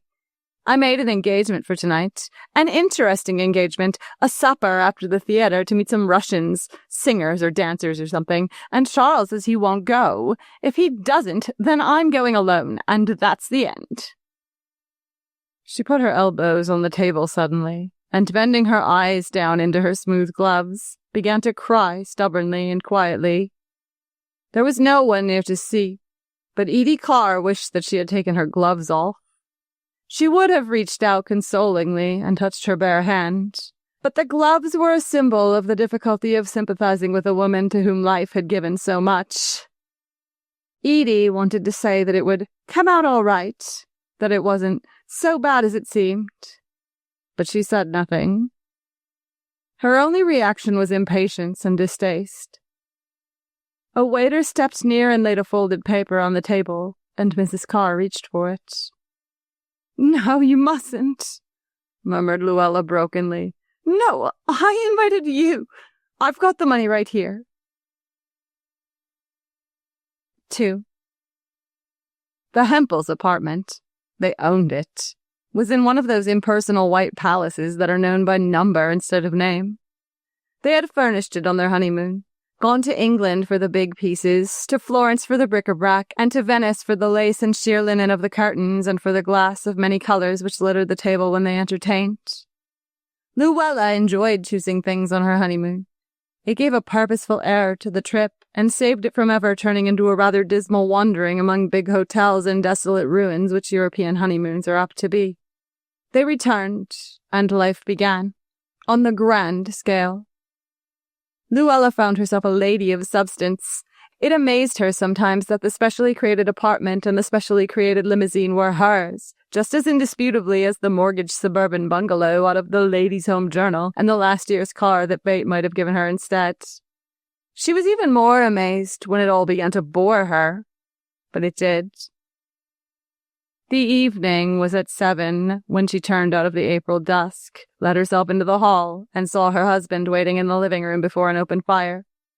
She came in without a sound, closed the door noiselessly behind her, and stood watching him for a moment through the pleasant, effective vista of the small salon which intervened. Charles Hempel was in the middle 30s, with a young, serious face and distinguished iron-gray hair which would be white in 10 years more. That and his deep-set dark grey eyes were his most noticeable features. Women always thought his hair was romantic. Most of the time, Luella thought so too. At this moment, she found herself hating him a little, for she saw that he had raised his hand to his face and was rubbing it nervously over his chin and mouth. It gave him an air of unflattering abstraction, and sometimes even obscured his words so that she was continually saying, "What?" She had spoken about it several times, and he had apologized in a surprised way. But obviously, he didn't realize how noticeable and how irritating it was, for he continued to do it. Things had now reached such a precarious state that Luella dreaded speaking of such matters any more. A certain sort of word might precipitate the imminent scene. Luella tossed her gloves and purse abruptly on the table. Hearing the faint sound, her husband looked out toward the hall. "Is that you, dear?" "Yes, dear." She went into the living room and walked into his arms and kissed him tensely. Charles Hempel responded with unusual formality, and then turned her slowly around so that she faced across the room. "I've brought someone home to dinner." She saw then that they were not alone, and her first feeling was of strong relief. The rigid expression on her face softened into a shy, charming smile as she held out her hand. "This is Dr. Moon. This is my wife." A man, a little older than her husband, with a round, pale, slightly lined face, came forward to meet her. "Good evening, Mrs. Hempel," he said. "I hope I'm not interfering with any arrangement of yours." "Oh, no," Luella cried quickly. "I'm delighted that you're coming to dinner. We're quite alone." Simultaneously, she thought of her engagement tonight and wondered if this could be a clumsy trap of Charles's to keep her at home. If it were, he had chosen his bait badly. This man, a tired placidity radiated from him, from his face, from his heavy, leisurely voice, even from the 3-year-old shine of his clothes. Nevertheless, she excused herself and went into the kitchen to see what was planned for dinner. As usual, they were trying a new pair of servants. The luncheon had been ill-cooked and ill-served. She would let them go tomorrow. She hoped Charles would talk to them. She hated to get rid of servants. Sometimes they wept and sometimes they were insolent. But Charles had a way with him, and they were always afraid of a man. The cooking on the stove, however, had a soothing savor. Luella gave instructions about which china and unlocked a bottle of precious Chianti from the buffet. Then she went in to kiss young Chuck good night. "Has he been good?" she demanded as he crawled enthusiastically into her arms. "Very good," said the governess. "We went for a long walk over by Central Park." "Well, aren't you a smart boy?" She kissed him ecstatically. "And he put his foot into the fountain, so we had to come home in a taxi right away and change his little shoe and stocking." "That's right. Here, wait a minute, Chuck!" Luella unclasped the great yellow beads from around her neck and handed them to him. "You mustn't break Mama's beads."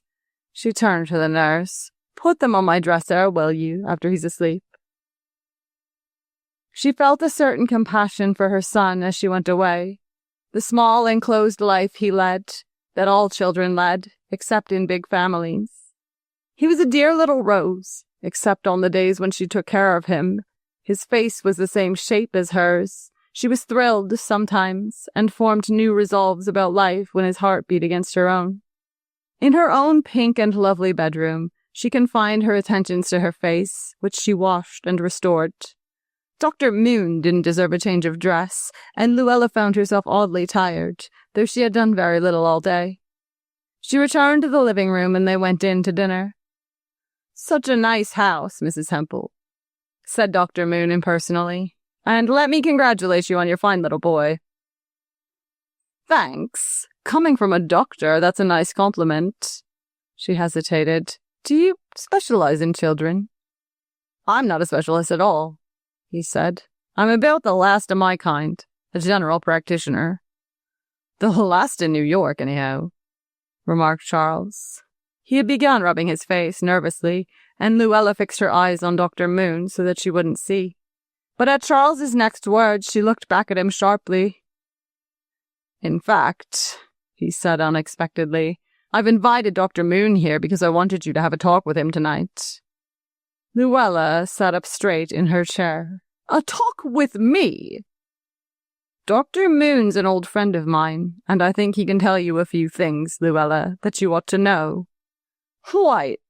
She tried to laugh, but she was surprised and annoyed.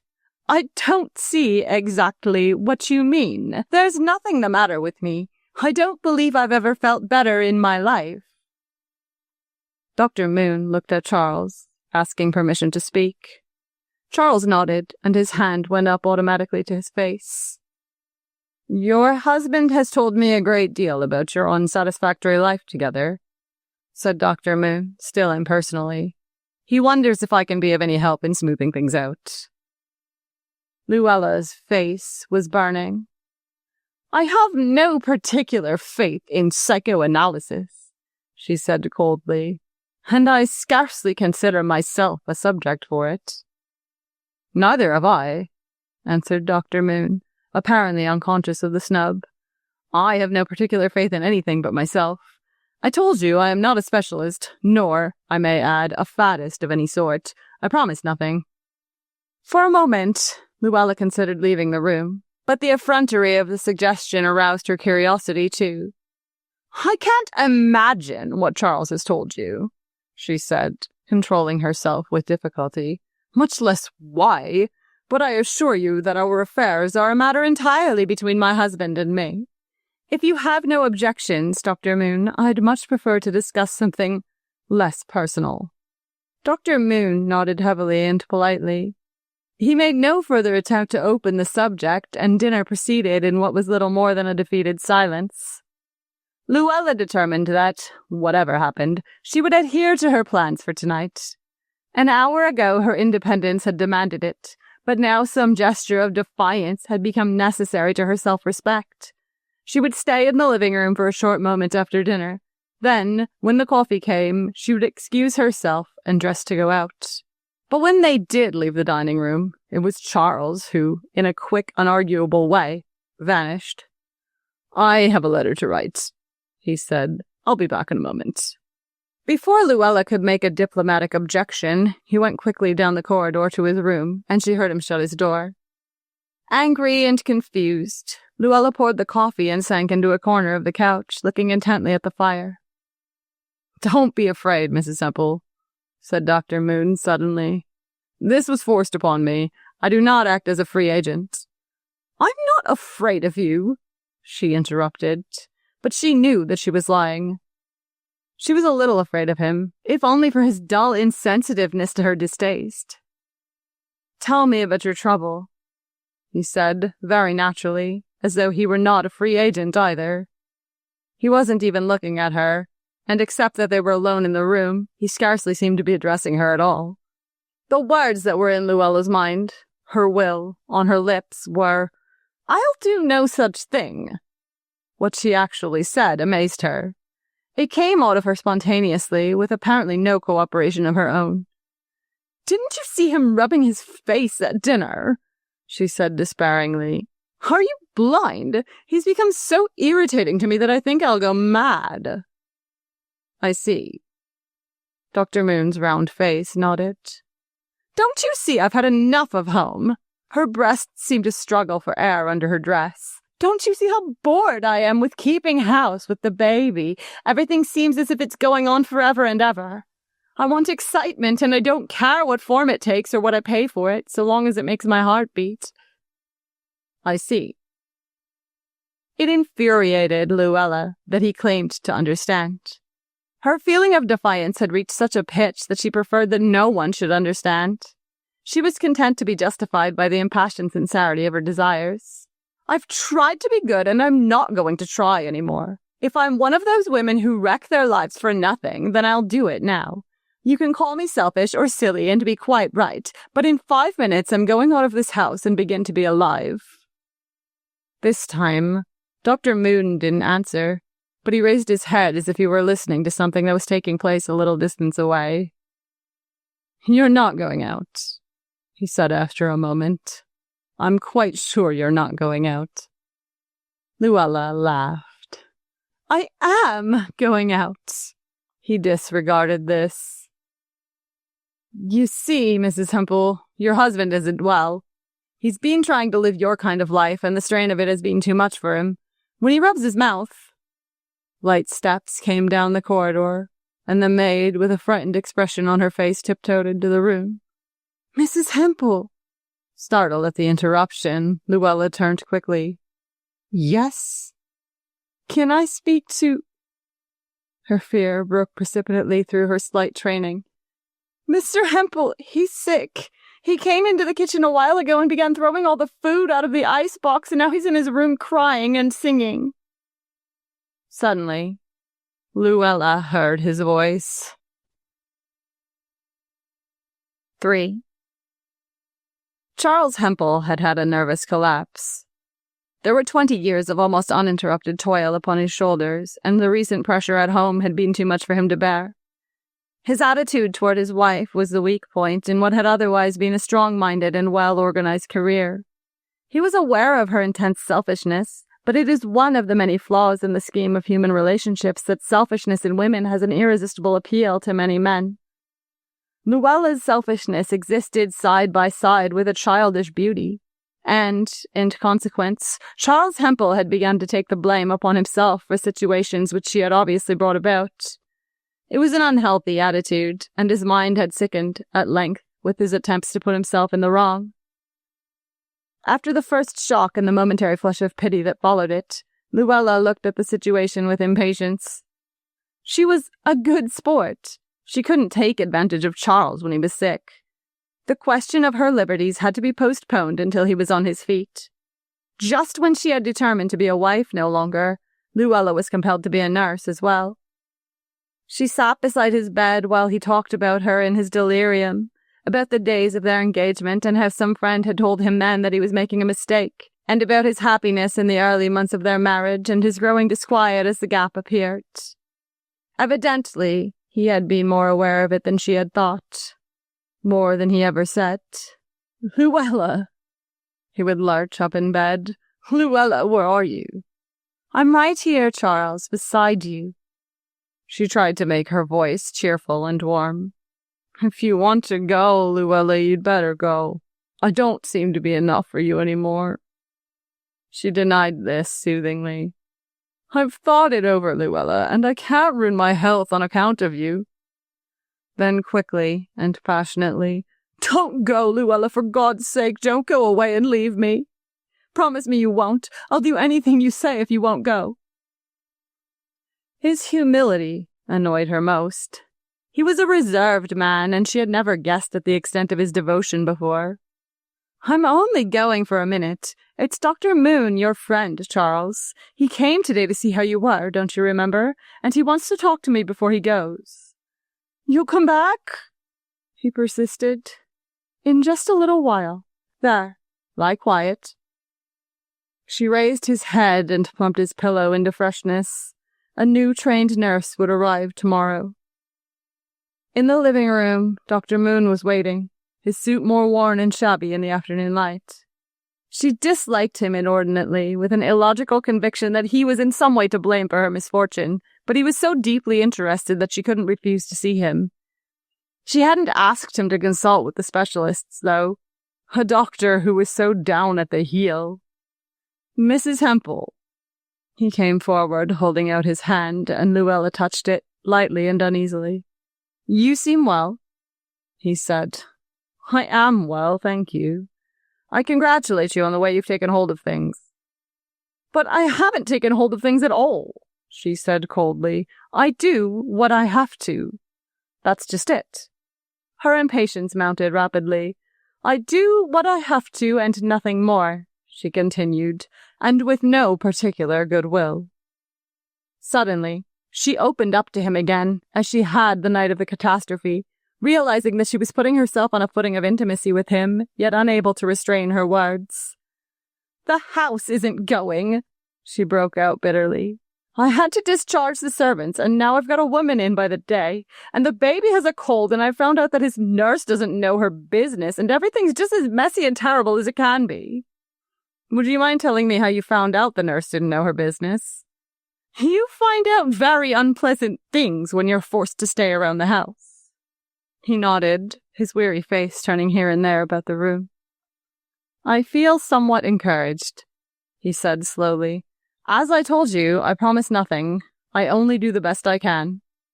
Luella looked up at him, startled. "What do you mean?" she protested. "You've done nothing for me. Nothing at all." "Nothing much, yet," he said heavily. "It takes time, Mrs. Hempel." The words were said in a dry monotone that was somehow without offense, but Luella felt that he had gone too far. She got to her feet. "I've met your type before," she said coldly. "For some reason, you seem to think that you have a standing here as the old friend of the family. But I don't make friends quickly, and I haven't given you the privilege of being so—" She wanted to say insolent, but the word eluded her. "So personal with me."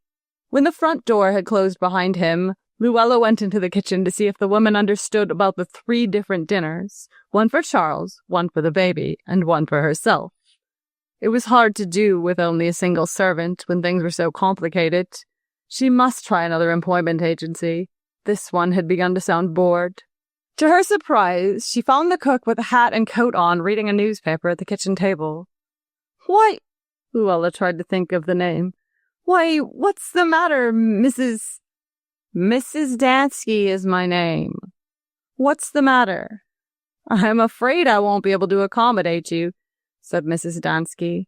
"You see, I'm only a plain cook, and I'm not used to preparing invalids' food." "But I've counted on you." "I'm very sorry." She shook her head stubbornly. "I've got my own health to think of. I'm sure they didn't tell me what kind of job it was when I came, and when you asked me to clean out your husband's room, I knew it was way beyond my powers." "I won't ask you to clean anything," said Luella desperately. "If you'll just stay until tomorrow, I can't possibly get anybody else tonight." Mrs. Dansky smiled politely. "I've got my own children to think of, just like you." It was on Luella's tongue to offer her more money, but suddenly her temper gave way. "I've never heard of anything so selfish in my life," she broke out. "To leave me at a time like this. You're an old fool." "If you'd pay me for my time, I'd go," said Mrs. Dansky calmly. "I won't pay you a cent unless you'll stay." She was immediately sorry she had said this, but she was too proud to withdraw the threat. "You will so pay me. You go out that door." "I'll go when I get my money," asserted Mrs. Dansky indignantly. "I got my children to think of." Luella drew in her breath sharply and took a step forward. Intimidated by her intensity, Mrs. Dansky turned and flounced, muttering, out of the door. Luella went to the phone and, calling up the agency, explained that the woman had left. "Can you send me someone right away? My husband is sick and the baby's sick." "I'm sorry, Mrs. Hempel. There's no one in the office now. It's after 4 o'clock. Luella argued for a while. Finally, she obtained a promise that they would telephone to an emergency woman they knew. That was the best they could do until tomorrow. She called several other agencies, but the servant industry had apparently ceased to function for the day. After giving Charles his medicine, she tiptoed softly into the nursery. "How's baby?" she asked abstractedly. 99.1, whispered the nurse, holding the thermometer to the light. "I just took it." "Is that much?" asked Luella, frowning. "It's just 3/5 of a degree. That isn't so much for the afternoon. They often run up a little with a cold." Luella went over to the cot and laid her hand on her son's flushed cheek, thinking, in the midst of her anxiety, how much he resembled the incredible cherub of the Lux advertisement in the bus. She turned to the nurse. "Do you know how to cook?" "Why, I'm not a good cook." "Well, can you do the baby's food tonight? That old fool has left and I can't get anyone and I don't know what to do." "Oh, yes, I can do the baby's food." "That's all right then. I'll try to fix something for Mr. Hempel. Please have your door open so you can hear the bell when the doctor comes, and let me know." So many doctors. There had scarcely been an hour all day when there wasn't a doctor in the house. The specialist and their family physician every morning, then the baby doctor, and this afternoon there had been Dr. Moon, placid, persistent, unwelcome in the parlor. Luella went into the kitchen. She could cook bacon and eggs for herself. She had often done that after the theater. But the vegetables for Charles were a different matter. They must be left to boil or stew or something, and the stove had so many doors and ovens that she couldn't decide which to use. She chose a blue pan that looked new, sliced carrots into it, and covered them with a little water. As she put it on the stove and tried to remember what to do next, the phone rang. It was the agency. "Yes, this is Mrs. Hempel speaking." "Why, the woman we sent to you has returned here with the claim that you refused to pay her for her time." "I explained to you that she refused to stay," said Luella hotly. She didn't keep her agreement, and I didn't feel I was under any obligation. We have to see that our people are paid, the agency informed her. Otherwise, we wouldn't be helping them at all, would we? I'm sorry, Mrs. Hempel, but we won't be able to furnish you with anyone else until this little matter is arranged. Oh, I'll pay, she cried. Of course, we like to keep on good terms with our clients. Yes. So if you'll send her money around tomorrow, it's 75 cents an hour. But how about tonight? She exclaimed. I've got to have someone tonight. Why, it's pretty late now. I was just going home myself. But I'm Mrs. Charles Hempel. Don't you understand? I'm perfectly good for what I say I'll do. I'm the wife of Charles Hempel of 14 Broadway. Simultaneously, she realized that Charles Hempel of 14 Broadway was a helpless invalid. He was neither a reference nor a refuge anymore. In despair at the sudden callousness of the world, she hung up the receiver. After another 10 minutes of frantic muddling in the kitchen, she went to the baby's nurse, whom she disliked, and confessed that she was unable to cook her husband's dinner. The nurse announced that she had a splitting headache and that with a sick child her hands were full already, but she consented, without enthusiasm, to show Luella what to do. Swallowing her humiliation, Luella obeyed orders while the nurse experimented, grumbling with the unfamiliar stove. Dinner was started after a fashion. Then it was time for the nurse to bathe Chuck, and Luella sat down alone at the kitchen table and listened to the bubbling perfume that escaped from the pans. And women do this every day, she thought. Thousands of women cook and take care of sick people and go out to work, too. But she didn't think of those women as being like her, except in the superficial aspect of having 2 feet and 2 hands. She said it as she might have said, South Sea Islanders wear nose rings. She was merely slumming today in her own home, and she wasn't enjoying it. For her, it was merely a ridiculous exception. Suddenly, she became aware of slow approaching steps in the dining room, and then in the butler's pantry. Half afraid that it was Dr. Moon coming to pay another call, she looked up and saw the nurse coming through the pantry door. It flashed through Luella's mind that the nurse was going to be sick, too. And she was right. The nurse had hardly reached the kitchen door when she lurched and clutched at the handle as a winged bird clings to a branch. Then she receded wordlessly to the floor. Simultaneously, the doorbell rang, and Luella, getting to her feet, gasped with relief that the baby doctor had come. Fainted, that's all, he said, taking the girl's head into his lap. The eyes fluttered. Yep, she fainted, that's all. Everybody's sick, cried Luella with a sort of despairing humor. Everybody's sick but me, doctor. This one's not sick, he said after a moment. Her heart is normal already. She just fainted. When she had helped the doctor raise the quickening body to a chair, Luella hurried into the nursery and bent over the baby's bed. She let down one of the iron sides quietly. The fever seemed to be gone now. The flush had faded away. She bent over to touch the small cheek. Suddenly, Luella began to scream. 4. Even after her baby's funeral, Luella still couldn't believe that she had lost him. She came back to the apartment and walked around the nursery in a circle, saying his name.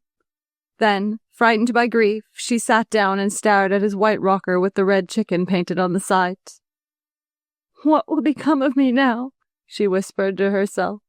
Something awful is going to happen to me when I realize that I'll never see Chuck anymore. She wasn't sure yet. If she waited here till twilight, the nurse might still bring him in from his walk. She remembered a tragic confusion in the midst of which someone had told her that Chuck was dead. But if that was so, then why was his room waiting, with his small brush and comb still on the bureau, and why was she here at all? Mrs. Hempel. She looked up. The weary, shabby figure of Dr. Moon stood in the door. You go away, Luella said dully. Your husband needs you. I don't care. Dr. Moon came a little way into the room. I don't think you understand, Mrs. Hempel. He's been calling for you. You haven't anyone now except him." "I hate you," she said suddenly. "If you like. I promised nothing, you know. I do the best I can. You'll be better when you realize that your baby is gone, that you're not going to see him anymore." Luella sprang to her feet. "My baby isn't dead," she cried. "You lie! You always lie!" Her flashing eyes looked into his and caught something there, at once brutal and kind, that awed her and made her impotent and acquiescent. She lowered her own eyes in tired despair. "All right," she said wearily. "My baby is gone. What shall I do now? Your husband is much better. All he needs is rest and kindness, but you must go to him and tell him what's happened."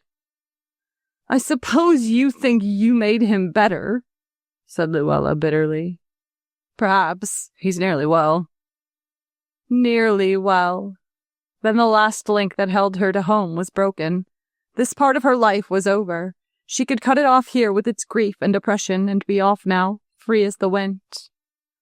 "I'll go to him in a minute," Luella said in a faraway voice. "Please leave me alone." Dr. Moon's unwelcome shadow melted into the darkness of the hall. "I can go away," Luella whispered to herself. "Life has given me back freedom in place of what it took away from me." But she mustn't linger even a minute, or life would bind her again and make her suffer once more. She called the apartment porter and asked that her trunk be brought up from the storeroom. Then she began taking things from the bureau and wardrobe, trying to approximate as nearly as possible the possessions that she had brought to her married life. She even found 2 old dresses that had formed part of her trousseau, out of style now and a little tight in the hips, which she threw in with the rest. A new life. Charles was well again, and her baby, whom she had worshipped and who had bored her a little, was dead. When she had packed her trunk, she went into the kitchen automatically to see about the preparations for dinner. She spoke to the cook about the special things for Charles and said that she herself was dining out. The sight of one of the small pans that had been used to cook Chuck's food caught her attention for a moment, but she stared at it, unmoved. She looked into the icebox and saw it was clean and fresh inside. Then she went into Charles's room. He was sitting up in bed and the nurse was reading to him.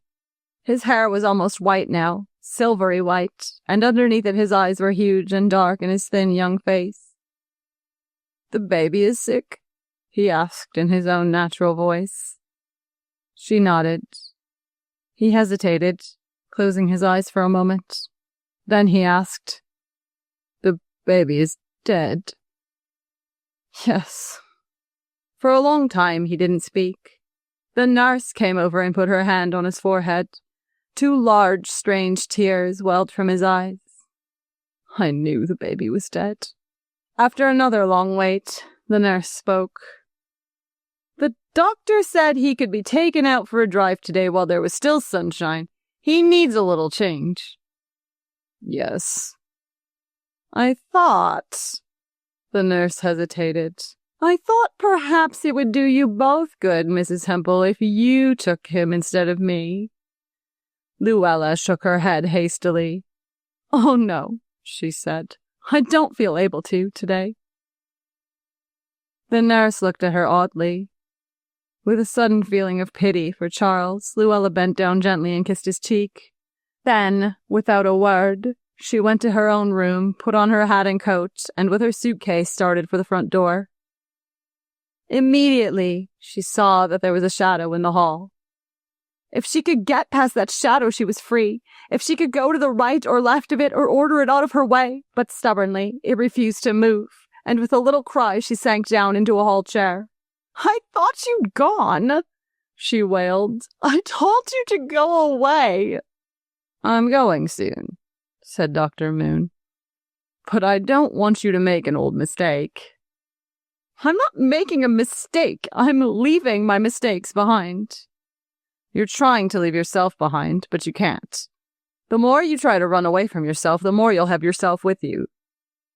"But I've got to go away," she insisted wildly, "out of this house of death and failure." "You haven't failed yet. You've only begun."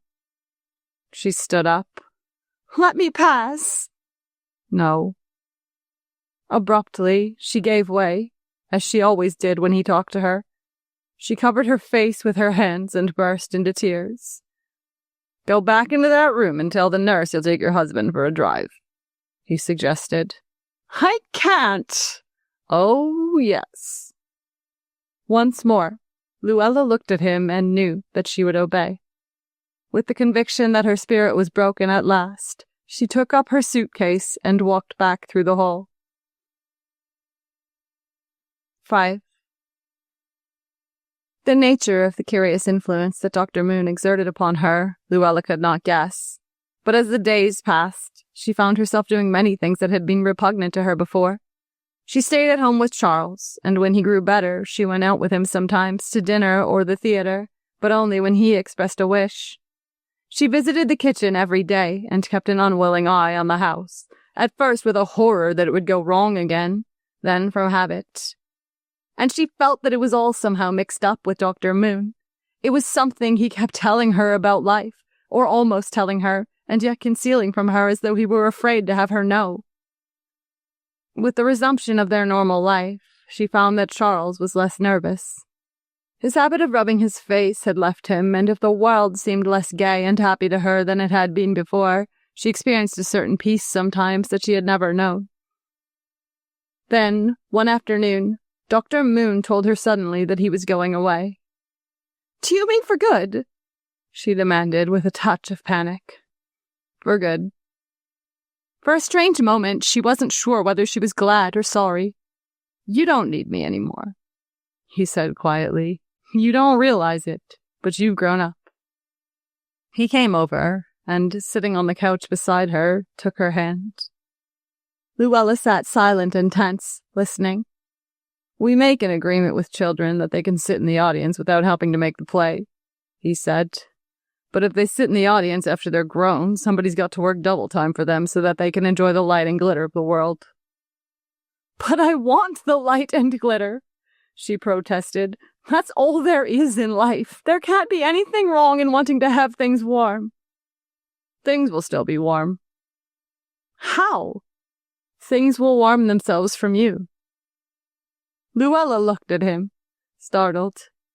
It's your turn to be the center, to give others what was given to you for so long. You've got to give security to young people and peace to your husband and a sort of charity to the old. You've got to let the people who work for you depend on you. You've got to cover up a few more troubles than you show, and be a little more patient than the average person, and do a little more instead of a little less than your share.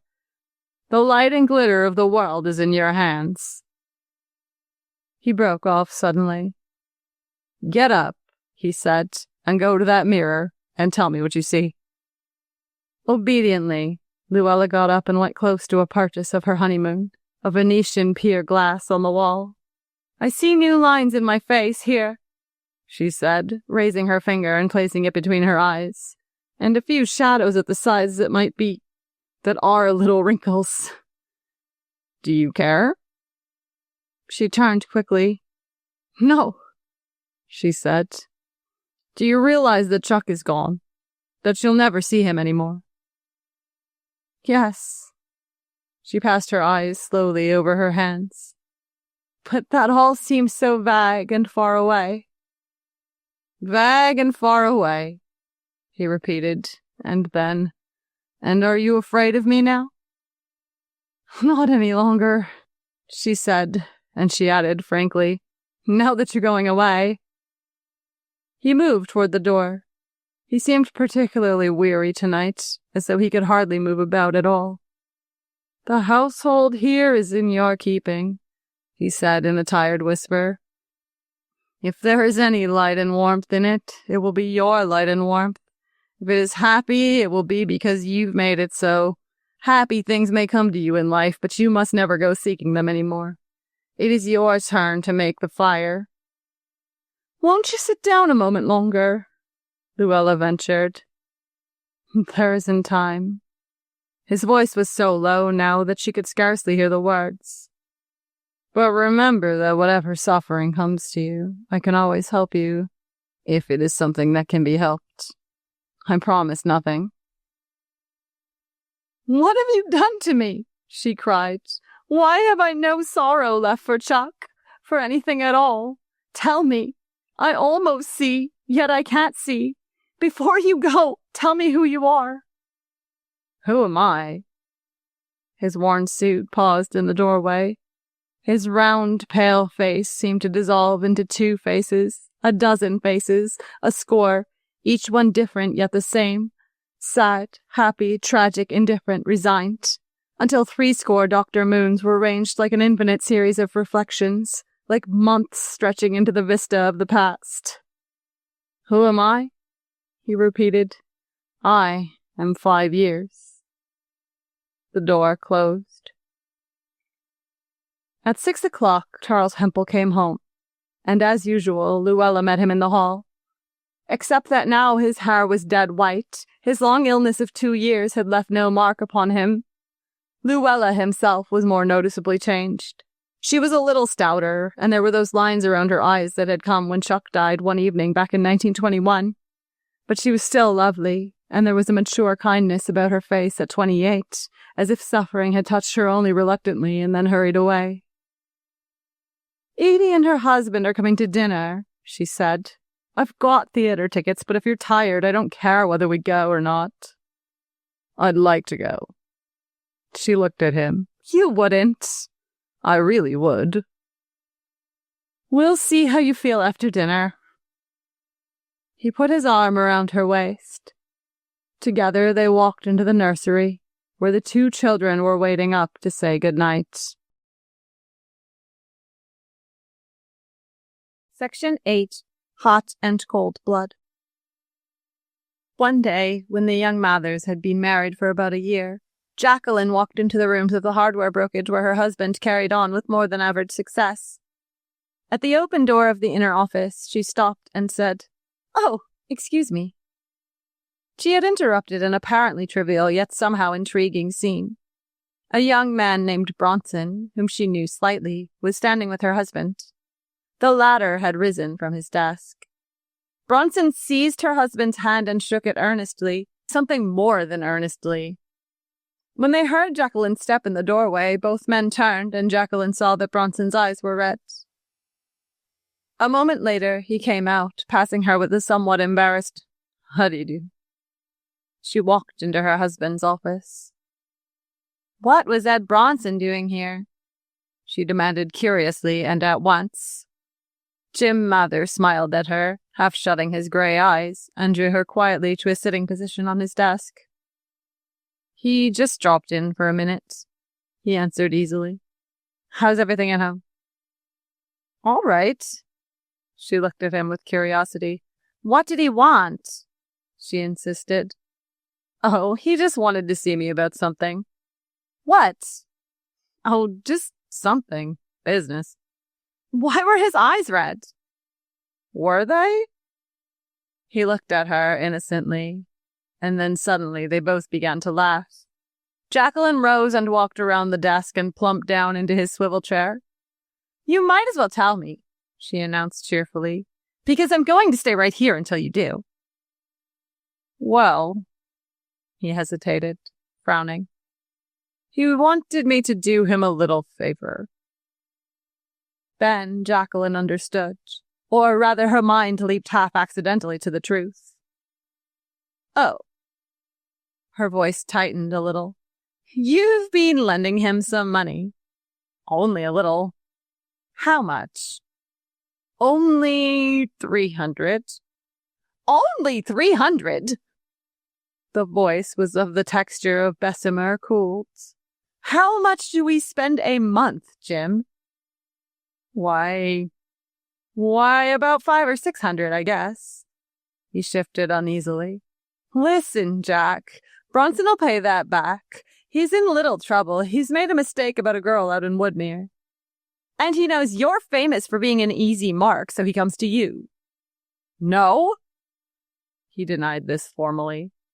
Don't you suppose I could use that $300? She demanded. How about that trip to New York we couldn't afford last November? The lingering smile faded from Mather's face. He went over and shut the door to the outer office. Listen, Jack, he began. You don't understand this. Bronson's one of the men I eat lunch with almost every day. We used to play together when we were kids. We went to school together. Don't you see that I'm just the person he'd be right to come to in trouble? And that's just why I couldn't refuse. Jacqueline gave her shoulders a twist as if to shake off this reasoning.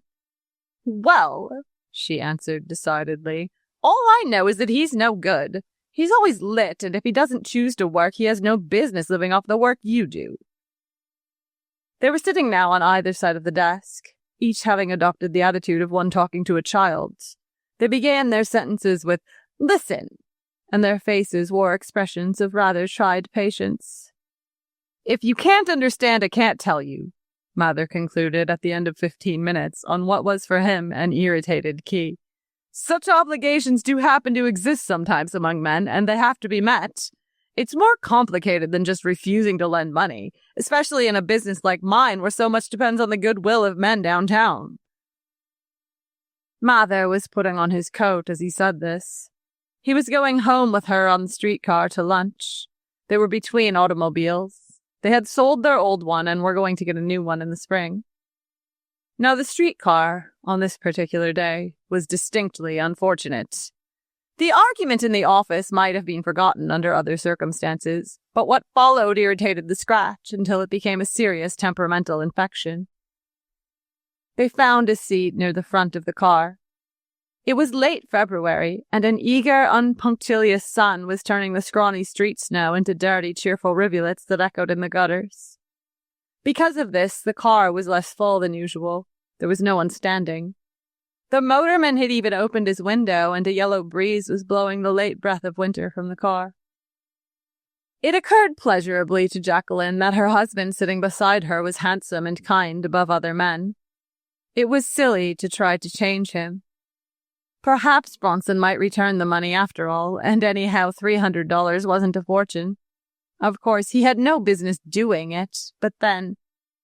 Her musings were interrupted as an eddy of passengers pushed up the aisle. Jacqueline wished they'd put their hands over their mouths when they coughed, and she hoped that Jim would get a new machine pretty soon. You couldn't tell what disease you'd run into in these trolleys. She turned to Jim to discuss the subject, but Jim had stood up and was offering his seat to a woman who had been standing beside him in the aisle. The woman, without so much as a grunt, sat down. Jacqueline frowned. The woman was about 50 and enormous. When she first sat down, she was content merely to fill the unoccupied part of the seat, but after a moment she began to expand and to spread her great rolls of fat over a larger and larger area until the process took on the aspect of violent trespassing.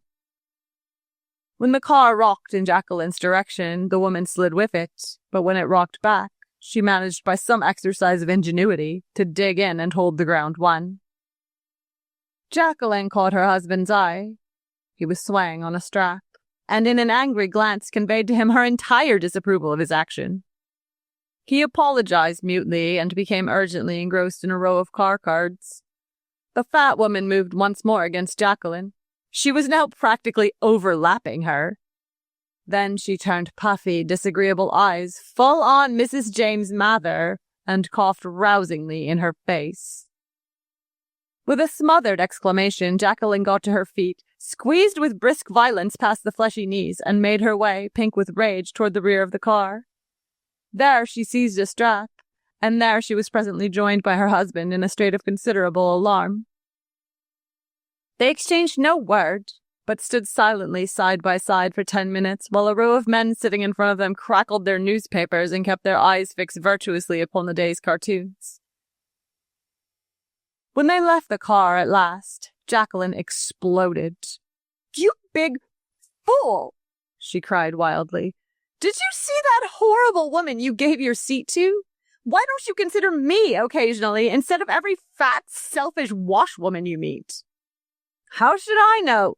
But Jacqueline was as angry at him as she had ever been. It was unusual for anyone to get angry at him. "You didn't see any of those men getting up for me, did you? No wonder you were too tired to go out last Monday night. You'd probably given your seat to some horrible Polish washwoman that's strong as an ox and likes to stand up." They were walking along in the slushy street, stepping wildly into great pools of water. Confused and distressed, Mather could utter neither apology nor defense. Jacqueline broke off and then turned to him with a curious light in her eyes. The words in which she couched her summary of the situation were probably the most disagreeable that had ever been addressed to him in his life. "The trouble with you, Jim, the reason you're such an easy mark is that you've got the ideas of a college freshman. You're a professional, nice fellow." 2. The incident and the unpleasantness were forgotten. Mather's vast good nature had smoothed over the roughness within an hour.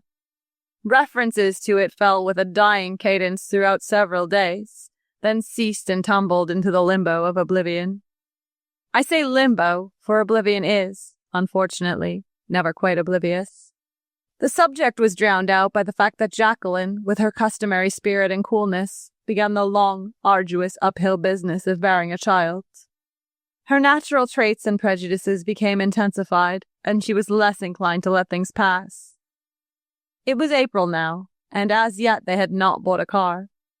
Mather had discovered that he was saving practically nothing, and that in another half-year he would have a family on his hands. It worried him. A wrinkle, small, tentative, undisturbing, appeared for the first time as a shadow around his honest, friendly eyes. He worked far into the spring twilight now, and frequently brought home with him the overflow from his office day. The new car would have to be postponed for a while. April afternoon, and all the city shopping on Washington Street. Jacqueline walked slowly past the shops, brooding without fear or depression on the shape into which her life was now being arbitrarily forced. Dry summer dust was in the wind. The sun bounded cheerily from the plate-glass windows and made radiant gasoline rainbows where automobile drippings had formed pools on the street. Jacqueline stopped. Not 6 feet from her, a bright new sport roadster was parked at the curb. Beside it stood 2 men in conversation, and at the moment when she identified one of them as young Bronson, she heard him say to the other in a casual tone, "What do you think of it? Just got it this morning." Jacqueline turned abruptly and walked with quick tapping steps to her husband's office. With her usual curt nod to the stenographer, she strode by her to the inner room. Mather looked up from his desk in surprise at her brusque entry.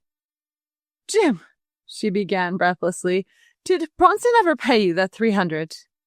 "Why, no," he answered hesitantly. "Not yet. He was in here last week and he explained that he was a little bit hard up." Her eyes gleamed with angry triumph. "Oh, he did?" she snapped. "Well, he's just bought a new sport roadster that must have cost anyhow $2,500. He shook his head, unbelieving. "I saw it," she insisted. "I heard him say he'd just bought it." "He told me he was hard up," repeated Mather helplessly. Jacqueline audibly gave up by heaving a profound noise, a sort of groanish sigh.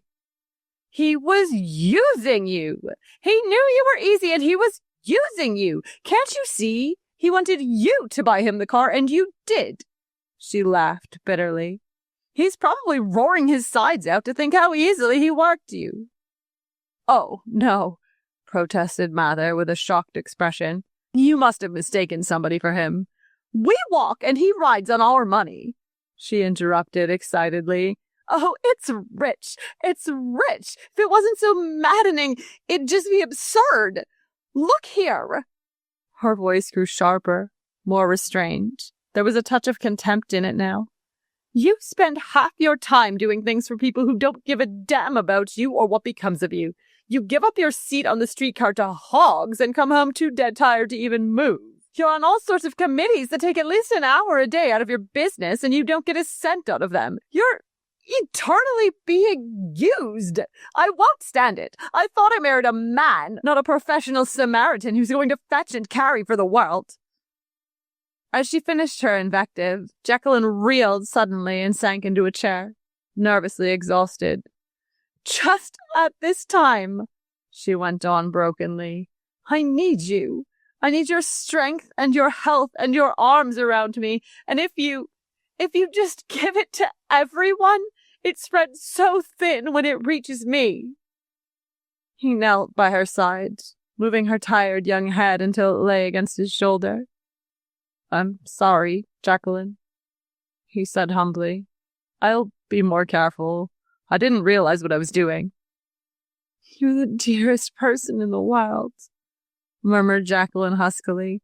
"But I want all of you and the best of you for me."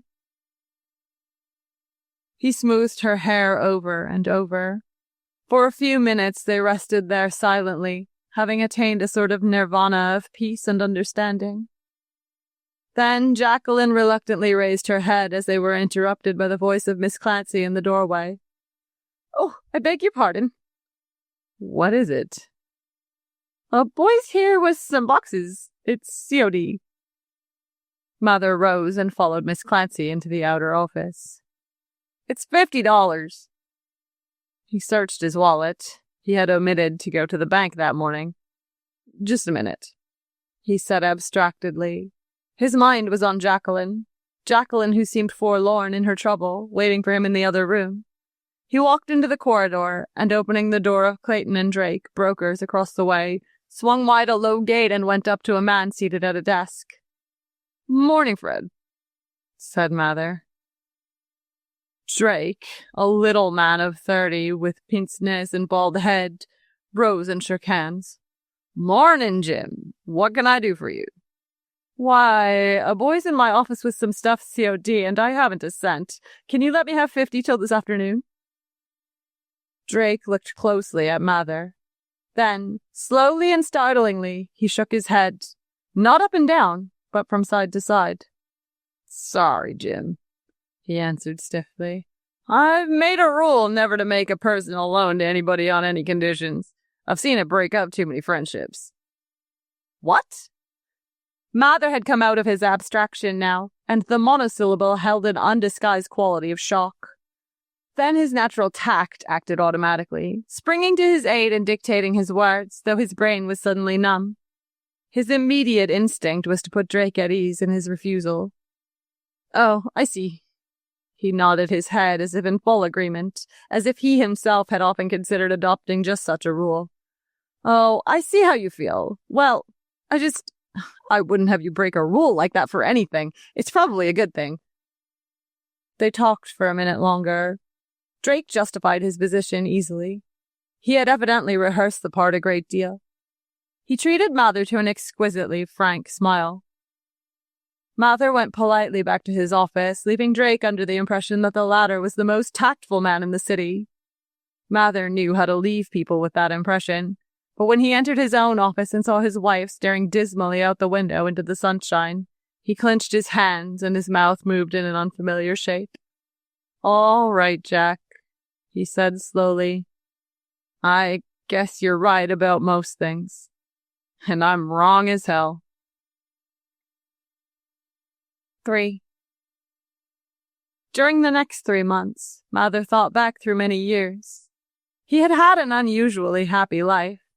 Those frictions between man and man, between man and society, which hardened most of us into a rough and cynical quarreling trim, had been conspicuous by their infrequency in his life. It had never occurred to him before that he had paid a price for this immunity, but now he perceived how here and there and constantly he had taken the rough side of the road to avoid enmity or argument or even question. There was, for instance, much money that he had lent privately, about $1,300 in all, which he realized in his new enlightenment he would never see again. It had taken Jacqueline's harder, feminine intelligence to know this. It was only now when he owed it to Jacqueline to have money in the bank that he missed these loans at all. He realized, too, the truth of her assertions that he was continually doing favors. A little something here, a little something there. The sum total, in time and energy expended, was appalling. It had pleased him to do the favors. He reacted warmly to being thought well of, but he wondered now if he had not been merely indulging a selfish vanity of his own.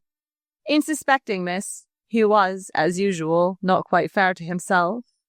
The truth was that Mather was essentially and enormously romantic. He decided that these expenditures of himself made him tired at night, less efficient in his work, and less of a prop to Jacqueline, who, as the months passed, grew more heavy and bored and sat through the long summer afternoons on the screened veranda waiting for his step at the end of the walk. Lest that step falter, Mather gave up many things, among them the presidency of his college alumni association. He let slip other labors less prized. When he was put on a committee, men had a habit of electing him chairman and retiring into a dim background where they were inconveniently hard to find. He was done with such things now. Also, he avoided those who were prone to ask favors, fleeing a certain eager look that would be turned on him from some group at his club. The change in him came slowly. He was not exceptionally unworldly. Under other circumstances, Drake's refusal of money would not have surprised him. Had it come to him as a story, he would scarcely have given it a thought, but it had broken in with harsh abruptness upon a situation existing in his own mind, and the shock had given it a powerful and literal significance. It was mid-August now, and the last of a baking week. The curtains of his wide-open office windows had scarcely rippled all the day, but lay like sails becalmed in warm juxtaposition with the smothering screens. Mather was worried. Jacqueline had overtired herself and was paying for it by violent sick headaches, and business seemed to have come to an apathetic standstill. That morning he had been so irritable with Miss Clancy that she had looked at him in surprise. He had immediately apologized, wishing afterward that he hadn't. He was working at high speed through this heat. Why shouldn't she? She came to his door now, and he looked up faintly, frowning. Mr. Edward Lacey. All right, he answered listlessly. Old man Lacey, he knew him slightly. A melancholy figure, a brilliant start back in the 80s, and now one of the city's failures. He couldn't imagine what Lacey wanted unless he were soliciting. Good afternoon, Mr. Mather. A little, solemn, grey-haired man stood on the threshold. Mather rose and greeted him politely. Are you busy, Mr. Mather? Well, not so very. He stressed the qualifying words slightly. Mr. Lacey sat down, obviously ill at ease. He kept his hat in his hands and clung to it tightly as he began to speak. Mr. Mather, if you've got 5 minutes to spare, I'm going to tell you something that I find at present it's necessary for me to tell you. Mather nodded.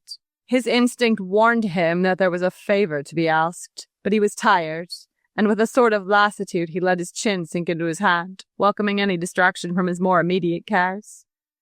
You see, went on Mr. Lacey. Mather noticed that the hands which fingered at the hat were trembling. Back in '84, your father and I were very good friends. You've heard him speak of me, no doubt. Mather nodded. I was asked to be one of the pallbearers. Once we were very close. It's because of that I come to you now. Never before in my life have I ever had to come to anyone as I've come to you now, Mr. Mather. Come to a stranger.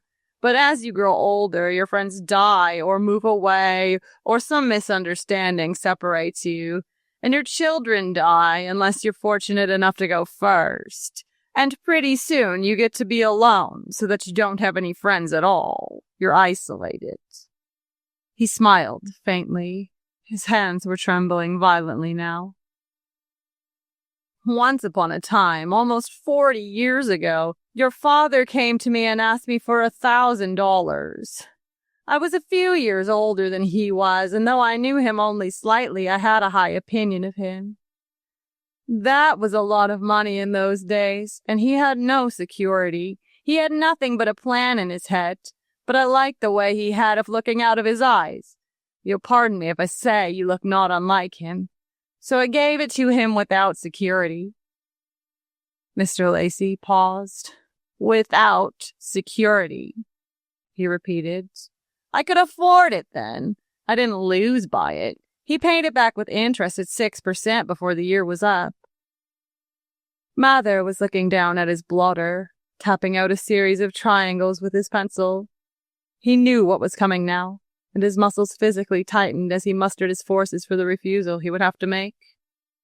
I'm now an old man, Mr. Mather, the cracked voice went on. I've made a failure. I am a failure. Only we needn't go into that now. I have a daughter, an unmarried daughter who lives with me. She does stenographic work and has been very kind to me. We live together, on Selby Avenue. We have an apartment, quite a nice apartment." The old man sighed quaveringly. He was trying, and at the same time was afraid, to get to his request. It was insurance, it seemed. He had a $10,000 policy. He had borrowed on it up to the limit, and he stood to lose the whole amount unless he could raise $450. He and his daughter had about $75 between them. They had no friends, he had explained that, and they had found it impossible to raise the money. Mather could stand the miserable story no longer. He could not spare the money, but he could at least relieve the old man of the blistered agony of asking for it. "I'm sorry, Mr. Lacey," he interrupted as gently as possible, "but I can't lend you that money." "No." The old man looked at him with faded, blinking eyes that were beyond all shock. Almost, it seemed, beyond any human emotion except ceaseless care. The only change in his expression was that his mouth dropped slowly ajar. Mather fixed his eyes determinedly upon his blotter. "We're going to have a baby in a few months, and I've been saving for that. It wouldn't be fair to my wife to take anything from her, or the child, right now."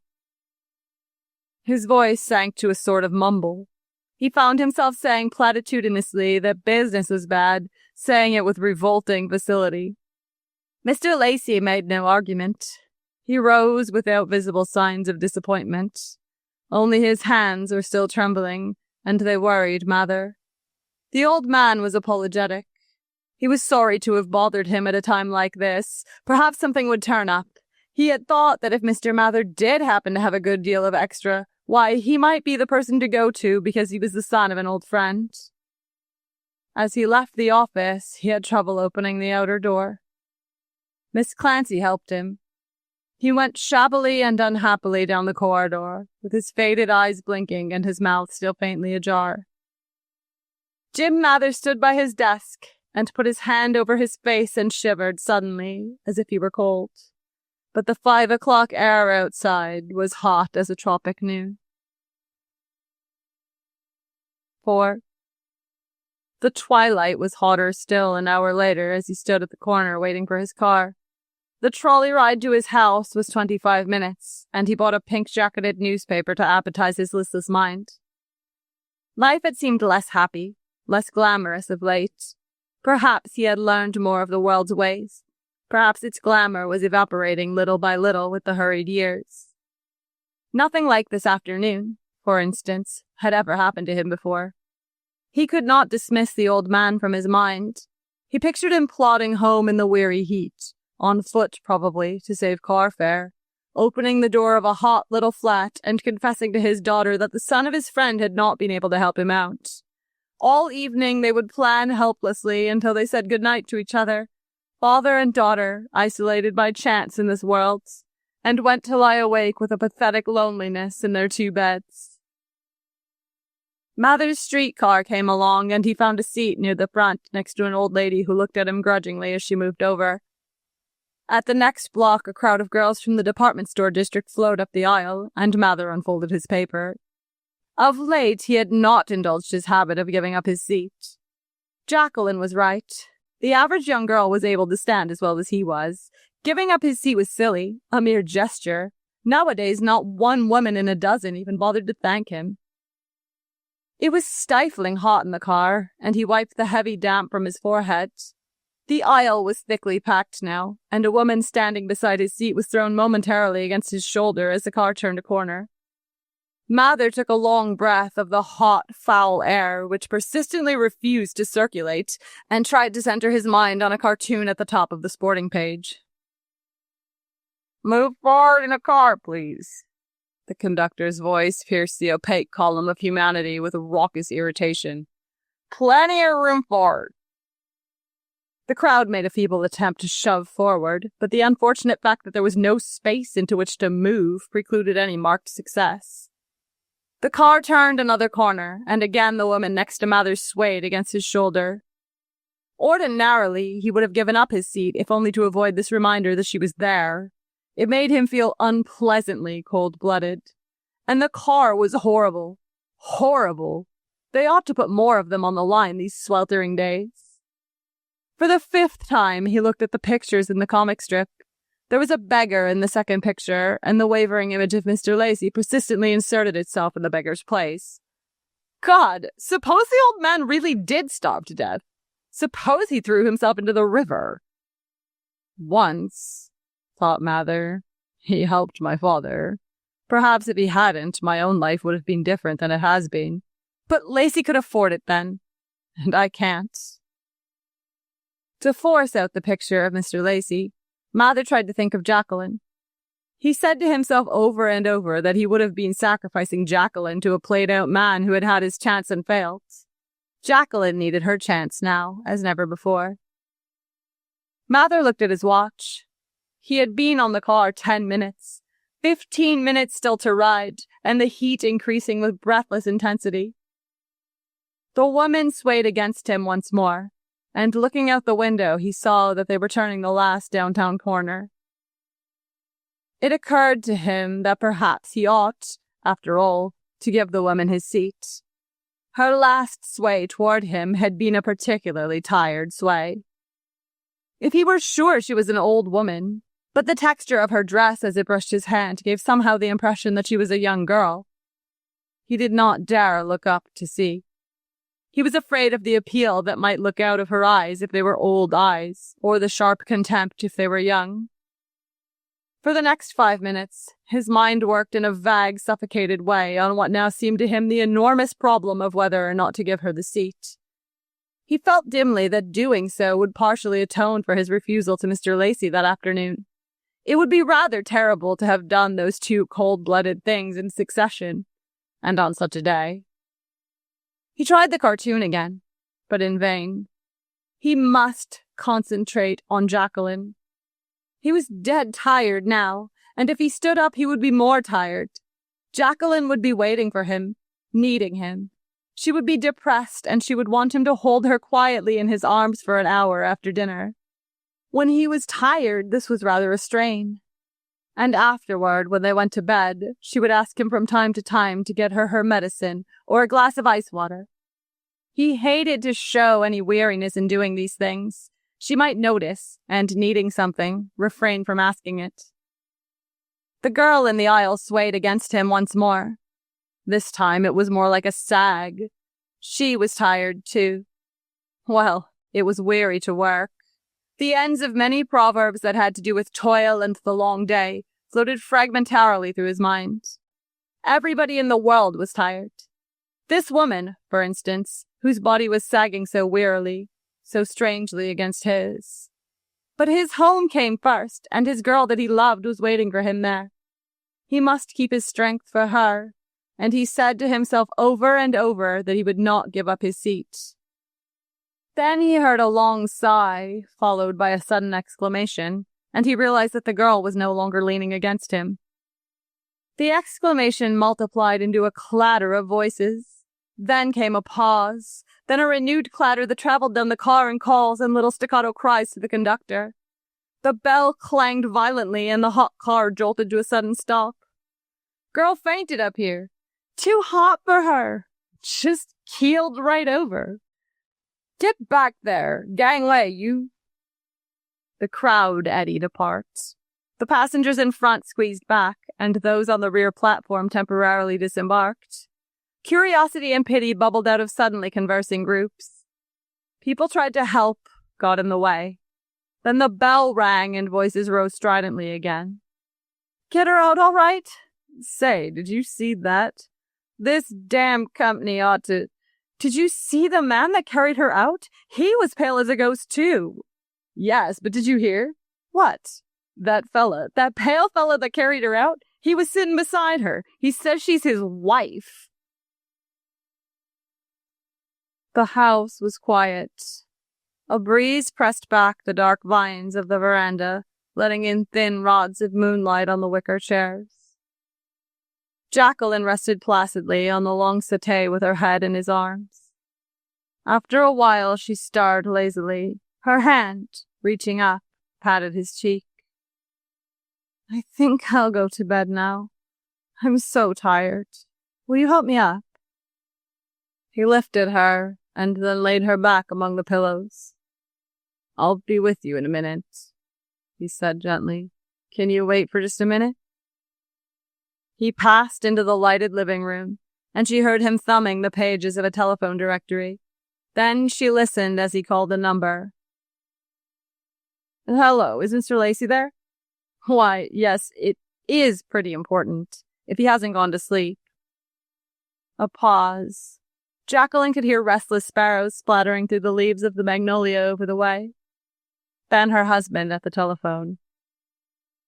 Is this Mr. Lacey? Oh, this is Mather. Why, in regard to that matter we talked about this afternoon, I think I'll be able to fix that up after all. He raised his voice a little, as though someone at the other end found it difficult to hear. James Mather's son, I said. About that little matter this afternoon. Section 9. The Sensible Thing.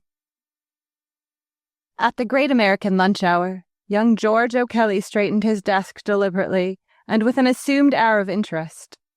No one in the office must know that he was in a hurry, for success is a matter of atmosphere, and it is not well to advertise the fact that your mind is separated from your work by a distance of 700 miles. But once out of the building, he set his teeth and began to run, glancing now and then at the gay noon of early spring which filled Times Square and loitered less than 20 feet over the heads of the crowd.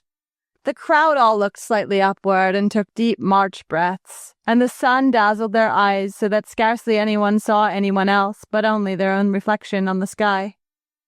George O'Kelly, whose mind was over 700 miles away, thought that all outdoors was horrible. He rushed into the subway and for 95 blocks bent a frenzied glance on a car card which showed vividly how he had only one chance in 5 of keeping his teeth for 10 years. At 137th Street, he broke off his study of commercial art, left the subway, and began to run again, a tireless, anxious run that brought him this time to his home. One room in a high, horrible apartment house in the middle of nowhere. There it was on the bureau. The letter, in sacred ink on blessed paper. All over the city, people, if they listened, could hear the beating of George O'Kelly's heart. He read the commas, the blots, and the thumb smudge on the margin. Then he threw himself hopelessly upon his bed. He was in a mess, one of those horrific messes which are ordinary incidents in the life of the poor, which follow poverty like birds of prey. The poor go under, or go up, or go wrong, or even go on, somehow, in a way the poor have. But George O'Kelly was so new to poverty that had anyone denied the uniqueness of his case, he would have been astounded. Less than 2 years ago, he had been graduated with honors from the Massachusetts Institute of Technology and had taken a position with a firm of construction engineers in southern Tennessee. All his life he had thought in terms of tunnels and skyscrapers and great squat dams and tall 3-towered bridges that were like dancers holding hands in a row with heads as tall as cities and skirts of cable strand. It had seemed romantic to George O'Kelly to change the sweep of rivers and the shape of mountains so that life could flourish in the old bad lands of the wild where it had never taken root before. He loved steel, and there was always steel near him in his dreams. Liquid steel, steel in bars and blocks and beams and formless plastic masses, waiting for him as paint and canvas to his hand. Steel inexhaustible, to be made lovely and austere in his imaginative fire. At present, he was an insurance clerk at $40 a week, with his dreams slipping fast behind him. The dark little girl who had made this mess, this terrible and intolerable mess, was waiting to be sent for in a town in Tennessee. In 15 minutes, the woman from whom he sublet his room knocked and asked him with maddening kindness if, since he was home, he would have some lunch. He shook his head, but the interruption aroused him, and getting up from the bed, he wrote a telegram. Letter depressed me. Have you lost your nerve? You are foolish and just upset to think of breaking off. Why not marry me immediately? Sure, we can make it all right. He hesitated for a wild minute, and then added in a hand that could scarcely be recognized as his own, In any case, I will arrive tomorrow at 6 o'clock. When he finished, he ran out of the apartment and down to the telegraph office near the subway stop. He possessed in this world not quite $100, but the letter showed that she was nervous, and this left him no choice. He knew what nervous meant, that she was emotionally depressed, that the prospect of marrying into a life of poverty and struggle was putting too much strain upon her love. George O'Kelly reached the insurance company at his usual run, the run that had become almost second nature to him, that seemed best to express the tension under which he lived. He went straight to the manager's office. "I want to see you, Mr. Chambers," he announced breathlessly. "Well?" Two eyes like winter windows, glared at him with ruthless impersonality. "I want to get 4 days vacation." "Why, you had a vacation just 2 weeks ago," said Mr. Chambers in surprise. "That's true," admitted the distraught young man, "but now I've got to have another." "Where'd you go last time? To your home?" "No, I went to a place in Tennessee." "Well, where do you want to go this time?" "Well, this time I want to go to a place in Tennessee." "You're consistent, anyhow," said the manager dryly. "But I didn't realize you were employed here as a traveling salesman." "I'm not," cried George desperately. "But I've got to go." "All right," agreed Mr. Chambers, "but you don't have to come back, so don't." "I won't." And to his own astonishment, as well as Mr. Chambers's, George's face grew pink with pleasure. He felt happy, exultant. For the first time in 6 months, he was absolutely free. Tears of gratitude stood in his eyes, and he seized Mr. Chambers warmly by the hand. "I want to thank you," he said, with a rush of emotion. "I don't want to come back. I think I'd have gone crazy if you said that I could come back. Only I couldn't quit myself, you see, and I want to thank you for quitting for me." He waved his hand magnanimously, shouted aloud, "You owe me 3 days' salary, but you can keep it," and rushed from the office. Mr. Chambers rang for his stenographer to ask if O'Kelly had seemed queer lately. He had fired many men in the course of his career, and they had taken it in many different ways. But none of them had thanked him ever before. 2.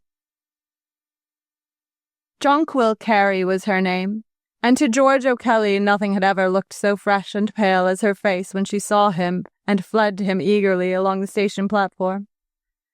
Her arms were raised to him, her mouth was half parted for his kiss, when she held him off suddenly and lightly and, with a touch of embarrassment, looked around. 2 boys, somewhat younger than George, were standing in the background. "This is Mr. Craddock and Mr. Holt," she announced cheerfully. "You met them when you were here before." Disturbed by the transition of a kiss into an introduction and suspecting some hidden significance, George was more confused when he found that the automobile which was to carry them to Jonquil's house belonged to one of the 2 men. It seemed to put him at a disadvantage. On the way, Jonquil chattered between the front and back seats, and when he tried to slip his arm around her under cover of the twilight, she compelled him with a quick movement to take her hand instead. "Is this street on the way to your house?" he whispered. "I don't recognize it." "It's the new boulevard. Jerry just got this car today, and he wants to show it to me before he takes us home." When, after 20 minutes, they were deposited at Jonquil's house, George felt that the first happiness of the meeting, the joy he had recognized so surely in her eyes back in the station, had been dissipated by the intrusion of the ride. Something that he had looked forward to had been rather casually lost, and he was brooding on this as he said good-night stiffly to the 2 young men. Then his ill humor faded as Jonquil drew him into a familiar embrace under the dim light of the front hall and told him in a dozen ways, of which the best was without words, how she had missed him. Her emotion reassured him, promised his anxious heart that everything would be all right. They sat together on the sofa, overcome by each other's presence, beyond all except fragmentary endearments. At the supper hour, Jonquil's father and mother appeared and were glad to see George. They liked him and had been interested in his engineering career when he had first come to Tennessee over a year before. They had been sorry when he had given it up and gone to New York to look for something more immediately profitable, but while they deplored the curtailment of his career, they sympathized with him and were ready to recognize the engagement. During dinner, they asked about his progress in New York. "Everything's going fine," he told them with enthusiasm. "I've been promoted, better salary." He was miserable as he said this, but they were all so glad. "They must like you," said Mrs. Carey. "That's certain, or they wouldn't let you off twice in 3 weeks to come down here." "I told them they had to," explained George hastily. "I told them if they didn't, I wouldn't work for them anymore." "But you ought to save your money," Mrs. Carey reproached him gently, "not spend it all on this expensive trip." Dinner was over. He and Jonquil were alone, and she came back into his arms. "So glad you're here," she sighed. "Wish you never were going away again, darling." "Do you miss me?" "Oh, so much, so much." Do other men come to see you often? Like those two kids?" The question surprised her. The dark velvet eyes stared at him. "Why, of course they do. All the time. Why, I've told you in the letters that they did, dearest." This was true. When he had first come to the city, there had been already a dozen boys around her, responding to her picturesque fragility with adolescent worship, and a few of them perceiving that her beautiful eyes were also sane and kind. "Do you expect me never to go anywhere?" Jonquil demanded, leaning back against the sofa pillows until she seemed to look at him from many miles away. "And just fold my hands and sit still forever?" "What do you mean?" he blurted out in a panic. "Do you mean you think I'll never have enough money to marry you?" "Oh, don't jump at conclusions so, George." "I'm not jumping at conclusions. That's what you said." George decided suddenly that he was on dangerous grounds. He had not intended to let anything spoil this night. He tried to take her again in his arms, but she resisted unexpectedly, saying, "It's hot. I'm going to get the electric fan." When the fan was adjusted, they sat down again, but he was in a super-sensitive mood, and involuntarily he plunged into the specific world he had intended to avoid. "When will you marry me?" "Are you ready for me to marry you?" All at once, his nerves gave way, and he sprang to his feet. "Let's shut off that damned fan," he cried. "It drives me wild. It's like a clock ticking away all the time I'll be with you. I came here to be happy and forget everything about New York and time." He sank down on the sofa as suddenly as he had risen. Jonquil turned off the fan, and drawing his head down into her lap, began stroking his hair. "Let's sit like this," she said softly. "Just sit quiet like this, and I'll put you to sleep. You're all tired and nervous, and your sweetheart'll take care of you." "But I don't want to sit like this," he complained, jerking up suddenly. "I don't want to sit like this at all. I only want you to kiss me. That's the only thing that makes me rest. And anyways, I'm not nervous. It's you that's nervous. I'm not nervous at all." To prove that he wasn't nervous, he left the couch and plumped himself into a rocking chair across the room. "Just when I'm ready to marry you, you write me the most nervous letters as if you're going to back out and I have to come rushing down here." "You don't have to come if you don't want to." "But I do want to," insisted George. It seemed to him that he was being very cool and logical, and that she was putting him deliberately in the wrong. With every word, they were drawing farther and farther apart, and he was unable to stop himself or to keep worry and pain out of his voice. But in a minute, Jonquil began to cry sorrowfully, and he came back to the sofa and put his arm around her. He was the comforter now, drawing her head close to his shoulder, murmuring old familiar things until she grew calmer and only trembled a little, spasmodically, in his arms. For over an hour they sat there, while the evening pianos thumped their last cadences into the street outside. George did not move, or think, or hope, lulled into numbness by the premonition of disaster. The clock would tick on, past 11, past 12, and then Mrs. Carey would call down gently over the banister. Beyond that, he saw only tomorrow and despair. 3. In the heat of the next day, the breaking point came. They had each guessed the truth about the other, but of the two, she was the more ready to admit the situation. "There's no use going on," she said miserably.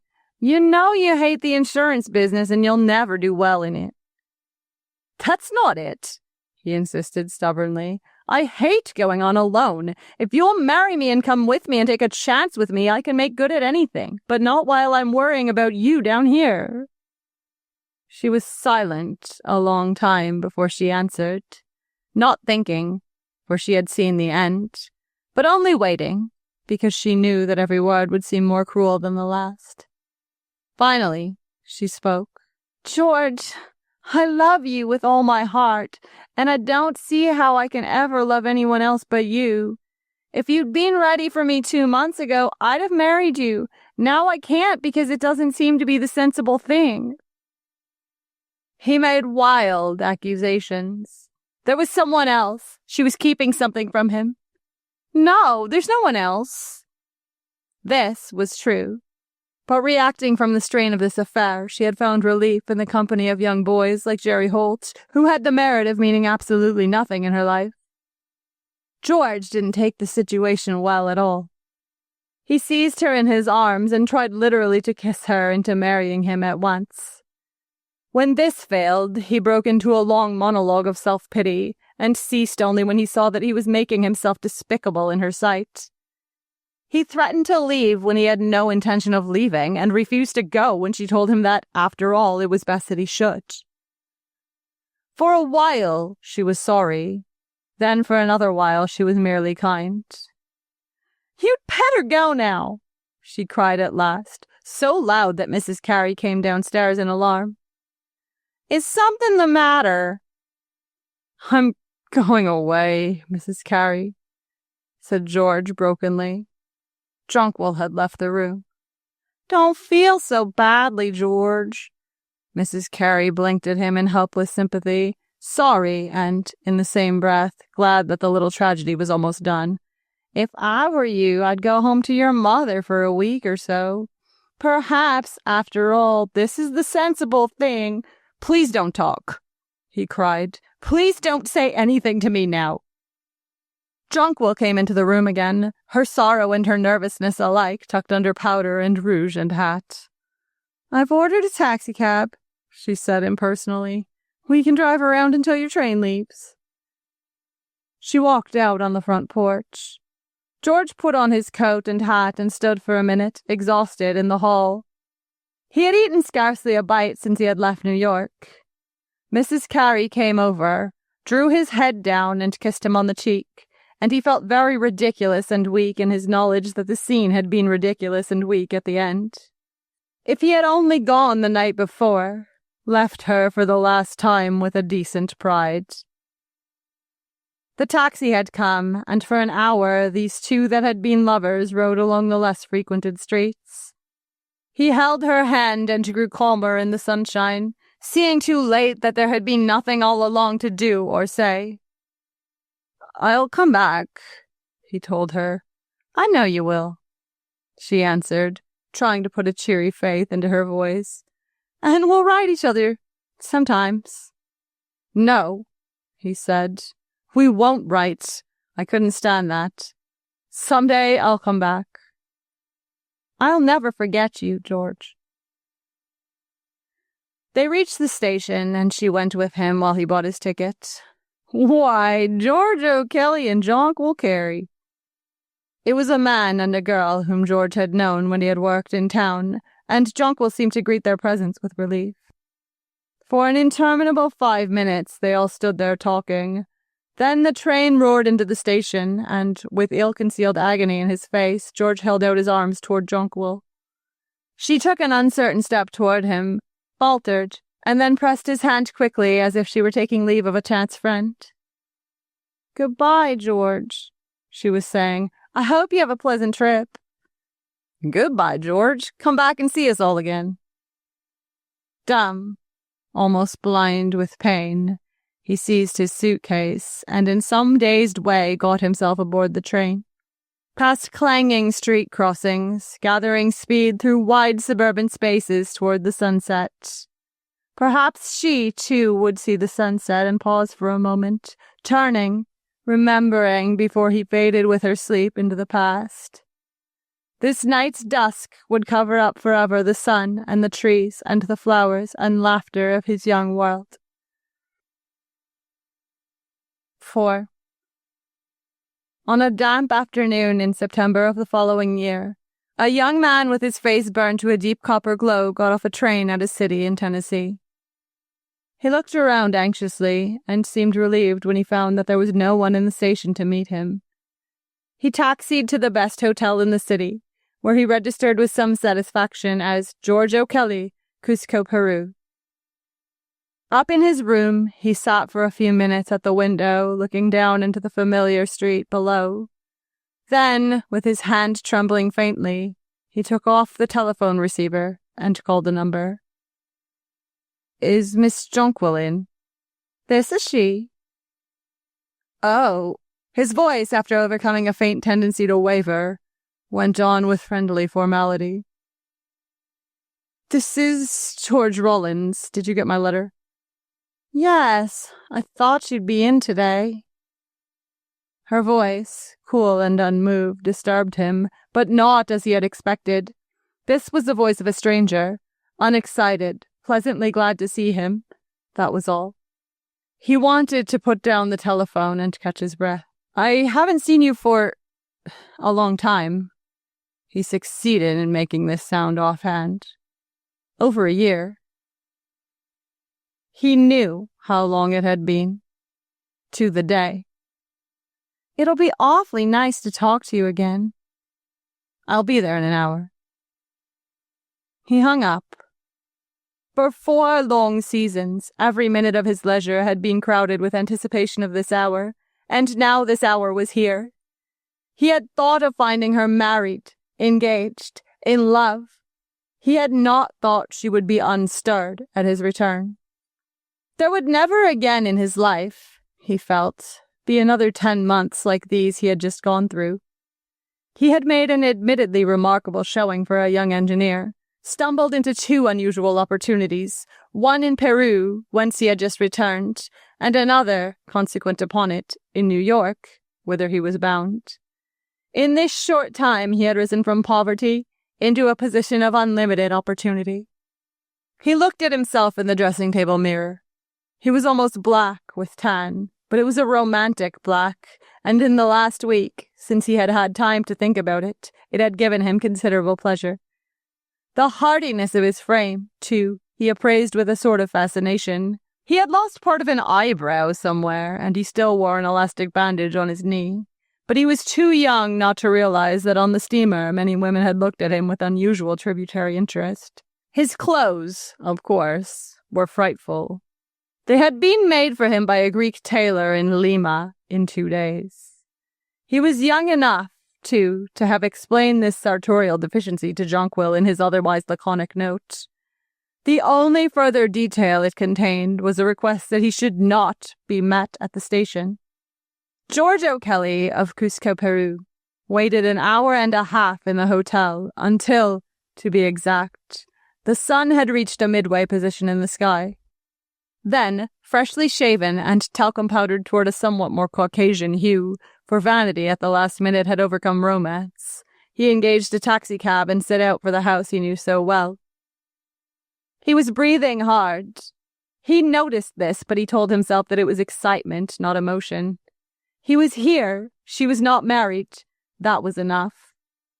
He was not even sure what he had to say to her, but this was the moment of his life that he felt he could least easily have dispensed with. There was no triumph, after all, without a girl concerned, and if he did not lay his spoils at her feet, he could at least hold them for a passing moment before her eyes. The house loomed up suddenly beside him, and his first thought was that it had assumed a strange unreality. There was nothing changed, only everything was changed. It was smaller and it seemed shabbier than before. There was no cloud of magic hovering over its roof and issuing from the windows of the upper floor. He rang the doorbell, and an unfamiliar colored maid appeared. Miss Jonquil would be down in a moment.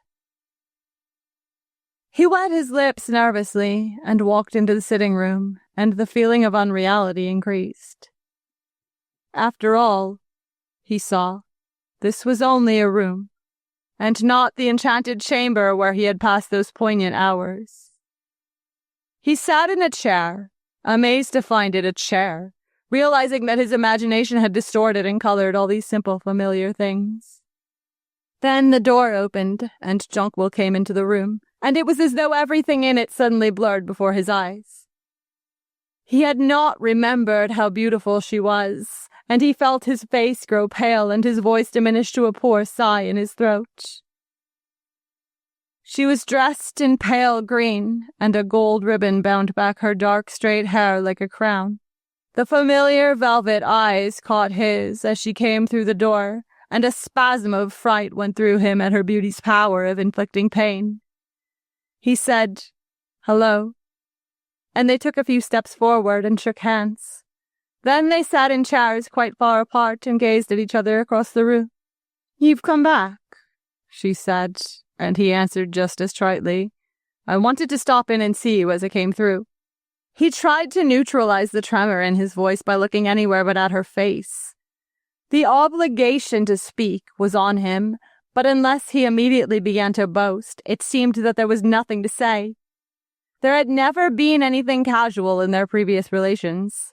It didn't seem possible that people in this position would talk about the weather. "This is ridiculous," he broke out in sudden embarrassment.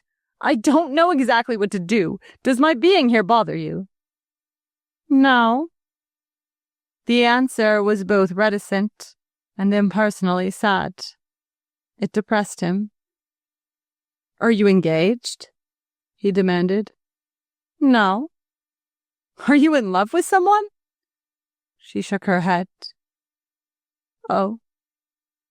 He leaned back in his chair. Another subject seemed exhausted. The interview was not taking the course he had intended. "Jonquil," he began, this time on a softer key. "After all that's happened between us, I wanted to come back and see you. Whatever I do in the future, I'll never love another girl as I've loved you." This was one of the speeches he had rehearsed. On the steamer, it had seemed to have just the right note, a reference to the tenderness he would always feel for her, combined with a non-committal attitude toward his present state of mind. Here, with the past around him, beside him, growing minute by minute more heavy on the air, it seemed theatrical and stale. She made no comment, sat without moving, her eyes fixed on him with an expression that might have meant everything or nothing. "You don't love me anymore, do you?" he asked her in a level voice. "No." When Mrs. Carey came in a minute later and spoke to him about his success, there had been a half column about him in the local paper. He was a mixture of emotions. He knew now that he still wanted this girl, and he knew that the past sometimes comes back. That was all. For the rest, he must be strong and watchful, and he would see. "And now," Mrs. Carey was saying, "I want you two to go and see the lady who has the chrysanthemums. She particularly told me she wanted to see you because she'd read about you in the paper." They went to see the lady with the chrysanthemums. They walked along the street, and he recognized with a sort of excitement just how her shorter footsteps always fell in between his own. The lady turned out to be nice, and the chrysanthemums were enormous and extraordinarily beautiful. The lady's gardens were full of them, white and pink and yellow, so that to be among them was a trip back into the heart of summer. There were 2 gardens full, and a gate between them. When they strolled toward the second garden, the lady went burst through the gate. And then a curious thing happened. George stepped aside to let Jonquil pass, but instead of going through, she stood still and stared at him for a minute. It was not so much the look, which was not a smile, as it was the moment of silence. They saw each other's eyes, and both took a short, faintly accelerated breath, and then they went on into the second garden. That was all. The afternoon waned. They thanked the lady and walked home slowly, thoughtfully, side by side. Through dinner, too, they were silent. George told Mr. Carey something of what had happened in South America, and managed to let it be known that everything would be plain sailing for him in the future. Then dinner was over, and he and Jonquil were alone in the room which had seen the beginning of their love affair and the end. It seemed to him long ago and inexpressibly sad. On that sofa he had felt agony and grief such as he would never feel again. He would never be so weak or so tired and miserable and poor. Yet he knew that that boy of 15 months before had had something, a trust, a warmth that was gone forever. The sensible thing. They had done the sensible thing. He had traded his first youth for strength and carved success out of despair. But with his youth, life had carried away the freshness of his love. "You won't marry me, will you?" he said quietly. Jonquil shook her dark head. "I'm never going to marry," she answered. He nodded. "I'm going on to Washington in the morning," he said. "Oh." "I have to go. I've got to be in New York by the 1st, and meanwhile I want to stop off in Washington." "Business?" "No," he said as if reluctantly. "There's someone there I must see who was very kind to me when I was so down and out." This was invented. There was no one in Washington for him to see, but he was watching Jonquil narrowly, and he was sure that she winced a little, that her eyes closed and then opened wide again. "But before I go, I want to tell you the things that happened to me since I saw you, and as maybe we won't meet again, I wonder if just this once you'd sit in my lap like you used to. I wouldn't ask, except since there's no one else yet, perhaps it doesn't matter." She nodded, and in a moment was sitting in his lap as she had sat so often in that vanished spring. The feel of her head against his shoulder, of her familiar body, sent a shock of emotion over him. His arms holding her had a tendency to tighten around her, so he leaned back and began to talk thoughtfully into the air. He told her of a despairing 2 weeks in New York, which had terminated with an attractive, if not very profitable job in a construction plant in Jersey City. When the Peru business had first presented itself, it had not seemed an extraordinary opportunity. He was to be 3rd assistant engineer on the expedition, but only 10 of the American party, including 8 rodmen and surveyors, had ever reached Cusco. 10 days later, the chief of the expedition was dead of yellow fever. That had been his chance. A chance for anybody but a fool. A marvelous chance. "A chance for anybody but a fool," she interrupted innocently. "Even for a fool," he continued. "It was wonderful. Well, I wired New York." "And so," she interrupted again, "they wired that you ought to take a chance?" "Ought to?" he exclaimed, still leaning back. "That I had to. There was no time to lose." "Not a minute?" "Not a minute." "Not even time for—" "For what?" "Look." He bent his head forward suddenly, and she drew herself to him in the same moment, her lips half open like a flower. "Yes," he whispered into her lips. "There's all the time in the world." All the time in the world. His life and hers. But for an instant as he kissed her, he knew that though he searched through eternity, he could never recapture those lost April hours. He might press her close now till the muscles knotted on his arms. She was something desirable and rare that he had fought for and made his own.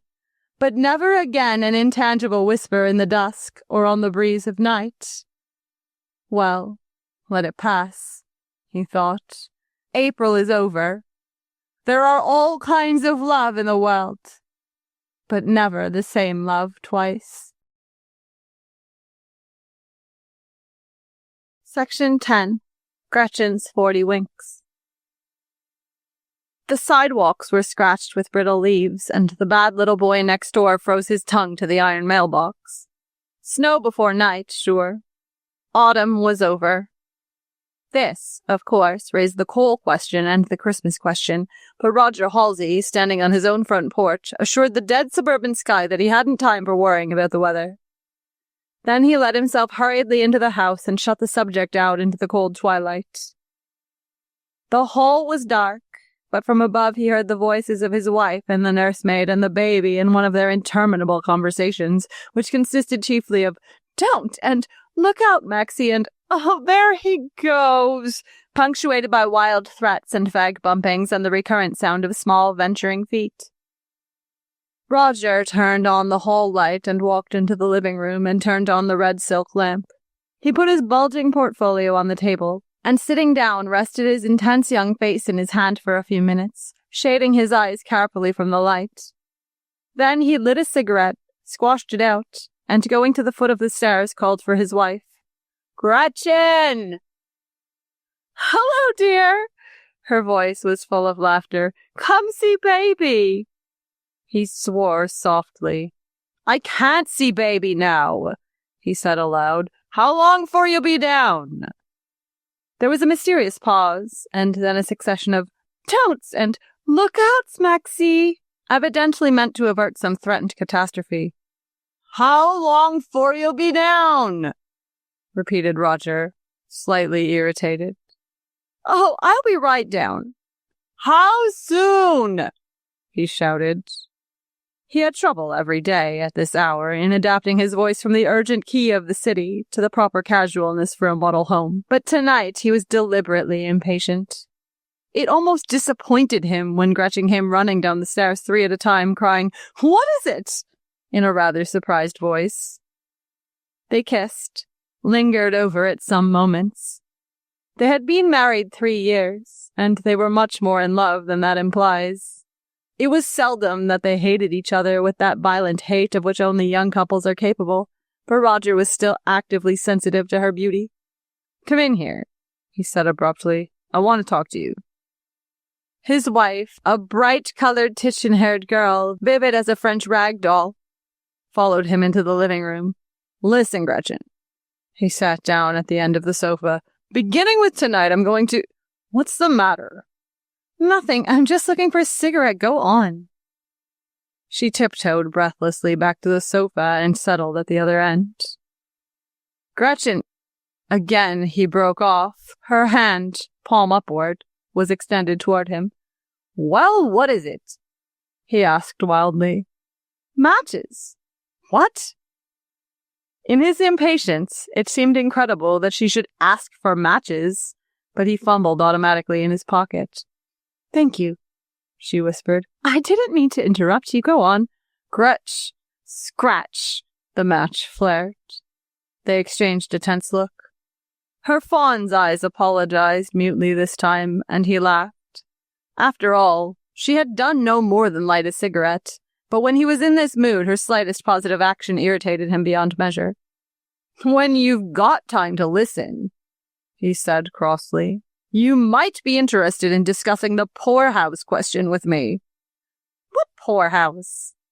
Her eyes were wide, startled. She sat quiet as a mouse. "That was just to get your attention, but beginning tonight, I'll start on what'll probably be the most important 6 weeks of my life. The 6 weeks that'll decide whether we're going on forever in this rotten little house in this rotten little suburban town." Boredom replaced alarm in Gretchen's black eyes. She was a Southern girl, and any question that had to do with getting ahead in the world always tended to give her a headache. "6 months ago, I left the New York Lithographic Company," announced Roger, "and went in the advertising business for myself." "I know," interrupted Gretchen resentfully, "and now, instead of getting 600 a month, sure, we're living on a risky 500. "Gretchen," said Roger sharply, "if you'll just believe in me as hard as you can for 6 weeks more, we'll be rich. I've got a chance now to get some of the biggest accounts in the country."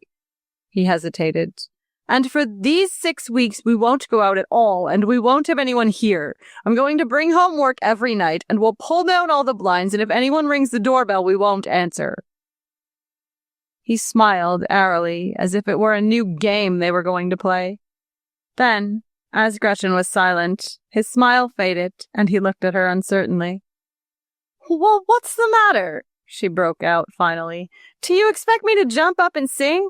You do enough work as it is. If you try to do any more, you'll end up with a nervous breakdown. I read about it." "Don't worry about me," he interrupted. "I'm all right, but you're going to be bored to death sitting here every evening." "No, I won't," she said without conviction. "Except tonight." "What about tonight?" "George Tompkins asked us to dinner." "Did you accept?" "Of course I did," she said impatiently. "Why not? You're always talking about what a terrible neighborhood this is, and I thought maybe you'd like to go to a nicer one for a change." "When I go to a nicer neighborhood, I want to go for good," he said grimly. "Well, can we go?" "I suppose we'll have to if you've accepted." Somewhat to his annoyance, the conversation abruptly ended. Gretchen jumped up and kissed him sketchily and rushed into the kitchen to light the hot water for a bath. With a sigh, he carefully deposited his portfolio behind the bookcase. It contained only sketches and layouts for display advertising, but it seemed to him the first thing a burglar would look for. Then he went abstractedly upstairs, dropped into the baby's room for a casual moist kiss, and began dressing for dinner. They had no automobile, so George Tompkins called for them at 6:30. Tompkins was a successful interior decorator, a broad, rosy man with a handsome moustache and a strong odor of jasmine. He and Roger had once roomed side by side in a boarding house in New York, but they had met only intermittently in the past 5 years. "We ought to see each other more," he told Roger tonight. "You ought to go out more often, old boy. Cocktail?" "No, thanks." "No? Well, your fair wife will, won't you, Gretchen?" "I love this house!" she exclaimed, taking the glass and looking admiringly at ship models, colonial whiskey bottles, and other fashionable debris of 1925. "I like it," said Tompkins with satisfaction. "I did it to please myself, and I succeeded." Roger stared moodily around the stiff, plain room, wondering if they could have blundered into the kitchen by mistake. "You look like the devil, Roger," said his host. "Have a cocktail and cheer up." "Have one," urged Gretchen. "What?" Roger turned around absently. "Oh, no, thanks. I've got to work after I get home." "Work?" Tompkins smiled. "Listen, Roger, you'll kill yourself with work. Why don't you bring a little balance into your life? Work a little, then play a little." "That's what I tell him," said Gretchen. "Do you know an average businessman's day?" demanded Tompkins as they went in to dinner.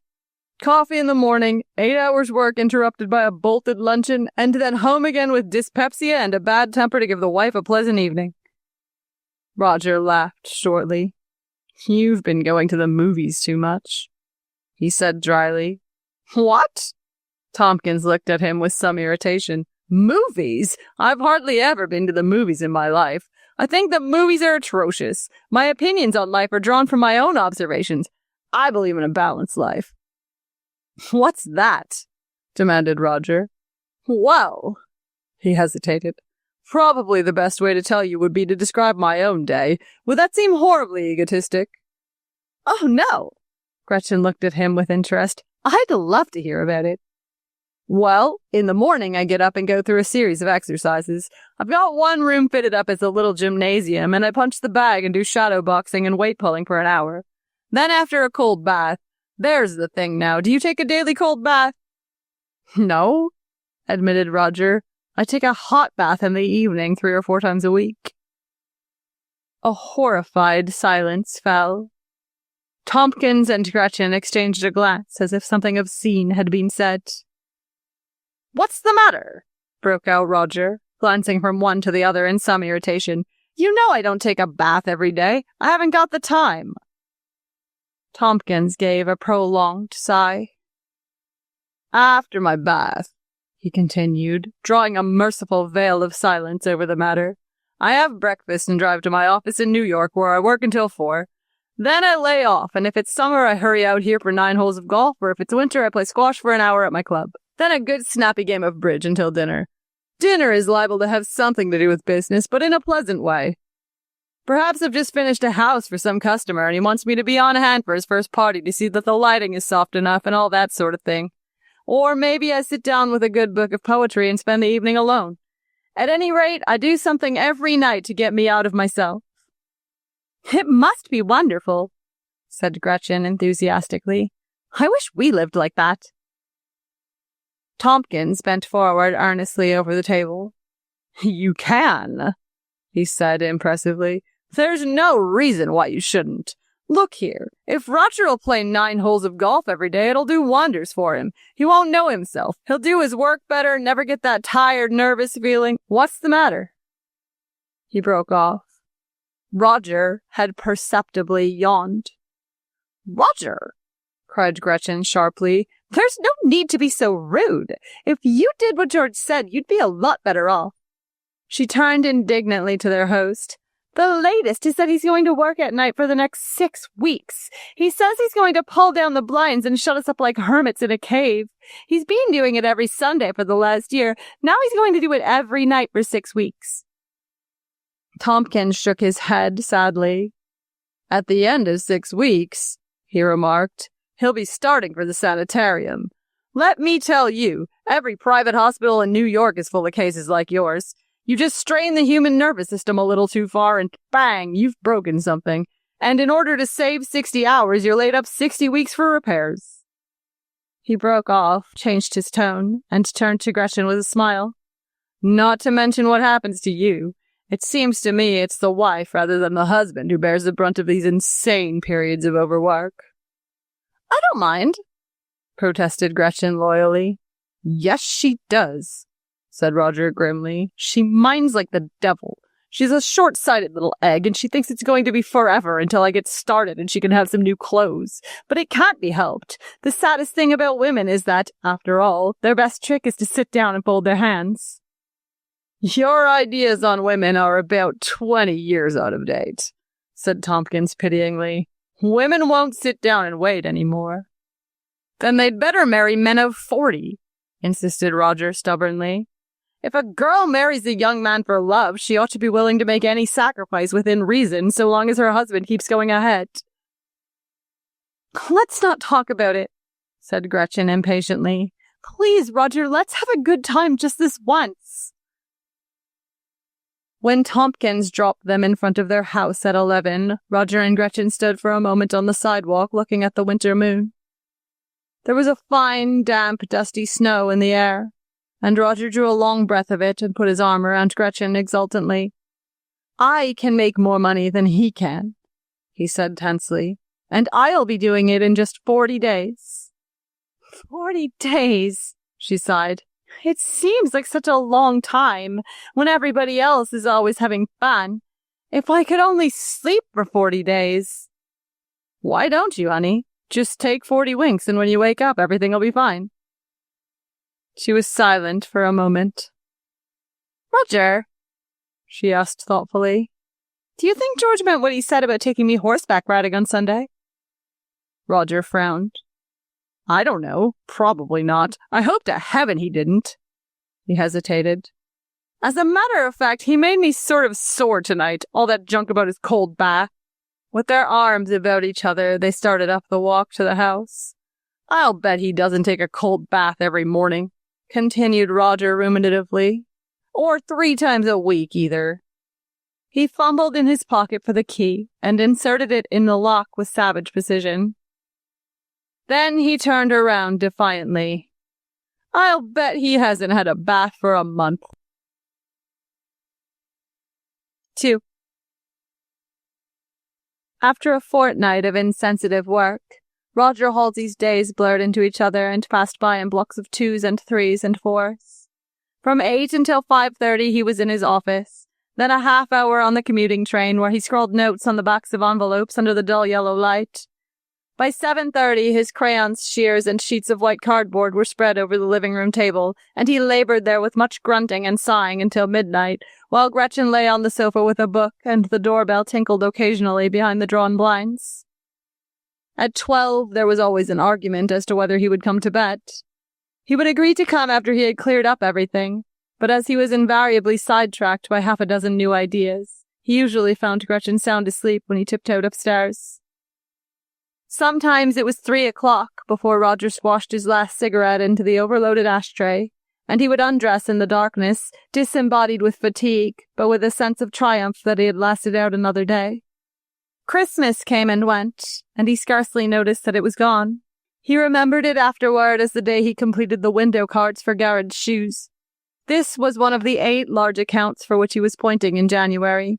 If he got half of them, he was assured $250,000 worth of business during the year. But the world outside his business became a chaotic dream. He was aware that on 2 cool December Sundays, George Tompkins had taken Gretchen horseback riding, and that another time she had gone out with him in his automobile to spend the afternoon skiing on the country club hill.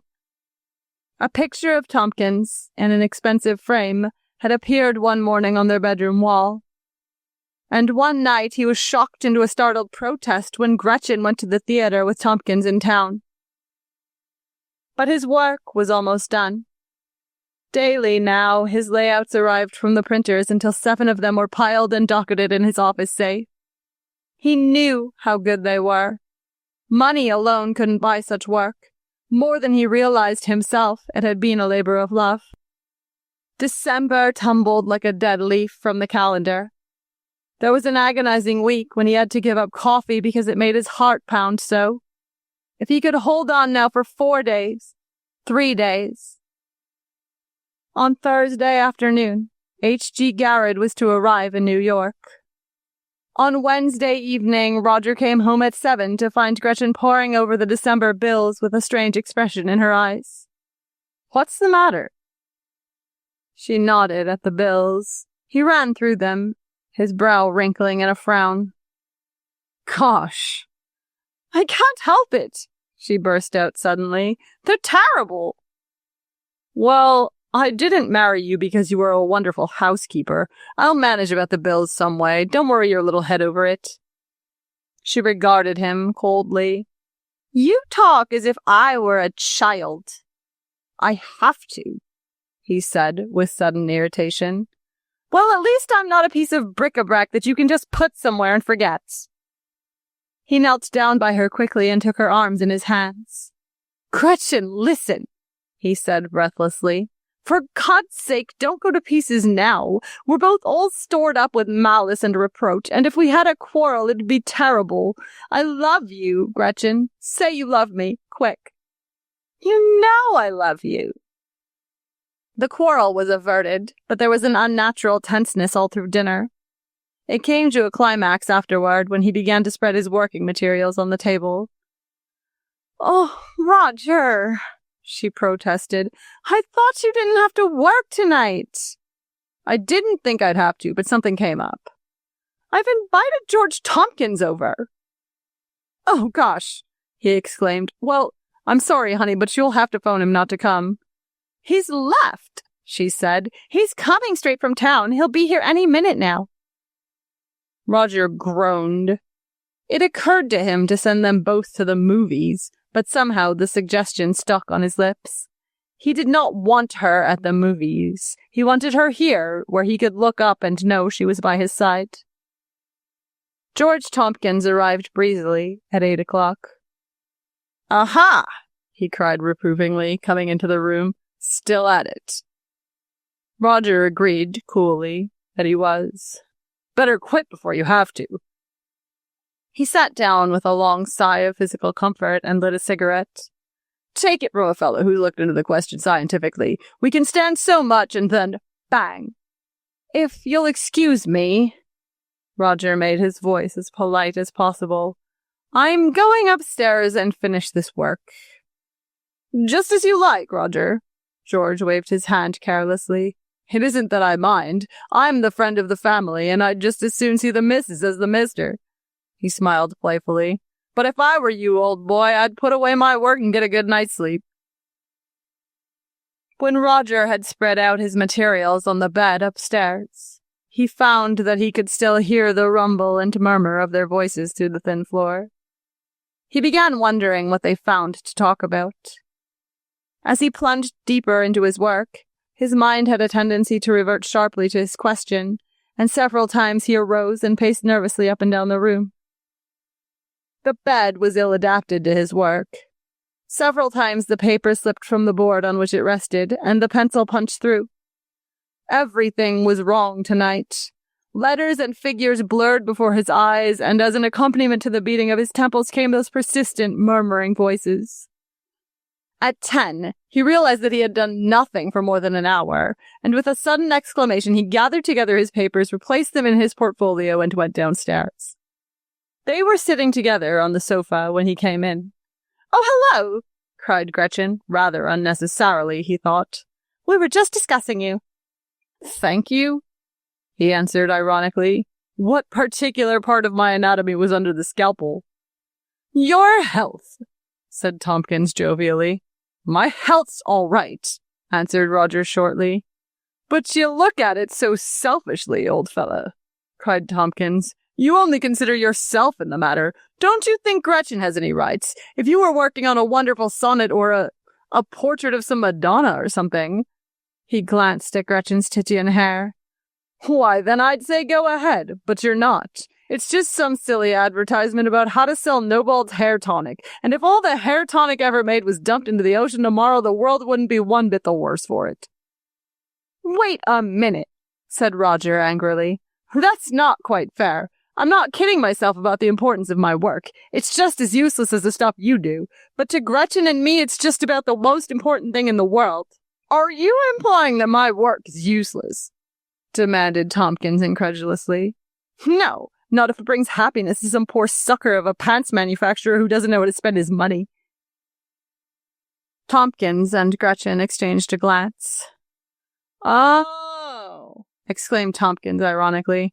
"I didn't realize that all these years I've just been wasting my time." "You're a loafer," said Roger rudely. "Me?" cried Tompkins angrily. "You call me a loafer because I have a little balance in my life and find time to do interesting things, because I play hard as well as work hard and don't let myself get to be a dull, tiresome drudge?" Both men were angry now, and their voices had risen, though on Tompkins's face there still remained the semblance of a smile.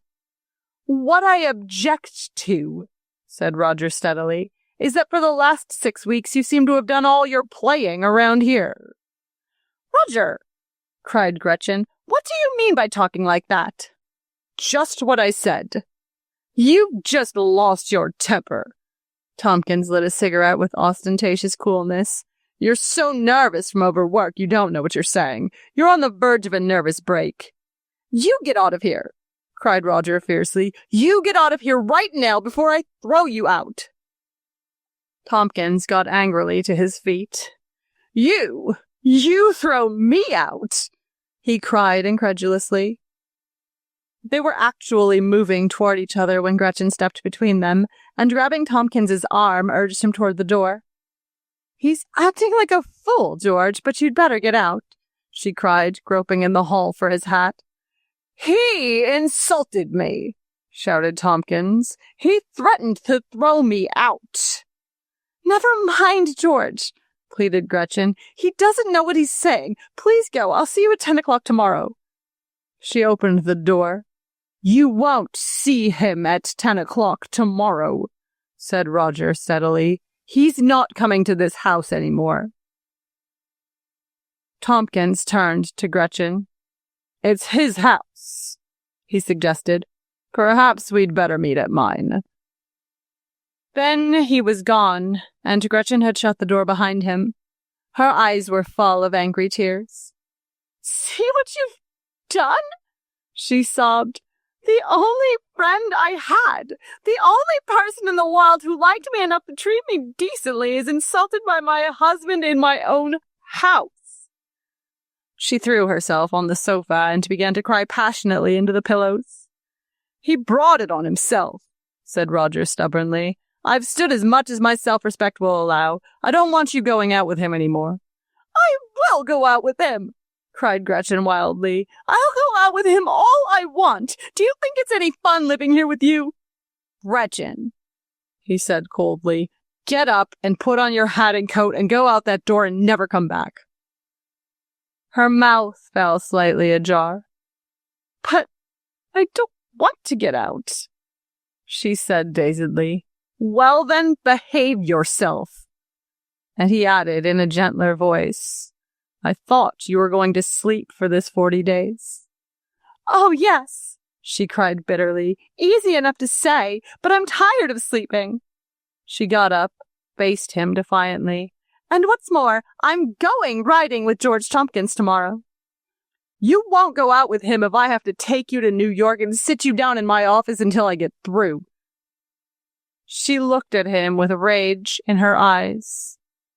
"I hate you," she said slowly. "And I'd like to take all the work you've done and tear it up and throw it in the fire. And just to give you something to worry about tomorrow, I probably won't be here when you get back." She got up from the sofa and very deliberately looked at her flushed, tear-stained face in the mirror. Then she ran upstairs and slammed herself into the bedroom. Automatically, Roger spread his work on the living room table. The bright colors of the designs, the vivid ladies. Gretchen had posed for one of them, holding orange ginger ale or glistening silk hosiery, dazzled his mind into a sort of coma. His restless crayon moved here and there over the pictures, shifting a block of letters half an inch to the right, trying a dozen blues for a cool blue, and eliminating the word that made a phrase anemic and pale. Half an hour passed. He was deep in the work now. There was no sound in the room but the velvety scratch of the crayon over the glossy board. After a long while, he looked at his watch. It was after 3. The wind had come up outside and was rushing by the house corners in loud, alarming swoops, like a heavy body falling through space. He stopped his work and listened. He was not tired now, but his head felt as if it was covered with bulging veins, like those pictures that hang in doctors' offices, showing a body stripped of decent skin. He put his hands to his head and felt it all over.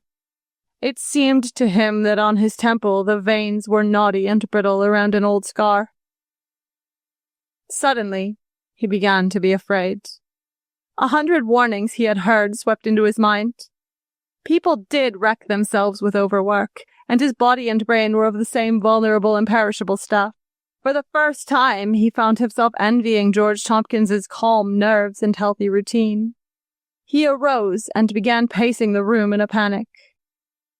"I've got to sleep," he whispered to himself tensely. "Otherwise I'm going crazy." He rubbed his hands over his eyes and returned to the table to put up his work, but his fingers were shaking so that he could scarcely grasp the board. The sway of a bare branch against the window made him start and cry out. He sat down on the sofa and tried to think. "Stop, stop, stop," the clock said. "Stop, stop, stop." "I can't stop," he answered aloud. "I can't afford to stop." "Listen." Why, there was the wolf at the door now. He could hear its sharp claws scrape against the varnished woodwork. He jumped up and, running to the front door, flung it open, then started back with a ghastly cry. An enormous wolf was standing on the porch, glaring at him with red, malignant eyes. As he watched it, the hair bristled on his neck.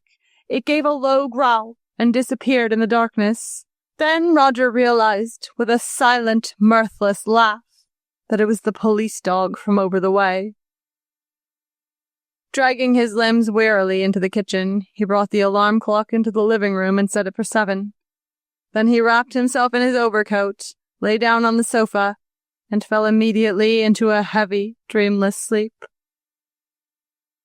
When he awoke, the light was still shining feebly, but the room was the grey color of a winter morning. He got up, and looking anxiously at his hands, found to his relief that they no longer trembled. He felt much better. Then he began to remember in detail the events of the night before, and his brow drew up again in 3 shallow wrinkles. There was work ahead of him, 24 hours of work, and Gretchen, whether she wanted to or not, must sleep for 1 more day. Roger's mind glowed suddenly, as if he had just thought of a new advertising idea. A few minutes later, he was hurrying through the sharp morning air to Kingsley's drugstore. "Is Mr. Kingsley down yet?" The druggist's head appeared around the corner of the prescription room. "I wonder if I can talk to you alone." At 7:30, back home again, Roger walked into his own kitchen. The general housework girl had just arrived and was taking off her hat. "Baby." He was not on familiar terms with her. This was her name. "I want you to cook Mrs. Halsey's breakfast right away. I'll take it up myself."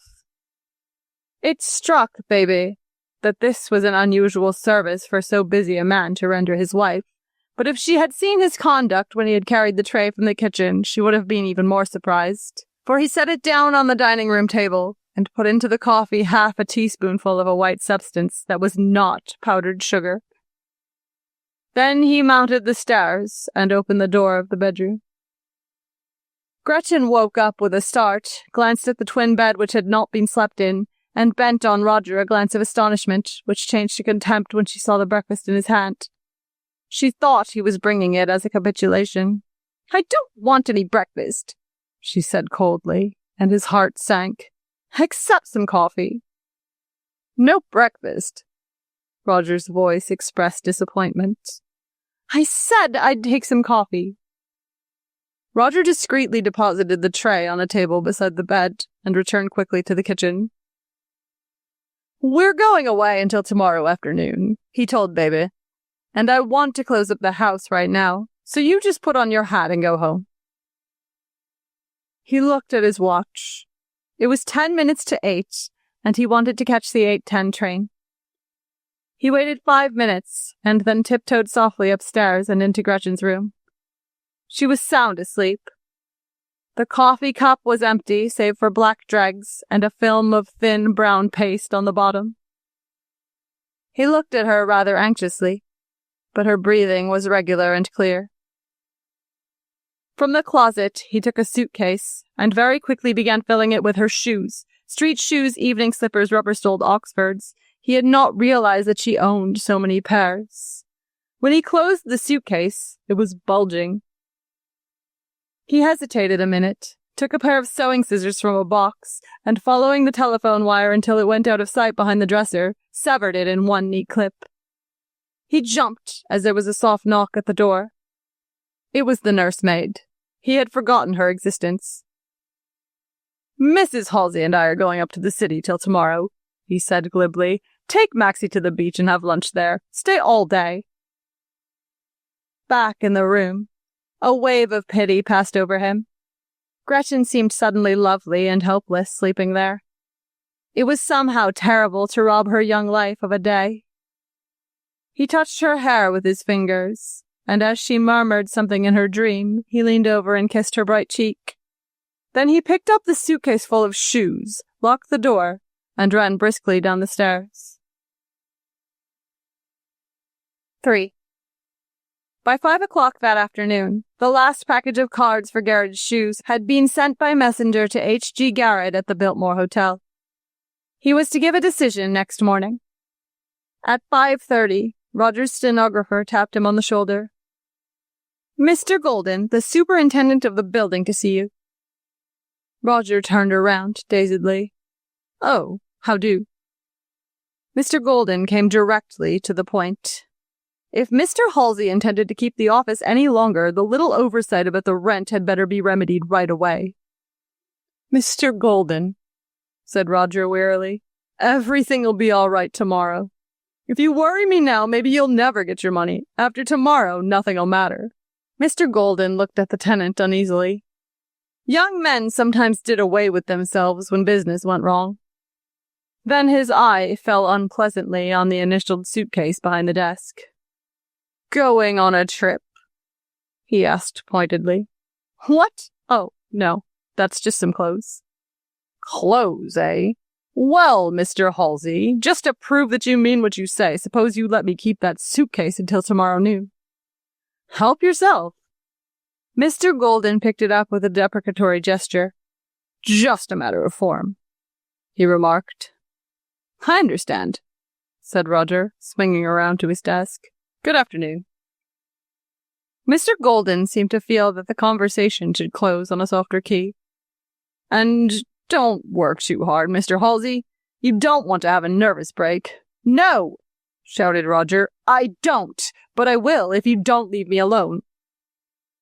As the door closed behind Mr. Golden, Roger's stenographer turned sympathetically around.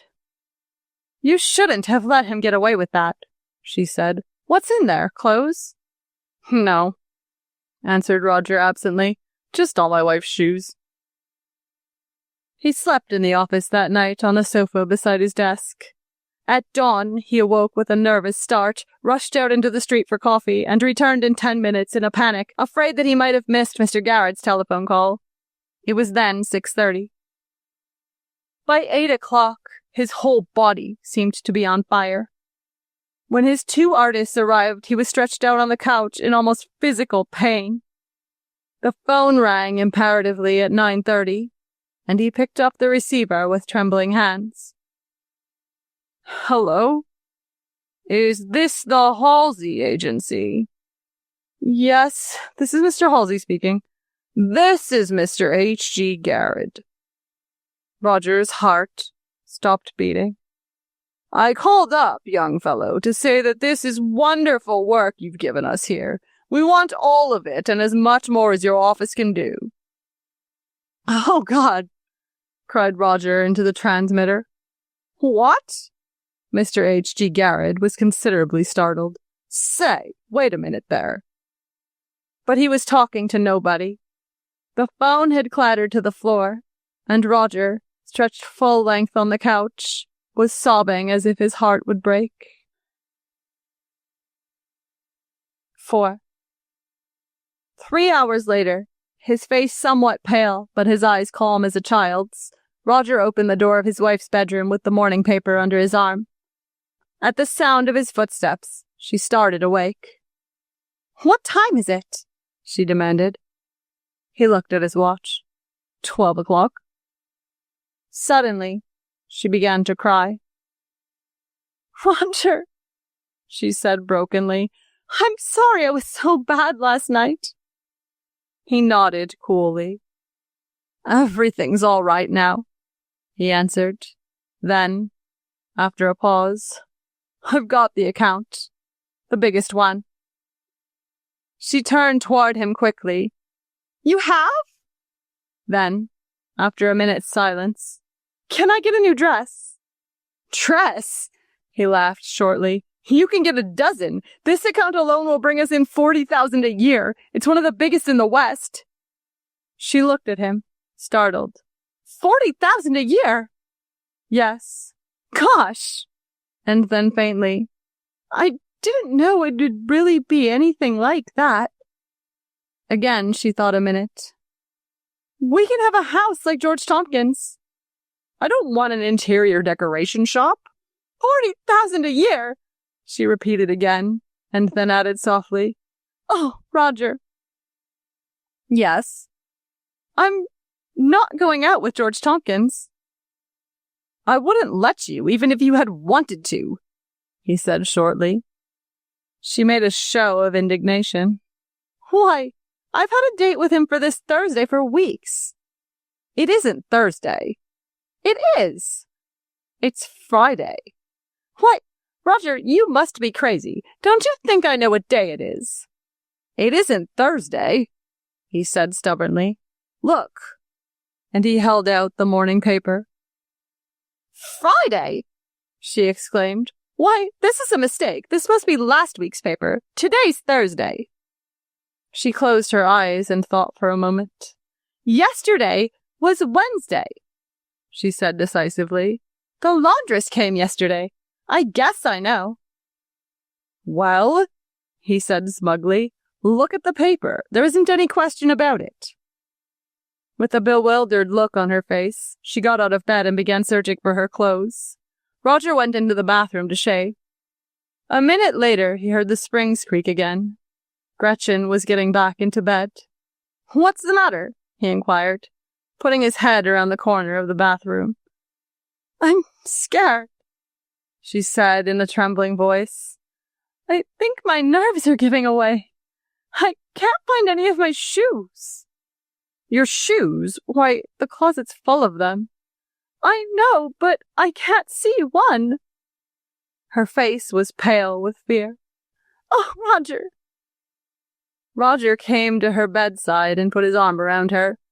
"Oh, Roger," she cried. "What's the matter with me? First that newspaper, and now all my shoes. Take care of me, Roger." "I'll get the doctor," he said. He walked remorselessly to the telephone and took up the receiver. "Phone seems to be out of order," he remarked after a minute. "I'll send baby." The doctor arrived in 10 minutes. "I think I'm on the verge of a collapse," Gretchen told him in a strained voice. Dr. Gregory sat down on the edge of the bed and took her wrist in his hand. "It seems to be in the air this morning." "I got up," said Gretchen in an odd voice, "and found that I'd lost a whole day. I had an engagement to go riding with George Tompkins." "What?" exclaimed the doctor in surprise. Then he laughed. "George Tompkins won't go riding with anyone for many days to come." "Has he gone away?" asked Gretchen curiously. "He's going west." "Why?" demanded Roger. "Is he running away with somebody's wife?" "No," said Dr. Gregory. "He's had a nervous breakdown." "What?" they exclaimed in unison. "He just collapsed like an opera hat in his cold shower." "But he was always talking about his balanced life," gasped Gretchen. "He had it on his mind." "I know. He's been babbling about it all morning. I think it's driven him a little mad. He worked pretty hard at it, you know." "At what?" demanded Roger in bewilderment. "At keeping his life balanced." He turned to Gretchen. "Now all I'll prescribe for this lady here is a good rest. If she'll just stay around the house for a few days and take 40 winks of sleep, she'll be as fit as ever. She's been under some strain." "Doctor," exclaimed Roger hoarsely, "don't you think I'd better have a rest or something? I've been working pretty hard lately." "You?" Dr. Gregory laughed, slapped him violently on the back. "My boy, I never saw you looking better in your life." Roger turned away quickly to conceal his smile, winked 40 times, or almost 40 times, at the autographed picture of Mr. George Tompkins, which hung slightly askew on the bedroom wall. End of All the Sad Young Men by F Scott Fitzgerald.